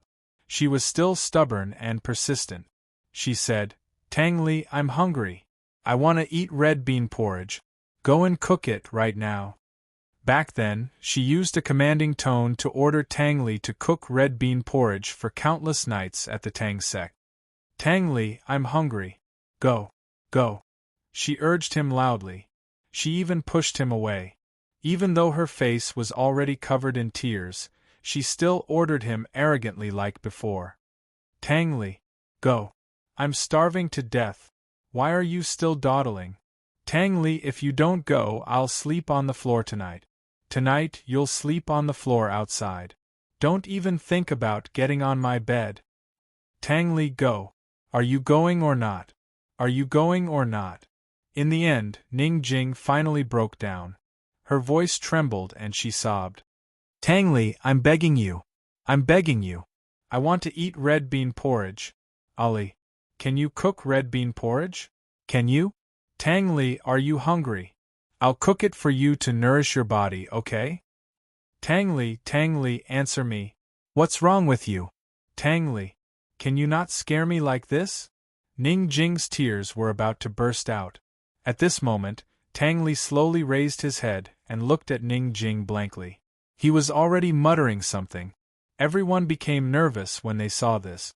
Ning Jing was nervous and surprised. She wiped away her tears helplessly and held Tang Li's hand. Tang Li, look at me. I'm Ning Jing. Tang Li, don't you recognize me? I'm Ning Jing. I'm back. I'm not dead. I'm back. Tang Li just looked at her indifferently. Ning Jing could see very clearly that although he was looking at her, his eyes were empty like a bottomless pit. There was nothing but darkness. Ning Jing felt like she had fallen into this bottomless pit. She was gradually surrounded by despair. She looked at him. Her tears didn't stop, but she gradually calmed down. However, even though she gradually calmed down, Tang Li's muttering gradually became louder. Ning Jing quickly went over to listen carefully. She even held her breath and listened carefully to what he was saying. It would have been better if she didn't listen. Once she heard what he was saying, Ning Jing completely lost control. She hugged Tang Li tightly and wailed. She wanted to cry herself to pieces in his arms, in his heart, and in his life. Tang Li had been muttering to himself since just now. I want to be alone. I want to be alone. Han Yunxi couldn't take it anymore. She turned around and ran out of the door. She didn't say anything. She just threw herself into Long Fei Ye's arms and hugged him tightly. Gu Beiwei, Gu, and the rest also came out. Gu Beiwei sighed heavily and personally closed the door. Bai Yanqing. It's all Bai Yanqing's fault. Han Yunxi was hurt and angry. I'm going to get the perplexing butterfly illusion from Han Shun right now. I'm going to kill Bai Yanqing. Han Yunxi was so angry that her face turned white. Long Fei Yi hurriedly pulled her back and said coldly, "The child." Han Yunxi then remembered that she was pregnant. "Princess, don't move. Raise your head. Even if you kill Bai Yanqing, it won't help. You have to treat your heart's illness. Miss Jing is the best medicine for Sect Master Tang. She's also the only medicine." Gu Beiwei said seriously, "Maybe Sect Master Tang will recover after some time. Maybe he'll recover tomorrow morning. Princess, don't worry too much." Chapter 1155. Gu Beiwei, the most authoritative doctor in Cloud Realm Continent, had said as much, so everyone relaxed a little. Han Yunxi exhaled deeply to calm herself down. She really couldn't do anything to the fetus. It's getting late, everyone should disperse. We'll discuss things tomorrow. Long Fei Yi said, before instructing Su Donglin in a low voice, "Invite forth young Miss Ren here first thing in the morning tomorrow." After dealing with the biggest tumor, Bai Yanqing, there were still a lot of complicated matters to deal with, but Long Fei had no plans to let Han Yunxi get involved in any of them. Although winter wasn't here yet, he was already considering sending her to Jiangnan's Plum Blossom Sea to nurse her pregnancy. "You go back to your rooms first. I'll go back after I take care of some things," Long Fei Yi said in a low voice. Han Yunxi was still very obedient. She rubbed her belly and nodded in agreement. In her heart, she thought that she needed to get a good night's sleep to recover her energy so forth young Miss Ren could take a good look at her. After a few days of rest, she'd have to get busy again. There were still many things she hadn't done yet. After everyone dispersed, Gu scuttled up to the roof and disappeared. Long Fei Yi immediately gestured for Gu Beiyue to chase after him. Gu Beiyue had long noticed the clues and murmured, "Your Highness, seventh young master might have lost Mo Xie's sword spirit and used up too much of his blood essence to deal with the vines. His condition isn't very good. I took his pulse in the sealed world and didn't find anything out of the ordinary. Let him rest for a few days before taking a clearer look." "I'll leave this to you and Tang Li," Long Fei Yi said seriously. Although he'd just left the maze, he couldn't afford to be idle. He turned to Su Donglin and said, "Send all the letters from the past few days to the side hall. Also, have the spies in charge of Northern Li come here as soon as possible." "Yes, Your Highness." Su Donglin was about to leave when he doubled back. "Your Highness, there's something urgent." Long Fei Yi stopped in his tracks. Gu Beiyue, who was about to leave, also looked back. "Mu Qingwu is still trapped in the labyrinth, and Duanmu Yao's whereabouts are unknown. It's very likely that she's also in the labyrinth," Su Donglin said seriously. "Find someone to bring Mu Qingwu out," Long Fei Yi said. "Then, what about Duanmu Yao?" Su Donglin asked timidly. Long Fei Yi didn't say anything and just turned around to leave. Su Donglin knew that His Highness meant, "Who cares if she dies?" Seeing Long Fei Yi's figure disappear outside the courtyard, Gu Beiyue walked over. "Guard Su, this maze is not easy to enter and exit. Let me make a trip. You guys have been busy for a few days. Take a break." This subordinate will go with you?" Su Donglin said. "No need. I'll go quickly and return quickly." Gu Beiyue's "go quickly and return quickly" left Su Donglin speechless. As the night deepened, the doors and windows of Tang Li's room were tightly shut.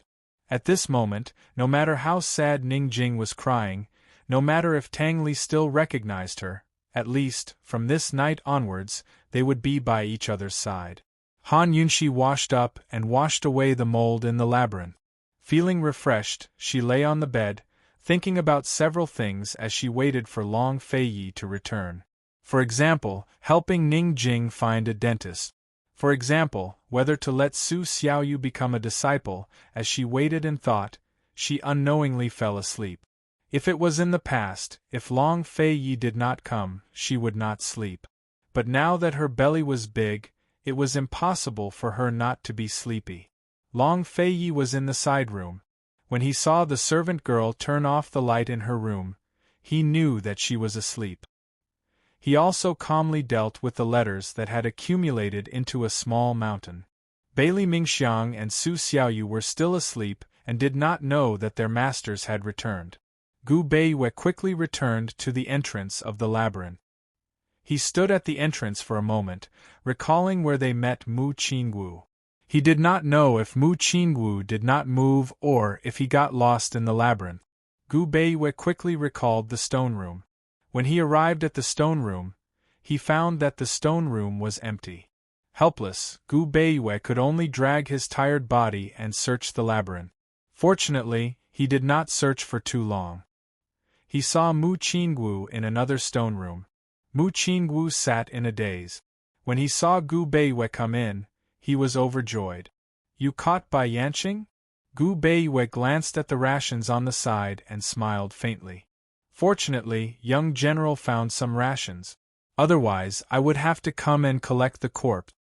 It should only be a few days. Even if there is no rations, I am not that weak," Mu Qingwu said seriously. He waited in the original stone room for a long time. Later, when he was really hungry, he walked to the stone room where he was originally locked up. There were still some rations left behind by Bai Yanqing's attendant. He originally wanted to return to the stone room, but when he went out, he suddenly could not tell left from right. He could only stay in the same place. "Young general, are you sure that we will come to find you?" Gu Beiyue was still smiling. "Definitely." Mu Qingwu hesitated for a moment and said seriously, "The princess is not a heartless person. Young general, Bai Yanqing has been killed. The princess and the others have also left." Before Gu Beiyue could finish speaking, Mu Qingwu interrupted. Isn't Bai Yanqing immortal? How? The princess and his highness have their own ways. This young general does not need to know. Gu Beiyue sat down and planned to have a long chat. Mu Qingwu was tactful. He did not continue to ask about Bai Yanqing. Instead, he anxiously asked about another matter. Dr. Gu, my father, what is the situation with the Mu family army now? Has the Tian kingdom surrendered? He was very sure that the tiger tally Bai Yanqing had shown him was his father's. However, he did not believe Bai Yanqing's ridiculous words. Gu Beiyue sighed softly. Young general, I came here specifically to tell you about this. The princess and his highness will not come again. Mu Qingwu immediately quieted down. Gu Beiyue's serious expression made him very uneasy. Gu Beiyue told him everything about how Bai Yanqing had threatened Mu Yuanhua and how he had lured the princess to the Tian, an imperial capital, by massacring the city. Of course, this also included how Long Fei Yi had slaughtered the Li clan's Mu family members. Mu Qingwu was dumbstruck. It took him a while to recover his wits. Young general, your father and sister are no longer alive. This humble one personally buried the Mu family members. This humble one can only guarantee that their bodies are still intact. My condolences. Gu Beiyue said lightly. Mu Qingwu suddenly stood up and rushed out of the door. He punched the stone wall and smashed a big hole in it. He looked back at Gu Beiyue and roared, "Why?" Gu Beiyue was calm as usual. Young general, this is the Li clan's retribution. It doesn't matter if young general resents his highness or hates his highness. This is already the truth. Even if his highness doesn't kill those who have the intention of massacring the city, the world will. Young general is a sensible person. I hope you can get over it. I can't get over it. Mu Qingwu roared. His eyes were wet. He was still hoping that the princess and his highness would come to save him so that he could go back and persuade his father and Long Tianma to surrender. But who knew that things would turn out like this overnight? The Mu family was really the Li clan's descendant. He had also become the descendant of the Li clan that he despised the most. His father was gone, his sister was gone, and the Mu family was gone. He was the only one left, and now he was the public enemy of the world. Mu Qingwu fell to his knees against the wall, his entire body paralyzed with dispiritedness. Gu Beiyue's eyes flashed with a trace of pity. He'd had plenty of dealings with Mu Qingwu in Tianing, so he understood Mu Qingwu's character. Otherwise, he wouldn't have come in person today, much less alone. He walked over and crouched down by Mu Qingwu's side, then pulled Mu Qingwu over to lean on his shoulder. His shoulders looked frail, but they could bear any pressure in this world, even if it was heavier than a mountain. Mu Qingwu leaned against his shoulders trembling. Perhaps he was already crying. Gu Beiyue was like an older brother. His voice was gentle, but it didn't lose any strength. Young general, the citizens of Tian'an's imperial city forbade the Mu family from being buried. They only allowed cremation. This one buried the Mu family's true corpses on the western outskirts of the imperial city, on the side of the Li clan mountain, and erected a wordless tombstone. If there are any Li clan escapees, His Highness might not hunt them down in the future. Perhaps he won't let any of them go. This one will send you down the mountain and out of Medical City. Later, I'll tell His Highness and the princess that you mistakenly entered a trap and died in the maze. How about it? Mu Qingwu suddenly looked up and asked seriously, Gu Beiyue, aren't you afraid that I'll be anxious about the Li clan and raise an army to take revenge for them? You won't, Gu Beiyue was certain. Mu Qingwu was about to speak when Gu Beiyue added, You won't be able to take revenge either. The Li clan has lost the hearts of the people. How could the straightforward and upright Mu Qingwu not understand this logic? He looked at Mu Qingwu and didn't say anything for a long time. Young general, just take it that, when the princess passed by that alley, she didn't notice you and didn't save you, Gu Beiyue said lightly. Mu Qingwu suddenly laughed loudly. I'd rather that. I'd rather that. That year, if the princess hadn't saved him and cured the poison in his body, he would have died long ago. He wouldn't have had to experience so much and know so much. His heart wouldn't have hurt so much. Gu Beiwe lightly patted Mu Qingwu's back, then quickly let him go and stood up. Since I'd rather that, then let it be. Young general, it's almost daybreak, let's go, Gu Beiwe said calmly. Mu Qingwu closed his eyes and was silent for a while. When he opened his eyes, there were no more tears in them. He followed Gu Beiwe out of the maze and out of Medical City. Dr. Gu, many thanks. See you never again. Mu Qingwu cupped his hands and bowed deeply. Just like when he and Gu Beiwe visited the Duke of Qin's manor to thank Qin Wangfei for saving their lives, they bowed deeply. See you never again. Gu Beiwe watched Mu Qingwu's back disappear into the morning light before turning to return to the medical academy.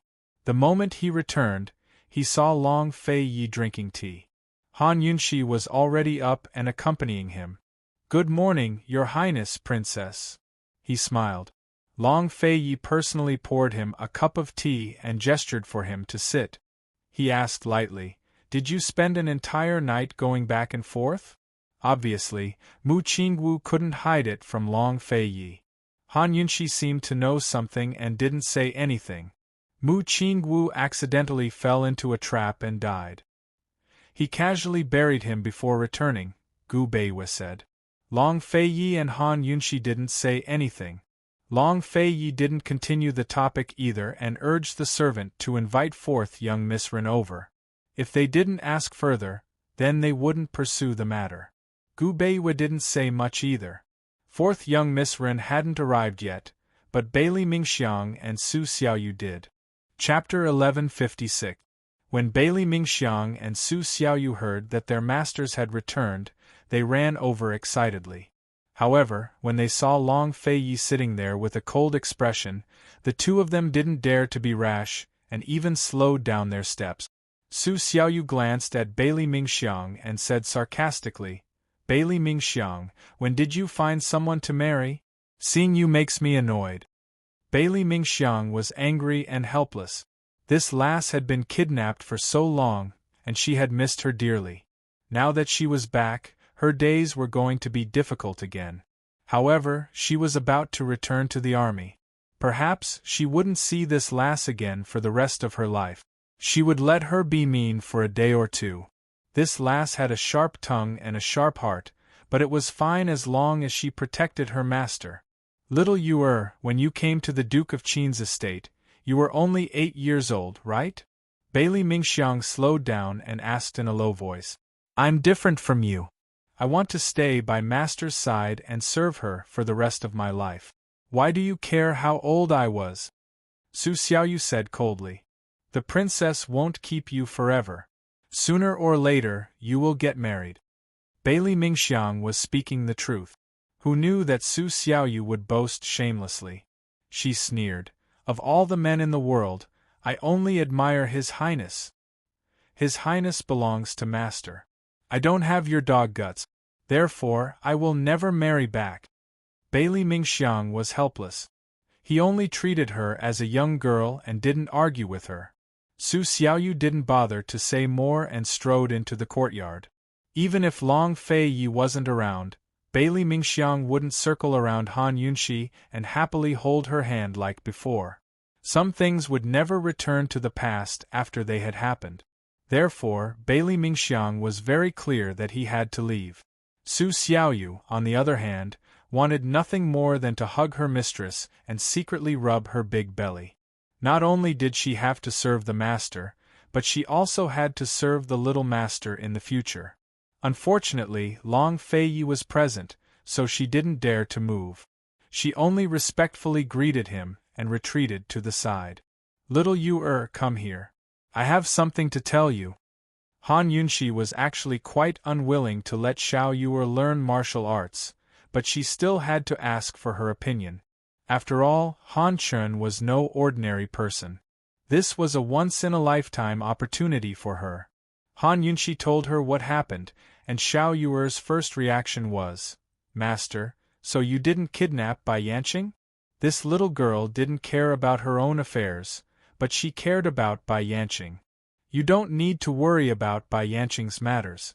3 days later, go to the peak of Clear Breeze Peak and see him. Tell him yourself if you want to take him as your disciple, Long Fei said coldly.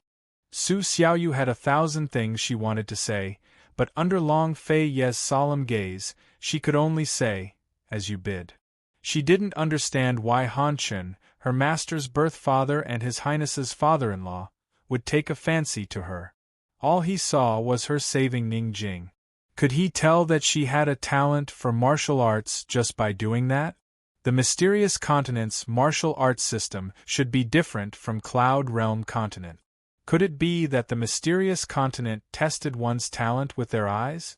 Although the princess didn't seem to have much affection for her birth father, His Highness seemed to respect him greatly. How should she choose? Bailey Mingxiang left after paying his respects. Su Xiaoyu stood on one side in a daze. Although she liked both martial arts and poisons, she wanted to stay by her master's side even more. If she rejected Senior Han Chun, would she offend him and His Highness? Su Xiaoyu hesitated for a long time. In the end, she made up her mind to refuse Senior Han Chun. Even if she did offend His Highness, her master would protect her. Her days wouldn't be too difficult. After making up her mind, Su Xiaoyu began to wonder how she could convince Senior Han Chun to take her to see Bai Yanqing before she rejected him. If she didn't torment Bai Yanqing to get revenge for herself, Ning Jing and Bai Yuqiao, her hands would itch and her heart would itch.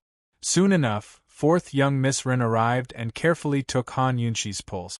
Your Highness, please don't worry. The princess's pulse is very stable, and everything is normal. But the baby will grow faster in the future, so the princess will need to eat more. You mustn't starve. You still need to maintain some activity every day. Just take a stroll, fourth young Miss Ren said seriously. Write a recipe for me later, Long Fei said seriously. Fourth young Miss Ren smiled helplessly. Your Highness, I can only write prescriptions, not recipes. The princess took medicine in the maze, so she must have taken Academy head Beiyue's pills as well. Her miscarriage last time is already fine, so there's no need to worry about her meals. It's fine as long as she doesn't starve. Of all the doctors in the world, Long Fei probably only trusted Gu Beiyue. Gu Beiyue didn't want to say much, but when he saw that Long Fei still wanted to ask, he hurriedly said, Your Highness, this one will personally write a recipe for her when I get back. I'll have Zhao Mama make the arrangements. Zhao Mama is more experienced than any doctor when it comes to meals. Long Fei nodded. That's a good idea. On the side, Han Yunxi couldn't help but think of the lobster stew with old hen. She used to have a bowl of old hen soup every day. She felt terrible all over. She even found someone to kidnap Zhao Mama and hide her until the child was born before releasing her. Fourth young Miss Ren took out a small booklet. Princess, this is a booklet compiled by the obstetrics department of the Medical Academy this year. They're going to sell it. This is the original manuscript. I'll give it to you as a souvenir. Thank you for saving me. You're welcome. Han Yunxi opened up the booklet and saw that it was actually a book on general knowledge about pregnancy. She was very surprised and delighted. Gu Beiyue, fourth young Miss Ren really is a rare talent. The Medical Academy lacks people like her. In other words, she wanted Gu Beiyue to promote her properly. Gu Beiyue smiled faintly. Fourth young Miss Ren and Vice Academy head Shen have been in charge of the Medical Academy while I was away. Vice Academy head Shen is full of praise for fourth young Miss Ren. Fourth young Miss Ren blushed a little from the praise. After a moment of modesty, she hurriedly took her leave. Actually, she was running away. After knowing her for so long, this was probably the first time Academy head Beiyue had praised her. She was happy, but also felt that something was off. Han Yunxi and Long Fei had long found it strange. Gu Beiyue was easygoing, but he didn't praise people easily. The three of them didn't notice that the little thing nestled in Gu Beiyue's arms had long chased after fourth young Miss Ren. Han Yunshi and Long Fei Yi both stared at Gu Beiyue. Gu Beiyue was calm at first, but then he smiled. Fourth young Miss Ren is really very good. Very good. Han Yunshi looked pensive. At this moment Gu's voice seemed to ring out. If she's very good, then marry her. She's also your disciple. Don't let the goodies flow to outsiders. Haha. They didn't need to look to know that Gu was sitting on a nearby roof. However, Long Fei Yi and Gu Beiyue still looked over and saw that Gu seemed to be in good spirit. He still looked like he deserved a beating. Gu jumped down and sat with them. Gu Beiyue was about to ask, but Han Yunshi beat him to it.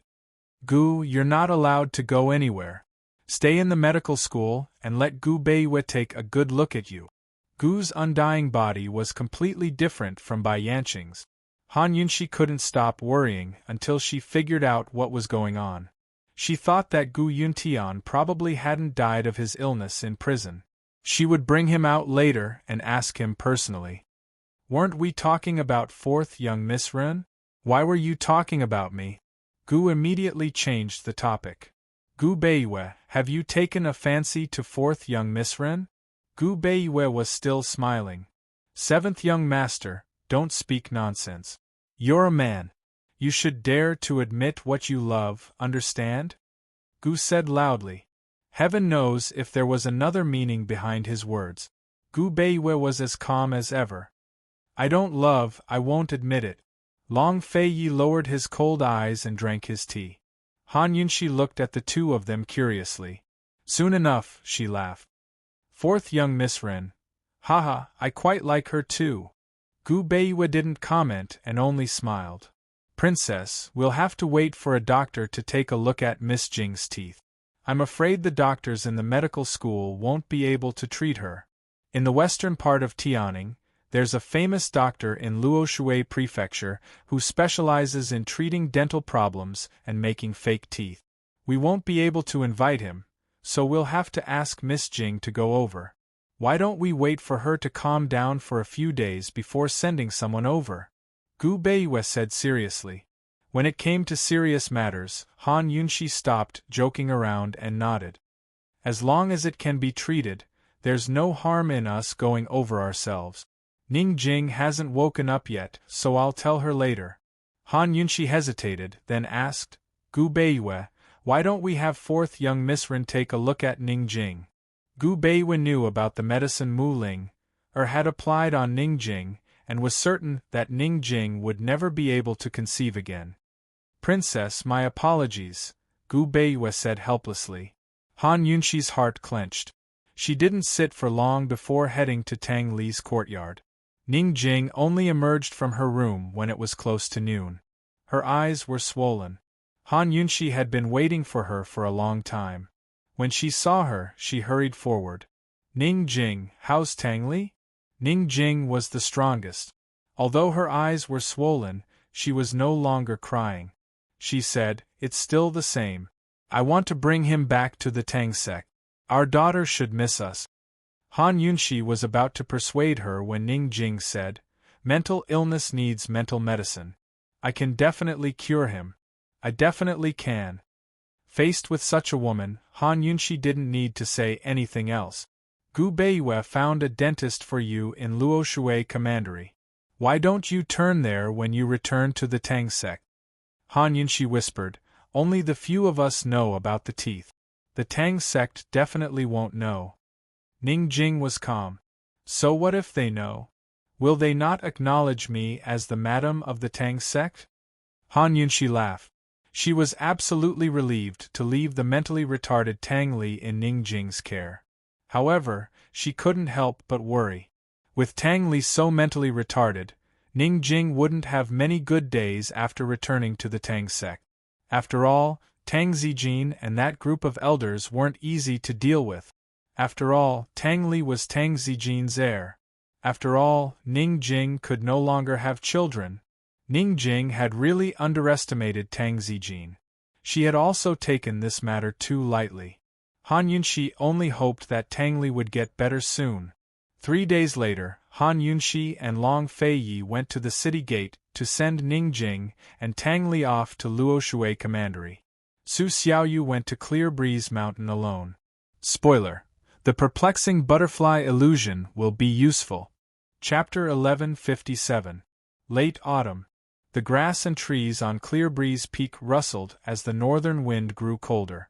As soon as Su Xiaoyu reached the top of the mountain, she saw a tall man standing on a boulder with his hands behind his back.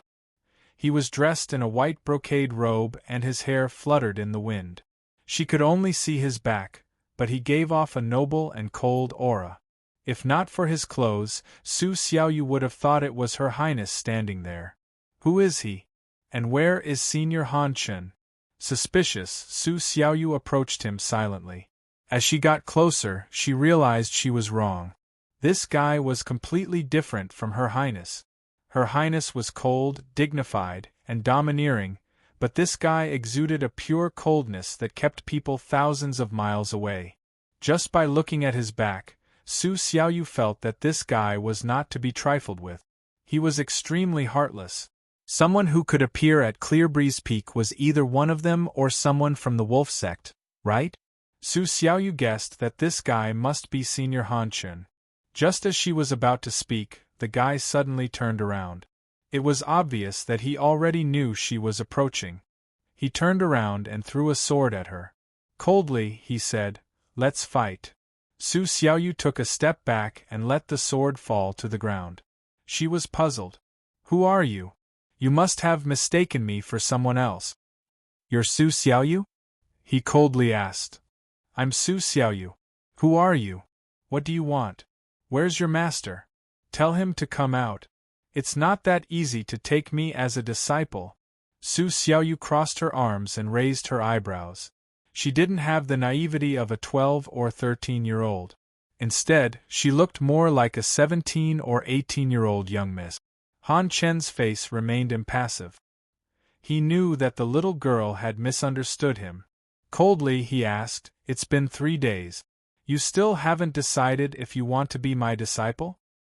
I don't even know what your master looks like, what he's capable of, or how sincere he is. What do I think?" Su Xiaoyu added, "Just the name Han Chen is enough for me to take him as my master? I'm sorry, I've never heard of this name before." Nobody in Cloud Realm Continent knew the name Han Chen. However, in the mysterious continent, it was a pass that allowed one to do whatever they wanted wherever they went. The number of children who wanted to take him as their master was enough to form a line from the mysterious continent all the way to Cloud Realm Continent.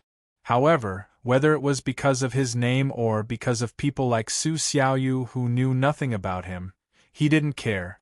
What he saw was a child's temper and nature. If they could catch his eye, even if they came with various motives, he would still accept them. Han Chen didn't answer Su Xiaoyu. Instead, he grabbed the sword from the ground and swung it to the side. In an instant, sword chi surged forth with mountain-toppling force, destroying a dozen or so trees nearby. Su Xiaoyu was stunned.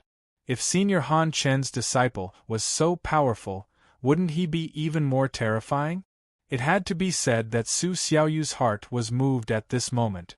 If she had such strength one day, she'd have enough confidence to tell His Highness that she could protect her master and the little master. Han Chen ignored Su Xiaoyu's shock. He gripped the sword in his right hand and slammed his left palm against the shaft of the arrow, causing it to split open. Hidden within the sword was a small, exquisite dagger that emitted a faint glow. The hilt was studded with an unknown gemstone, and the edge of the blade was so sharp that even the cowardly wouldn't dare to look directly at it. "This is Blue Sky. It's 2 levels below your master's Ganjiang Emosia, but it's enough for your current use," Han Chen said coldly.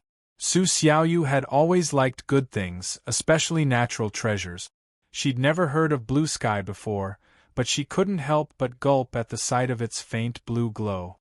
However, her mind was still on another matter. She lectured him unhappily.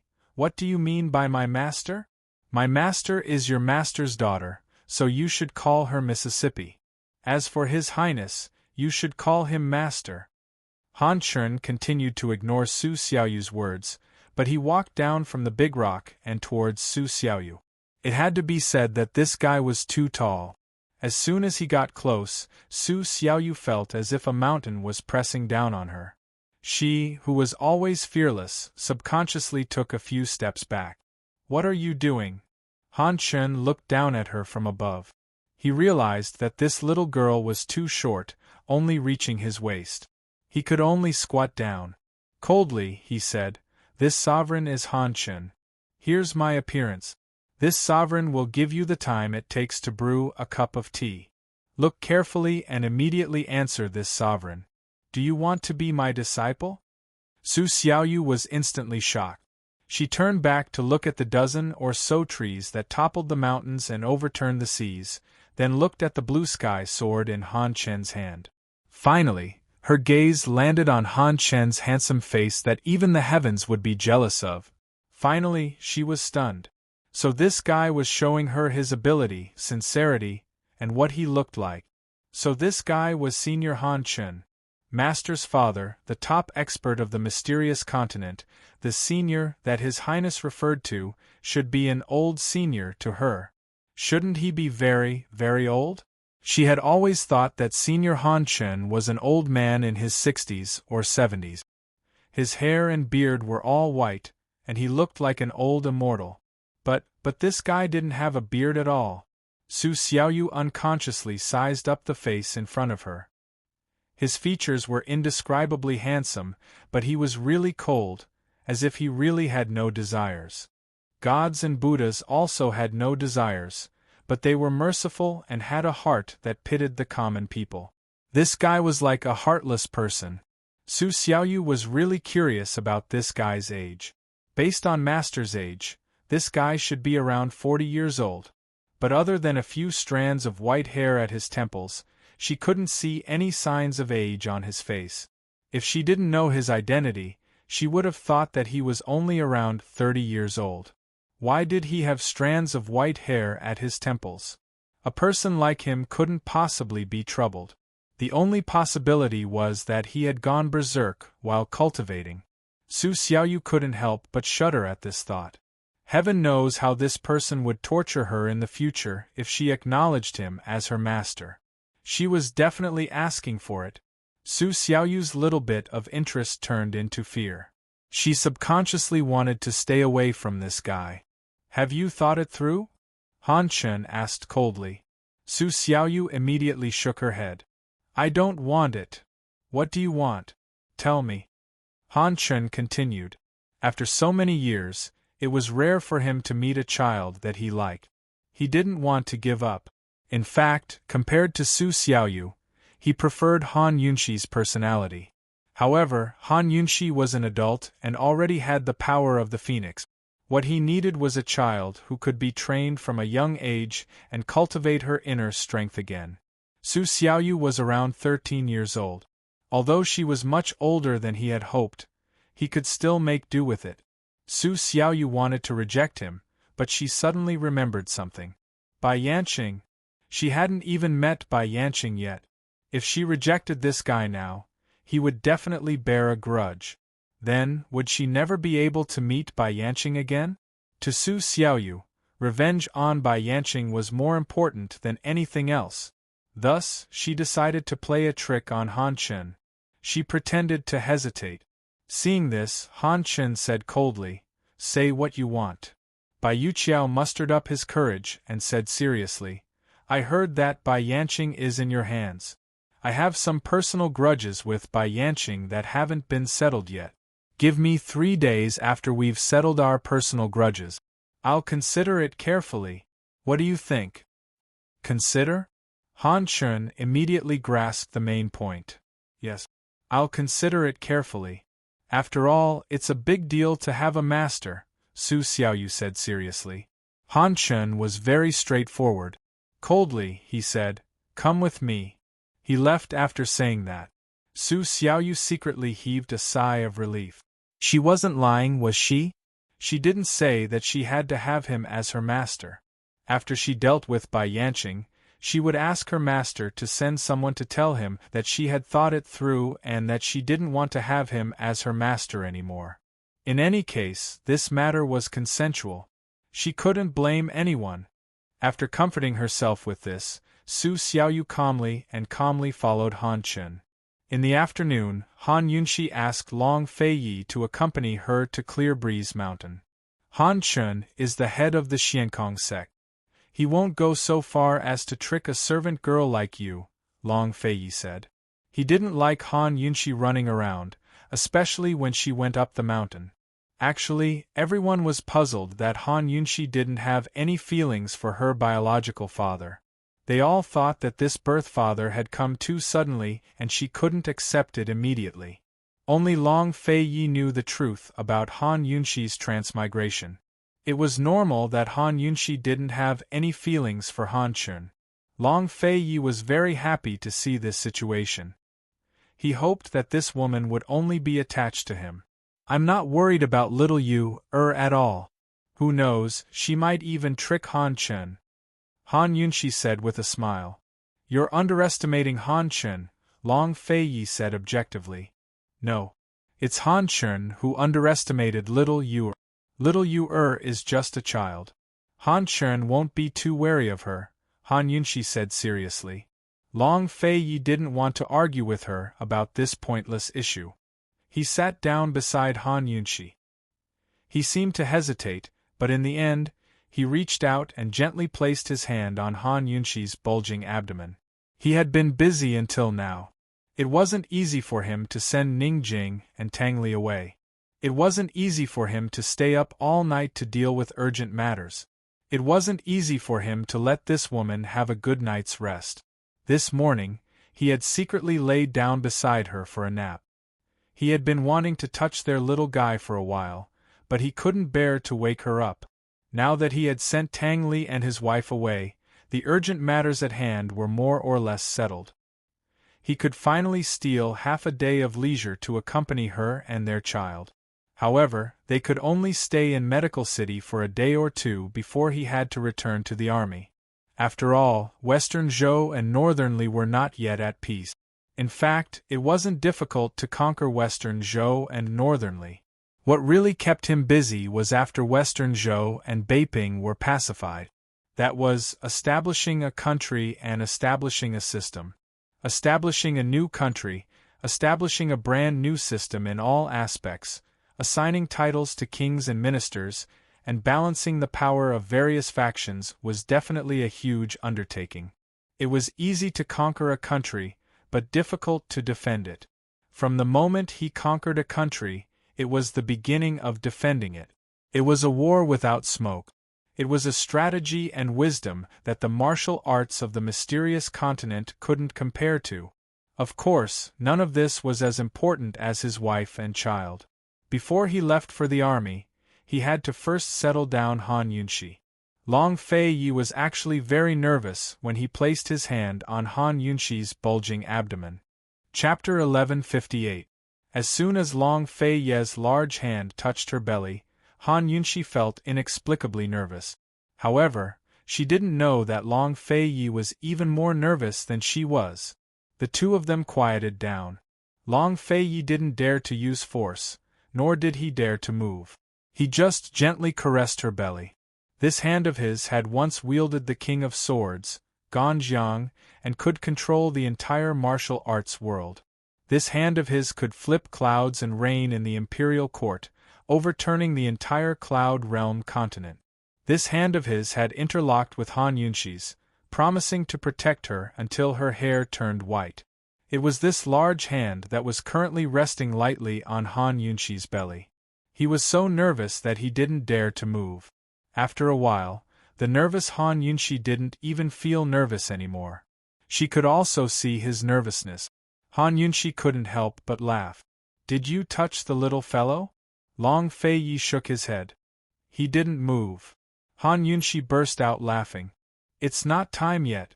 In a month or two, he'll be able to push his belly up." "Really?"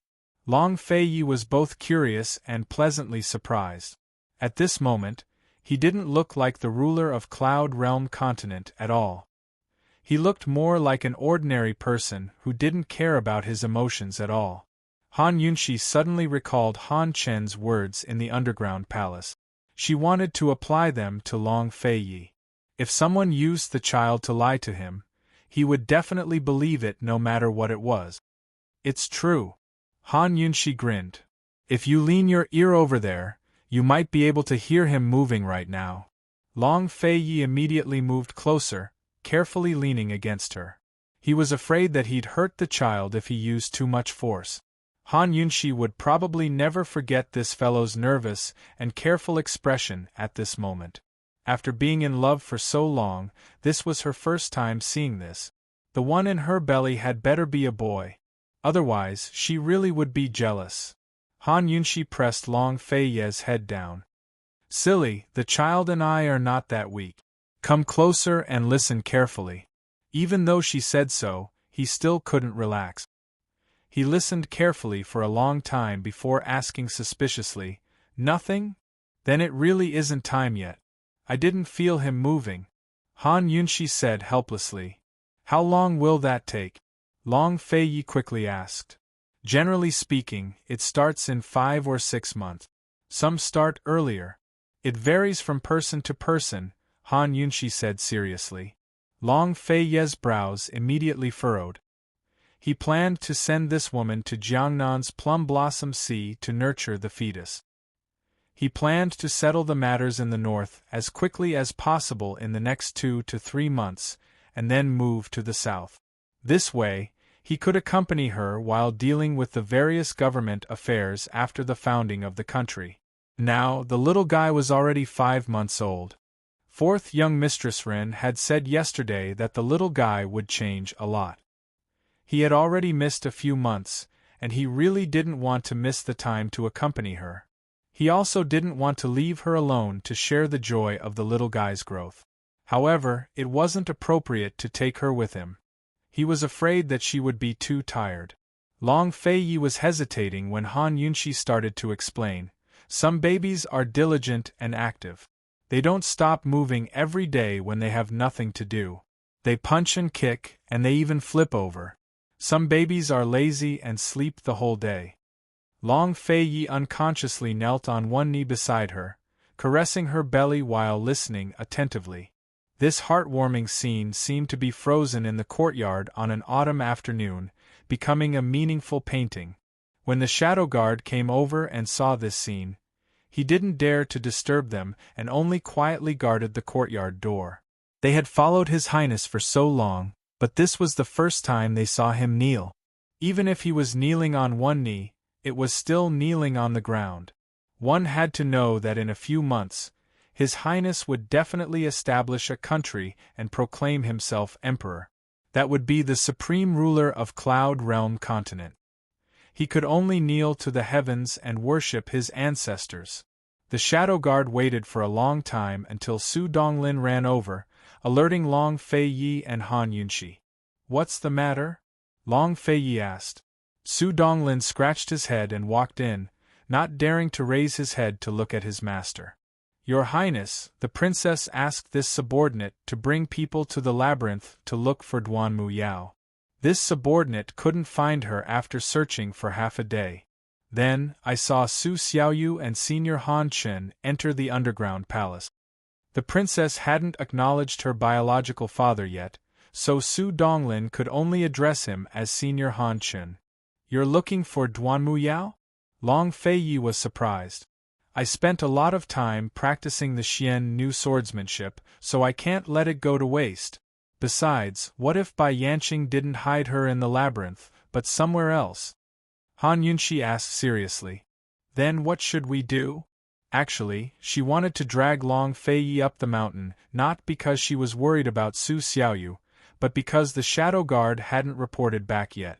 She was afraid that the shadow guard wouldn't be familiar with the labyrinth's secret rooms and wouldn't be able to find her, so she wanted to go personally. Long Feiyi had talked to her about the little fellow, so she'd forgotten all about it. Long Feiyi had completely forgotten about Duanmu Yao and couldn't be bothered to think about her, but Han Yunxi's words made sense. If she wasn't in the labyrinth and was rescued outside, Then it would be a problem in the future. Have Gu Beiwei go look for her first. Tell him that the two of us will be there soon, Long Fei Yi instructed. He couldn't search the entire labyrinth for Duanmu Yao. Long Fei Yi prepared a palanquin for Long Fei Yi and personally selected a few calm shadow guards to carry the palanquin, while he followed at the side. This made Han Yunxi feel a sense of crisis. She felt that she would soon be grounded because of the ball in her stomach. Would Long Fei Yi not let her walk when she went out for Long Fei Yi in the future? Would she have to sit in the palanquin? Han Yunxi looked at her stomach. She had a feeling that the child was already cheating her when it was still in its mother's womb. The palanquin took a long time to go up the mountain. When they arrived, Gu Beiwei was already sitting leisurely by a large tree, waiting for them. He was dressed in snow-white robes and leaned against the tree trunk to rest. Bathed in the fragmentary sunlight, he looked like an angel passing by the mortal world. No one could bear to disturb him, but they also wanted to get closer. Before Han Yunxi and the others could get close, Gu Beiwei had already woken up. He hurriedly got up and strode forward with that meek appearance of his. "Your Highness, Princess."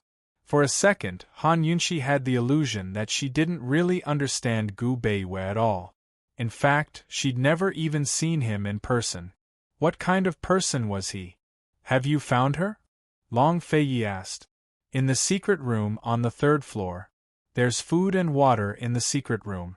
It should be able to last for another 4 to 5 days, Gu Beiwei replied truthfully. When he had gone to find her, Duanmu Yao had done everything she could to sow discord between them. She had even offered to marry him to beg him to let her go.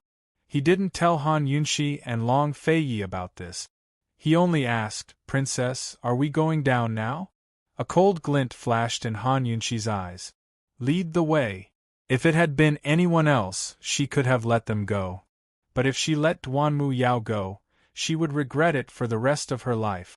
Gu Beiwei led the way while Long Fei Yi escorted Han Yunxi down. The three of them quickly reached the 3rd floor of the underground palace and found the secret room. The secret room's mechanism was on the outside and could only be activated from the outside. In other words, if no one activated the mechanism, Duanmu Yao would never be able to come out. She could only starve to death in there. Han Yunxi pressed down on the mechanism and said in a low voice, "Both of you should leave. Men shouldn't interfere in women's matters." Han Yunxi had her own selfish motives. She didn't want Duanmu Yao to see Long Fei Yi again. Not even a single meeting. Not to mention that Duanmu Yao's martial arts had been crippled and it would be difficult for her to recover.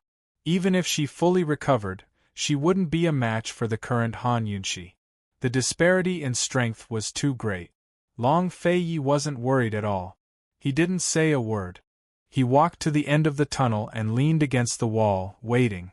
Gu Beiwei walked to the other end of the tunnel and also leaned against the wall, waiting. Han Yunxi looked left and right, then smiled at Long Fei Yi and Gu Beiwei. It was obvious that she was in a particularly good mood. It was rare to see Duanmu Yao in such a good mood. The stone door slowly opened. In the stone room, Duanmu Yao thought that Gu Beiwei had thought things through and was coming back to save her. Who knew that she would see the face of the person she hated the most? Han Yunxi! She cried out in alarm. "Princess Duan, long time no see." Han Yunxi walked in with a chuckle. Duanmu Yao immediately retreated. She had learned everything about Han Yunxi from Bai Yanqing, including her background, her poison skills, and her phoenix power. Duanmu Yao knew very well that she couldn't defeat this woman. She could either run or die. Han Yunxi gently stroked her swollen belly and smiled at Duanmu Yao.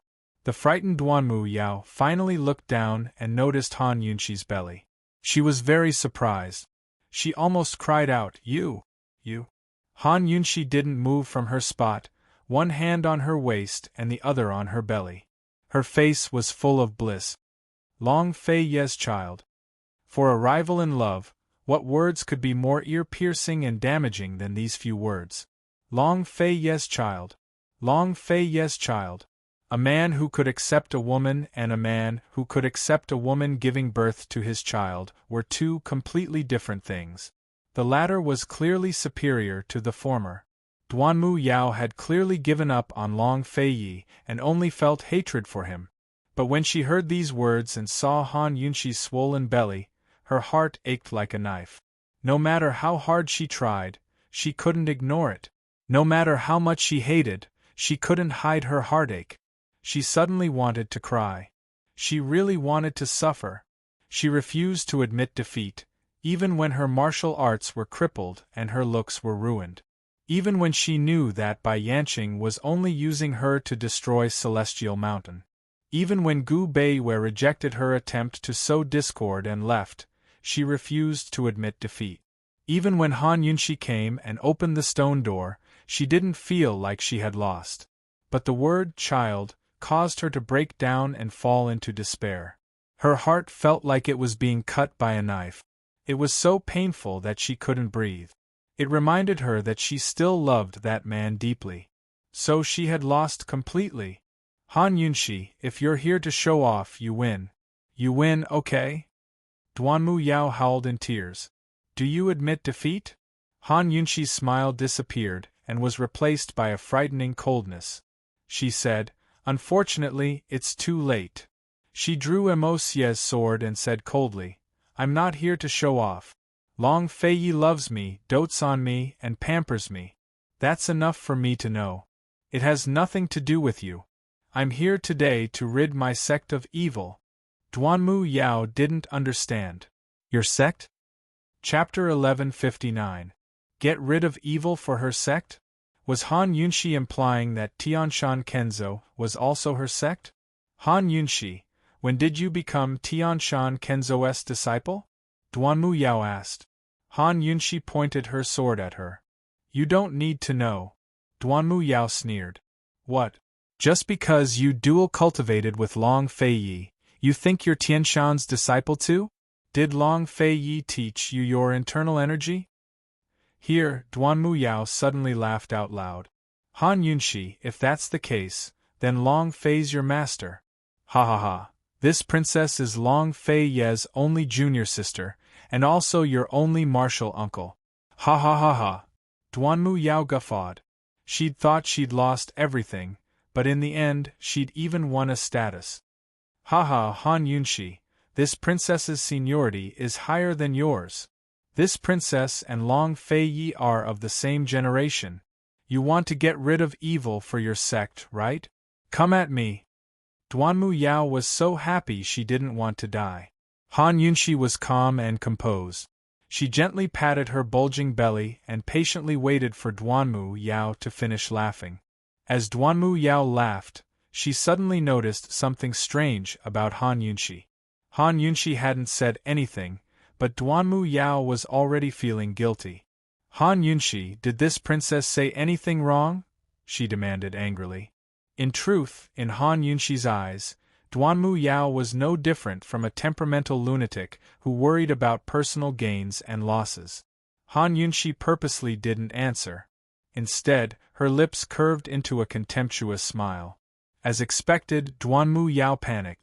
Han Yunxi, what are you laughing at? Did this princess say anything wrong? Han Yunxi didn't answer. She brandished her sword 3 times, each strike hitting Duanmu Yao's vitals. However, she didn't actually injure her. The 3 strikes were extremely fast, but Duanmu Yao still saw them clearly. That was because this was the Xian NV swordplay she was most familiar with. It was the Xian NV swordplay she'd studied for many years without success. Duanmu Yao was dumbfounded. Han Yunxi, how did she learn it? Familiar, right? My master isn't Long Fei. Guess who my master is? Han Yunxi grinned. My master? Duanmu Yao's heart was in tatters. Will Han Yunxi only stop after she's taken everything from me? Han Yunxi had even learned Xian and V swordplay? This woman's existence was simply meant to deal a blow to her. A sense of inferiority rose in Duanmu Yao's heart, but she refused to admit defeat.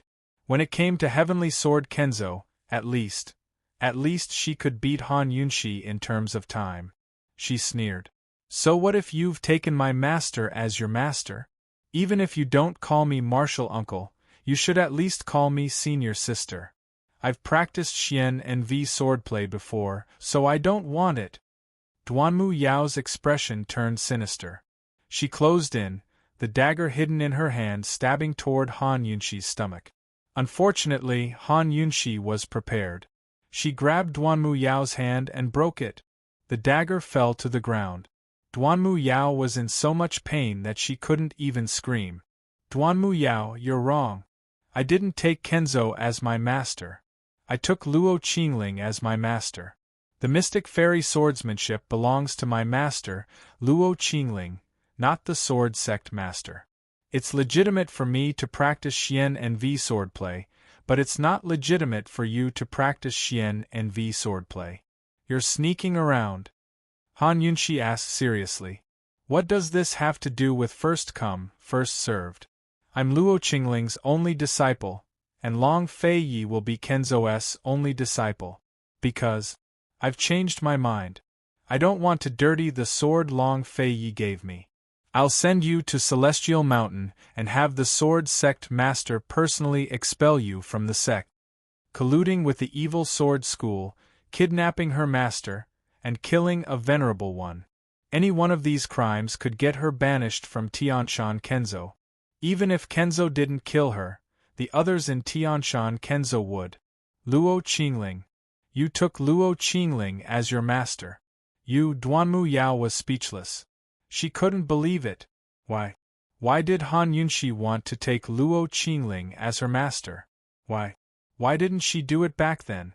Han Yunxi said coldly, pushing Duanmu Yao away. Cold. Duanmu Yao, this princess has never referred to herself as a princess. In front of the Eastern and Western Qin imperial family, I'll have to trouble you not to call yourself a princess. Han Yunxi sheathed Mo Xie's sword. Duanmu Yao was dumbstruck and fell to the ground. What could be crueler and more satisfying than crushing all the pride of a proud woman? As for beauty, beauty is ruined. In terms of martial arts, his martial arts had been crippled. In terms of status, his status was already inferior. Duanmu Yao was in such despair that she felt as though she had lost all meaning in life. Han Yunxi hadn't killed Duanmu Yao, but she had mercilessly destroyed her heart. Her sword-wielding hand rested on her waist, while her other hand stroked her belly. She turned and left, leaving Duanmu Yao with a back view that she would never be able to forget even in death. It was a nightmare that she would never be able to forget. After Han Yunxi walked out of the stone chamber, she activated the mechanism to close the stone door. She turned around to see Long Fei Yi still standing in his original position. He was leaning against the wall with his sword in his arms, and he was also looking at her. She smiled and walked in front of him with a chuckle. Long Fei, I've gotten my revenge. Later, have Su Donglin. Before Han Yunxi could finish, Long Fei Yi interrupted. Have Su Donglin find someone to send her back to Celestial Mountain and have Master expel her. You heard everything? Han Yunxi was surprised. Only then did she remember that the stone door wasn't closed. Long Fei Yi couldn't hide the smile on his face. He leaned over and whispered into her ear, I'm willing to give you more children. Do you still want them? Han Yunxi's face immediately flushed red. So this guy had heard everything. She pushed him away bashfully. He laughed out loud and continued to ask, Do you still want them? Han Yunxi didn't answer. She just glared at him. Long Fei Yi became serious. He carefully pulled her over and kissed her forehead gently. Only you can do it, he said gently. Han Yunxi, no one in this world can do it without you. Long Fei Yi said this in his heart. Long Fei Yi's gentleness was definitely Han Yunxi's most fatal weakness. One kiss was enough to turn her stupid and make her laugh foolishly for a long time. Let's go. When Long Fei Yi took her hand, she remembered that there was someone behind them. However, when she turned around, she realized that Gu Beiwei was no longer there. Where is he? Han Yunxi asked. He said that he suddenly remembered about medical school and left first, Long Fei Yi said mildly. When Gu Beiwa left, that was indeed what he said. In reality, Gu Beiwa didn't leave because he had something to do. He just left when he heard the conversation in the stone room. Han Yunxi was happy. Long Fei Yi didn't care about Duanmu Yao's fate at all. The couple quickly left the maze. At this moment, Su Xiaoyu had already seen Bai Yanqing. Han Chen stood at the door of the stone room. He didn't enter, but he didn't leave either. It wasn't that he was interested in the personal feud between Su Xiaoyu and Bai Yanqing. It was because he had to stand here and prevent Bai Yanqing from poisoning Su Xiaoyu. Although Bai Yanqing was severely injured, his poison skills were not something that ordinary people could avoid. If he didn't stand here, Su Xiaoyu would definitely become Bai Yanqing's hostage. Bai Yanqing still hadn't recovered from Han Chen's kick. He was curled up in a corner. When he saw Su Xiaoyu walk over, he didn't react much. Su Xiaoyu pressed the tip of her tongue against the corner of her mouth. She narrowed her eyes as she looked at Bai Yanqing. In the dim light, she looked like a little devil. She wasn't in a hurry. She had already thought of how she was going to get her revenge. Right now, she had to think about what to do first and what to do next. She didn't want Bai Yanqing to be tortured into a coma halfway through. Han Chen leaned against the stone door with his arms crossed. His eyes were lowered. It wasn't clear whether he was taking a nap or thinking about something. In the dim light, the candlelight shone on his chiseled face, outlining his celestial curves. He really wasn't old at all. Of course, he wasn't young either. His cold aura made his mature masculinity seem even more mysterious. Whether he was taking a nap or thinking, he was silent in his own world. He wasn't interested in Su Xiaoyu's every move. However, the old servant hidden in the shadows was extremely interested in Su Xiaoyu. The old servant didn't know if this little girl had already agreed to become the sect master's disciple. He also didn't know why this little girl had come to see Bai Yanqing. He snuck a careful look at Su Xiaoyu. This little girl looked to be about 12 or 13 years old. She was quite good-looking, especially those big eyes. They were lively and had a craftiness that other children her age didn't have. He was sure that this little girl wasn't simple. All in all, his first impression of Su Xiaoyu was pretty good. The room was silent. Not long after, Su Xiaoyu spoke. "Senior, can you tie him up for me? Tie him to the chair?" "Men," Han Chen said coldly. The black-clothed servant quickly came over. Su Xiaoyu was familiar with him and happily ordered him around. Not long after, the black-clothed servant tied Bai Yanqing to the chair. Not only did he secure his body, he also secured his limbs. Bai Yanqing only glanced at Su Xiaoyu and didn't say anything. "Tsk, old thing, aren't you going to ask me what I want to do?" Su Xiaoyu asked. Bai Yanqing ignored her. This damned girl was here for revenge. Even if he had fallen to this point, he wouldn't beg for mercy from a little girl who was still wet behind the ears. "You don't want to talk to me?" Su Xiaoyu said as she stretched her arms and legs. "It's fine if you don't want to talk to me. It's useless anyway. Begging me is even more useless. Let me tell you, I'm here today to help my master, myself, Sister Jing, and your disciple Bai Yuqiao take revenge. Don't worry, it's just 4 debts. I'll settle them in one night." Bai Yanqing lowered his head and didn't say anything. A disdainful sneer appeared at the corner of his mouth. It didn't matter if these people wanted to kill him, torture him, or whatever they wanted. He would never beg for mercy again. This was his last stand, his unyielding determination. Han Chen was indifferent, but the old servant was incredulous. Han Yunxi and the others had already tortured Bai Yanqing to this extent, but this little girl still wanted to take revenge on her own. How much did she hate Bai Yanqing? Revenge was one thing, but there were 4 separate accounts. How was she going to take revenge 4 times? The old servant found it interesting and looked forward to it. Chapter 1160. Men, secure his hand and spread his fingers. Su Xiaoyu ordered Han Chen's subordinates around like she was the master of the place. Seeing that their sect master didn't say anything, The black-robed servants followed Su Xiaoyu's instructions.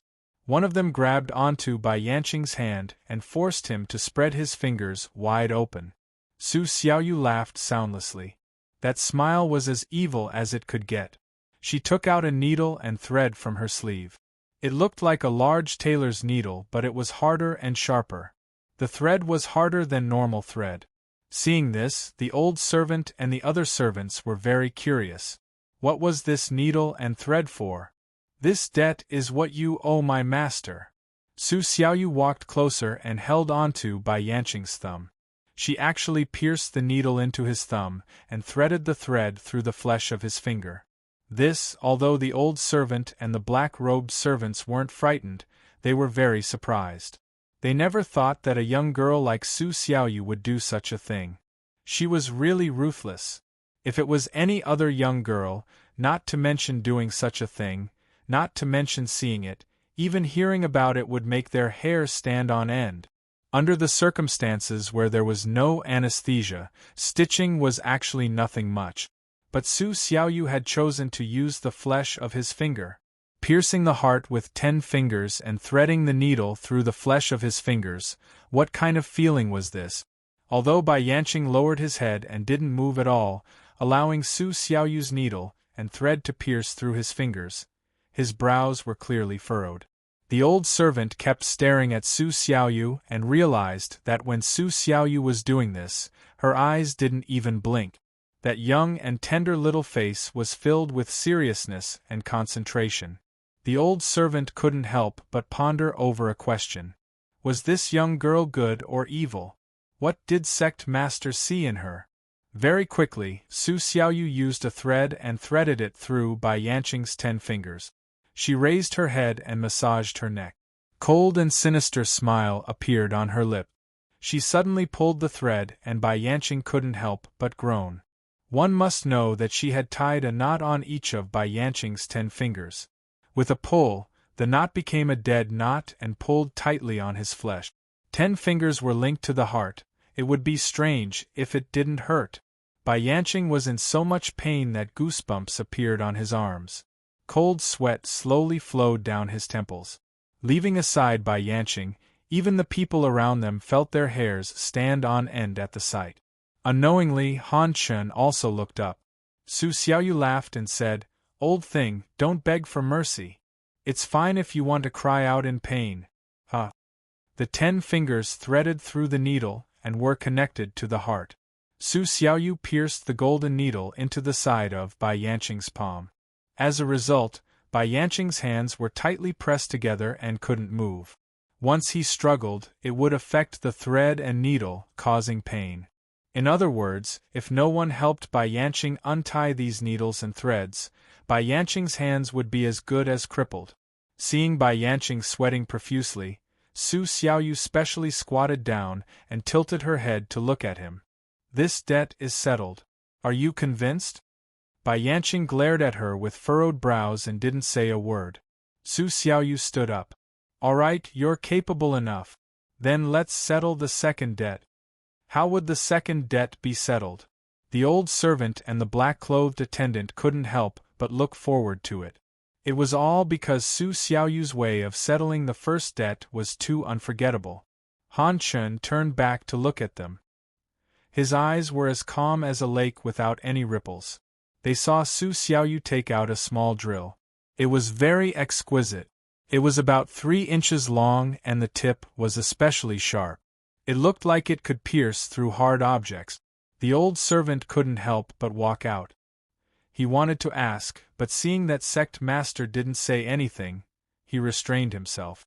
Su Xiaoyu held the small drill in front of Bai Yanqing. "Hey, guess what this is?" Bai Yanqing seemed determined to ignore it. Su Xiaoyu suddenly became ruthless. She pinched his chin and forced him to raise his head. She angrily questioned, "You dared to pull out Sister Jing's 2 front teeth. I dare to take your whole mouth of teeth. Bai Yanqing, what did Sister Ning do to offend you? Tell me." At this moment, everyone could feel Su Xiaoyu's anger. They realized that this lass wasn't an ice-cold sadist. The old servant finally understood. Miss Jing's front teeth were pulled out by Bai Yanqing. He couldn't help but sigh. Bai Yanqing was such a deranged person. He really needed Su Xiaoyu, this little devil, to deal with him, but the old servant still couldn't understand. What did Su Xiaoyu's little drill have to do with pulling out the teeth? Actually, it wasn't just the old servant who didn't understand. Bai Yanqing was also full of confusion. He couldn't understand what Su Xiaoyu was trying to do. He actually felt a faint sense of fear. But he quickly ignored it. How could he be afraid of a little lass who was still wet behind the ears? Men, pry open his mouth for me, Su Xiaoyu said coldly. The black-clothed servant immediately did as he was told. He couldn't wait to see how Su Xiaoyu was going to use a little drill to pull out the teeth. Bai Yanqing was forced to raise his head and open his mouth. Su Xiaoyu's large eyes gradually turned cold. She said coldly, "Front teeth." Finally, Bai Yanqing struggled to get up and turned his head with all his might. But once the guard exerted force, he couldn't move at all. Just as Su Xiaoyu was about to make a move, Han Quan walked over and pulled Su Xiaoyu's hand away.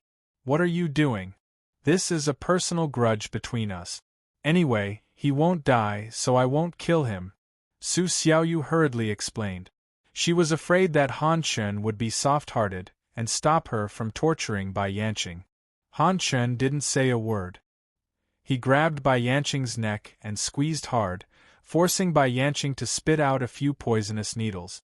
Han Quan took out the poisonous needles and threw them to the side before retreating. So he was afraid that she would be poisoned. Su Xiaoyu was delighted. She turned back and gave him a radiant smile. "Thank you, Senior." This smile was like that of an innocent and naive little girl. It was especially pure and genuine. The surrounding people were very surprised. They didn't expect Su Xiaoyu to be so genuine when she was bad, and so genuine when she was good. She didn't hide it at all. Han Quan looked at Su Xiaoyu's smile and actually laughed for the first time. "You're welcome." Even though it was just a smile, everyone was stunned, including the old servant. He had been with the sect master for so many years, but he didn't know that the sect master could actually smile.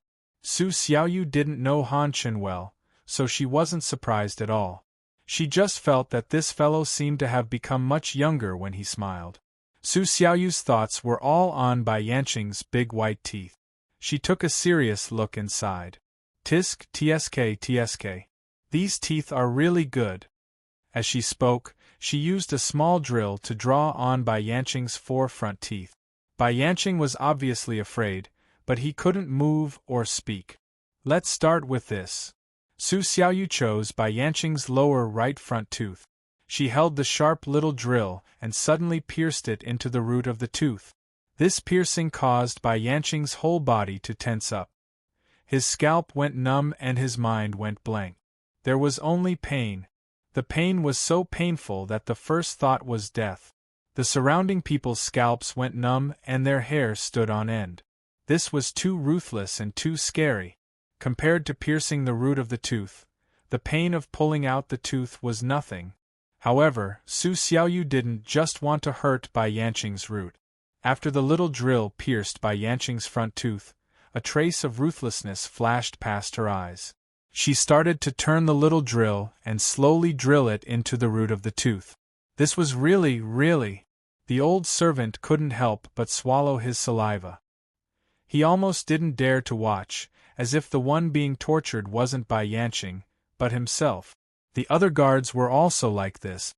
Although they were still helping to hold Bai Yanqing, they all closed their eyes. This little lass, what kind of person was she? At such a young age, she could even think of such a way to torture people. She was simply a demon. Although the martial arts of the people present were higher than her, but everyone had the same thought. If they could avoid offending this lass, then they shouldn't. Han Quan looked on expressionlessly. Although he was expressionless, but he still looked and paid attention to it. The little drill drilled into the root bit by bit. Bai Yanqing's numbness and pain was unbearable. He couldn't move and could only use his eyes to beg for mercy. But unfortunately, Su Xiaoyu ignored him. She concentrated on drilling for quite a while and forcibly destroyed the root of the tooth. Then, Bai Yanqing's front tooth automatically fell out. Su Xiaoyu picked up the tooth and took out a small bag that she had prepared beforehand to put it in. After being rescued from the mountain, she had been thinking about how to take revenge. Naturally, she had prepared these things beforehand.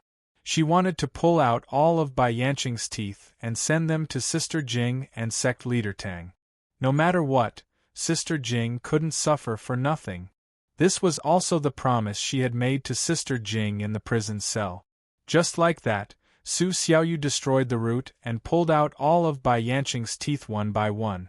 Throughout the entire process, Bai Yanqing was sweating profusely. In the end, he was drenched in sweat. When the last tooth fell out, his eyes widened, and he fainted because he couldn't bear the pain. Su Xiaoyu put all of the teeth into the small bag and sighed softly. "Aya, the third and fourth debts can't be settled." The people around them were all experts of the mysterious continent, but they all felt terrified. They couldn't imagine how Su Xiaoyu would settle the third and fourth debts with Bai Yanqing. Unexpectedly, Han Chun spoke up in a cold voice. "Wait for him to wake up. Continue." Everyone had seen how terrifying the sect leader could be when he was cruel. However, the sect leader was a man after all, and Su Xiaoyu was just a little girl. When she grew up, would she be as cruel as the sect leader? Or even crueler? The old servant looked at his master, then at Su Xiaoyu. He suddenly realized that Su Xiaoyu was quite suitable to be the sect leader's disciple. At the very least, with Su Xiaoyu's temper and temperament, she should be able to endure the sect leader's personal training. Wait for Bai Yanqing to wake up? Su Xiaoyu really wanted to wait, but who knew when Bai Yanqing would wake up? What if he only woke up 3 days later? Su Xiaoyu hesitated for a moment, then said generously, "This bag of teeth is enough. I won't pursue the other 2 debts with him. I have to go back." She had agreed to go back and think about it for 3 days after settling her personal grudge with Bai Yanqing. Then, she would reply to him if she wanted to become his disciple. It was better for her to run away as soon as possible. However, Han Chun said, "Think it over carefully before you leave." Su Xiaoyu was stunned. Han Chun ignored her and turned to leave. Chapter 1161. The night was silent. After dinner, Long Feiyi took Han Yunxi for a walk. It was late autumn, and the night was especially cold in the mountains behind the medical school. Long Feiyi didn't bring Han Yunxi out and walked along the corridor in the courtyard. There were houses on both sides and trees, so the wind wasn't strong and the temperature was just right. After walking 1 round, Long Feiyi said, "You've walked enough for today. Go back and rest. I've instructed the kitchen to make you some soup. Drink it before you sleep." "Walking time? Have you calculated it before?" Han Yunxi was in disbelief. Wasn't this guy very busy? When did he calculate the amount of time a pregnant woman should have every day? "It's all in the book that 4th young mistress Ren gave you. Read it tomorrow when you're free," Long Feiyi said seriously. Han Yunxi raised her eyebrows and looked at Long Feiyi in disbelief. She felt that this guy seemed to have changed into a different person. She actually missed the days when she wasn't pregnant. Long Feiyi looked at her deeply. Han Yunxi had no choice but to nod. "I'll remember it." Before returning to the house, Han Yunxi specially asked the shadow guard, "Is Xiao Yu'er back?" "No," the shadow guard answered truthfully. Why did she stay in the underground palace? To seek revenge on Bai Yanqing? Han Yunxi muttered to herself. Xiao Yu'er had told her before that becoming a disciple was secondary. Her main goal was to seek revenge on Bai Yanqing. Although she didn't have any feelings for him, she still trusted him. Su Xiaoyu should be fine if she stayed with him. Long Feiyi settled Han Yunxi in the room and was about to leave. Han Yunxi anxiously pulled him back. "Where are you going?" "I'm not going anywhere. I'm in the study next door. There are many urgent messages from Western Zhou, Northern Li, and Jiangnan. Have a good rest. Don't wait for me," Long Feiyi said honestly. "Oh. Han Yunshi could only let go. However, as soon as Long Feiyi left, she asked the shadow guard, "When will the soup be delivered?" "It should be done. It's still warm on the stove." The shadow guard was curious. "Princess, are you hungry?" "Split it in half and send it to the study," Han Yunshi said in a low voice. "Princess," His Highness said. The shadow guard stuttered and wanted to persuade her. However, Han Yunshi gave him a look and the shadow guard immediately changed his words. "This subordinate obeys." Han Yunshi was amused. She patted the shadow guard's shoulder and said with a smile, "Good boy. If His Highness punishes you later, I'll take care of it for you. I promise you'll be fine." The shadow guard was overjoyed. He had been waiting for the princess to say this. He hurriedly asked, "Princess, when are we returning to the Duke of Qin's residence?" Back in the days at the Duke of Qin's residence, the shadow guard was also under the princess's protection. The Duke of Qin's residence, Han Yunshi muttered to herself. His Highness is no longer the Duke of Qin. I'm also no longer Qin Wangfei. Everything will change very soon. Princess. The shadow guard didn't understand. But people will never change. Han Yunshi's eyes shone with a determined light. No matter how her identity changed, she was still the Han Yunshi of the past. She wasn't the daughter of the Han family, nor was she the princess of Western Qin. She wasn't Han Chen's daughter. She was just herself, the Han Yunshi who had always secretly liked Long Feiyi. Han Yunshi walked to the study alone, leaving the shadow guard confused. He didn't know what would change. He only knew that whether it was the Qin Wangfei, the princess, or the future empress, that woman had always been the mistress in his brother's hearts. The moment Han Yunshi arrived at the study, Su Donglin, who had been hiding in the shadows, appeared. Su Donglin wasn't as respectful as the ordinary shadow guard. He said in a low voice, "Princess, aren't you going to rest?" Han Yunshi rolled her eyes at him, and he immediately shut up. Han Yunshi rolled her eyes at him again, and he tactfully opened the door to the study. Long Feiyi only thought that Su Donglin had sent in an urgent letter again. He didn't pay attention to the sound of the door opening. Instead, he was focused on a letter from Jiangnan. Seeing this, Han Yunshi was delighted. She went noiselessly to the desk and stood there. After standing there for a while, Long Feiyi looked up.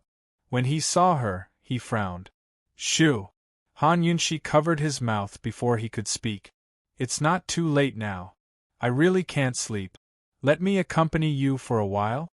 Long Feiyi pulled down her hand, wanting to refuse. Han Yunshi covered his mouth again. "If I can't sleep, I won't be in a good mood. If I'm in a bad mood, it will affect the little fellow's mood. If the little fellow's mood is bad, you'll have to bear the consequences." Long Feiyi looked at her for a while, and suddenly laughed out loud. "All right, the little fellow wins. You can sit for an hour." As he spoke, he gave up his seat and pulled Han Yunshi to sit beside him. Han Yunshi didn't care about what was written in the letter he was reading.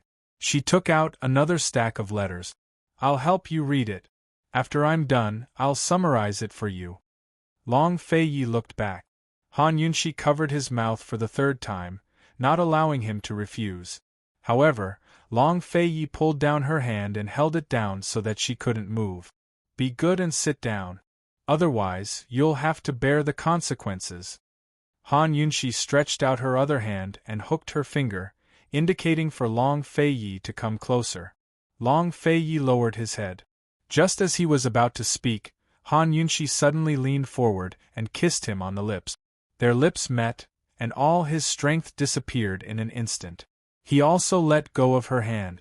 Han Yunshi held a few booklets in her hand before letting go of him. "Be good. I'll just read for an hour. After an hour, even if you ask me to stay, I won't stay." "Be good?" Long Feiyi didn't know whether to laugh or cry. "Han Yunshi, you're here to cause trouble, aren't you?" "I'm here to help. I'll help you share half of the burden so that you can sleep with me and the little fellow early." "Why would I cause trouble?" Han Yunshi said seriously. "You're here to cause trouble for me." Long Fei had just finished speaking when he leaned in front of her. Without hesitation, he locked his lips with hers and kissed her deeply. Finally, Han Yunxi understood what Long Fei meant by causing trouble. The two of them kissed deeper and deeper. When Long Fei slowly leaned forward and was about to push Han Yunxi onto the bench, he suddenly stopped. This abrupt stop woke Han Yunxi up immediately. The two of them looked at each other for a moment and coincidentally looked at Han Yunxi's stomach. Long Fei hurriedly let go of her and helped her up from the armrest. He frowned and looked at her. "You're causing trouble. It's clearly you." She glared at him. Actually, she was the one who seduced him first. But he couldn't resist her seduction. He didn't argue with her, but gently straightened out her hair and collar. Then he shouted, "Su Donglin, come in! You're not allowed to come in." Han Yunxi shouted back. Long Fei didn't argue with her, but shouted back, "What are you dawdling for? Come in. Send the princess back to her rooms." Han Yunxi didn't argue either, but said coldly, "You're not allowed to come in." Su Donglin was about to cry. What should he do? Who could tell him whether he should listen to His Highness or the princess? At this moment, Chu Shifeng happened to pass by. Su Donglin quickly ran out to grab him. "Boss, His Highness wants you to come in." Chu Shifeng assumed it was an emergency and hurried over. By the time he reached the door, Su Donglin had already vanished. After all, Chu Shifeng had been locked up in Celestial Mountain and narrowly escaped with his life, so he was much more mature than before. He didn't go in immediately, but knocked on the door. "Your Highness." But it was the princess who answered. "You're not allowed to come in." Chu Shifeng immediately realized that he'd been tricked by Su Donglin. He mused, "All right, brat, you've grown bold." Chu Shifeng wasn't in a rush. He had plenty of experience with situations like this. In the end, His Highness always had to compromise. As expected, he waited for a while without hearing His Highness's voice. Relieved, he turned invisible and left. Inside the room, Han Yunxi was both surprised and nervous. Her entire body was taut with tension. Long Fei was scared out of his wits and asked, "What's wrong? What's wrong?" Just as Long Fei was about to call a doctor, Han Yunxi grabbed his hand and exclaimed, "He's moving! He's moving! The little fellow's moving!" Long Fei gave a start at her words. "I felt him kick me just then." "Really? He kicked me right here." Han Yunxi knew that fetal movements were normal, but it was still hard to hide her excitement when she felt it for herself. Long Fei was extremely nervous. He touched her stomach, but didn't feel anything. "Is it here? There's no movement?" he asked seriously. "There is." He clearly moved just then. Han Yunxi was afraid that he wouldn't believe her, so she emphasized, "Right here, he kicked me once." Long Fei lowered his head and carefully inched closer to listen. Unfortunately, after listening for a long time, he still couldn't hear or sense any movement. Han Yunxi didn't feel any more fetal movements either. "I think it was just once," Han Yunxi said helplessly. "Go back to your room and lie down. Invite forth young Miss Ren over for a look." Long Fei was very cautious. Han Yunxi laughed. "That's not necessary. It's just fetal movements, normal fetal movements." Long Fei refused. "It's fine if you don't want to see a doctor, but you have to lie down. I'll stay with you, let's go." "You have a lot of things to do," Han Yunxi said seriously. Although she was surprised and nervous, she didn't want to make such a big fuss over a small issue. This time, Long Fei didn't give in. He personally sent Han Yunxi to her room and took all the letters with him. Han Yunxi lay on the bed, and Long Fei sat beside her. He personally took care of her while reading the letters. Before he read the letters, he specially instructed, "If the little guy moves again, let me know immediately." Han Yunxi smiled and nodded. God knows if the little guy thought that they were too noisy, so he kicked them to show his dissatisfaction? Han Yunxi lay on her back for a while, then on her side for a while, then with her back to him, and then with her arms around his waist.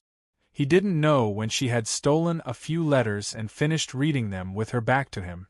Han Yunxi sat up and said seriously, Long Fei Yi, Northernly can give Ningqing a few more months. Based on the current situation, it'll take at least until next summer. As for Western Zhou, it's best to subdue it and avoid war if possible. I see that the generals are all fighting over it. They're clearly trying to gain merit. Let's set up a trap for those generals. With their current military strength and morale, it was only a matter of time before they took down Western Zhou. It wasn't difficult at all. However, whoever took over Western Zhou would gain an additional military merit. Moreover, they would also have the opportunity to establish their own forces in Western Zhou. This was a cushy job. Almost all the letters regarding the war in Western Zhou were from volunteers. The war-torn Cloud Realm had yet to be truly pacified, but Han Yunxi could smell the thick scent of smoke from these letters. This kind of fighting for merit wasn't good. Long Fei Yi tilted his head and saw the letters in Han Yunxi's hands. He smiled helplessly. Tell me, what kind of trap?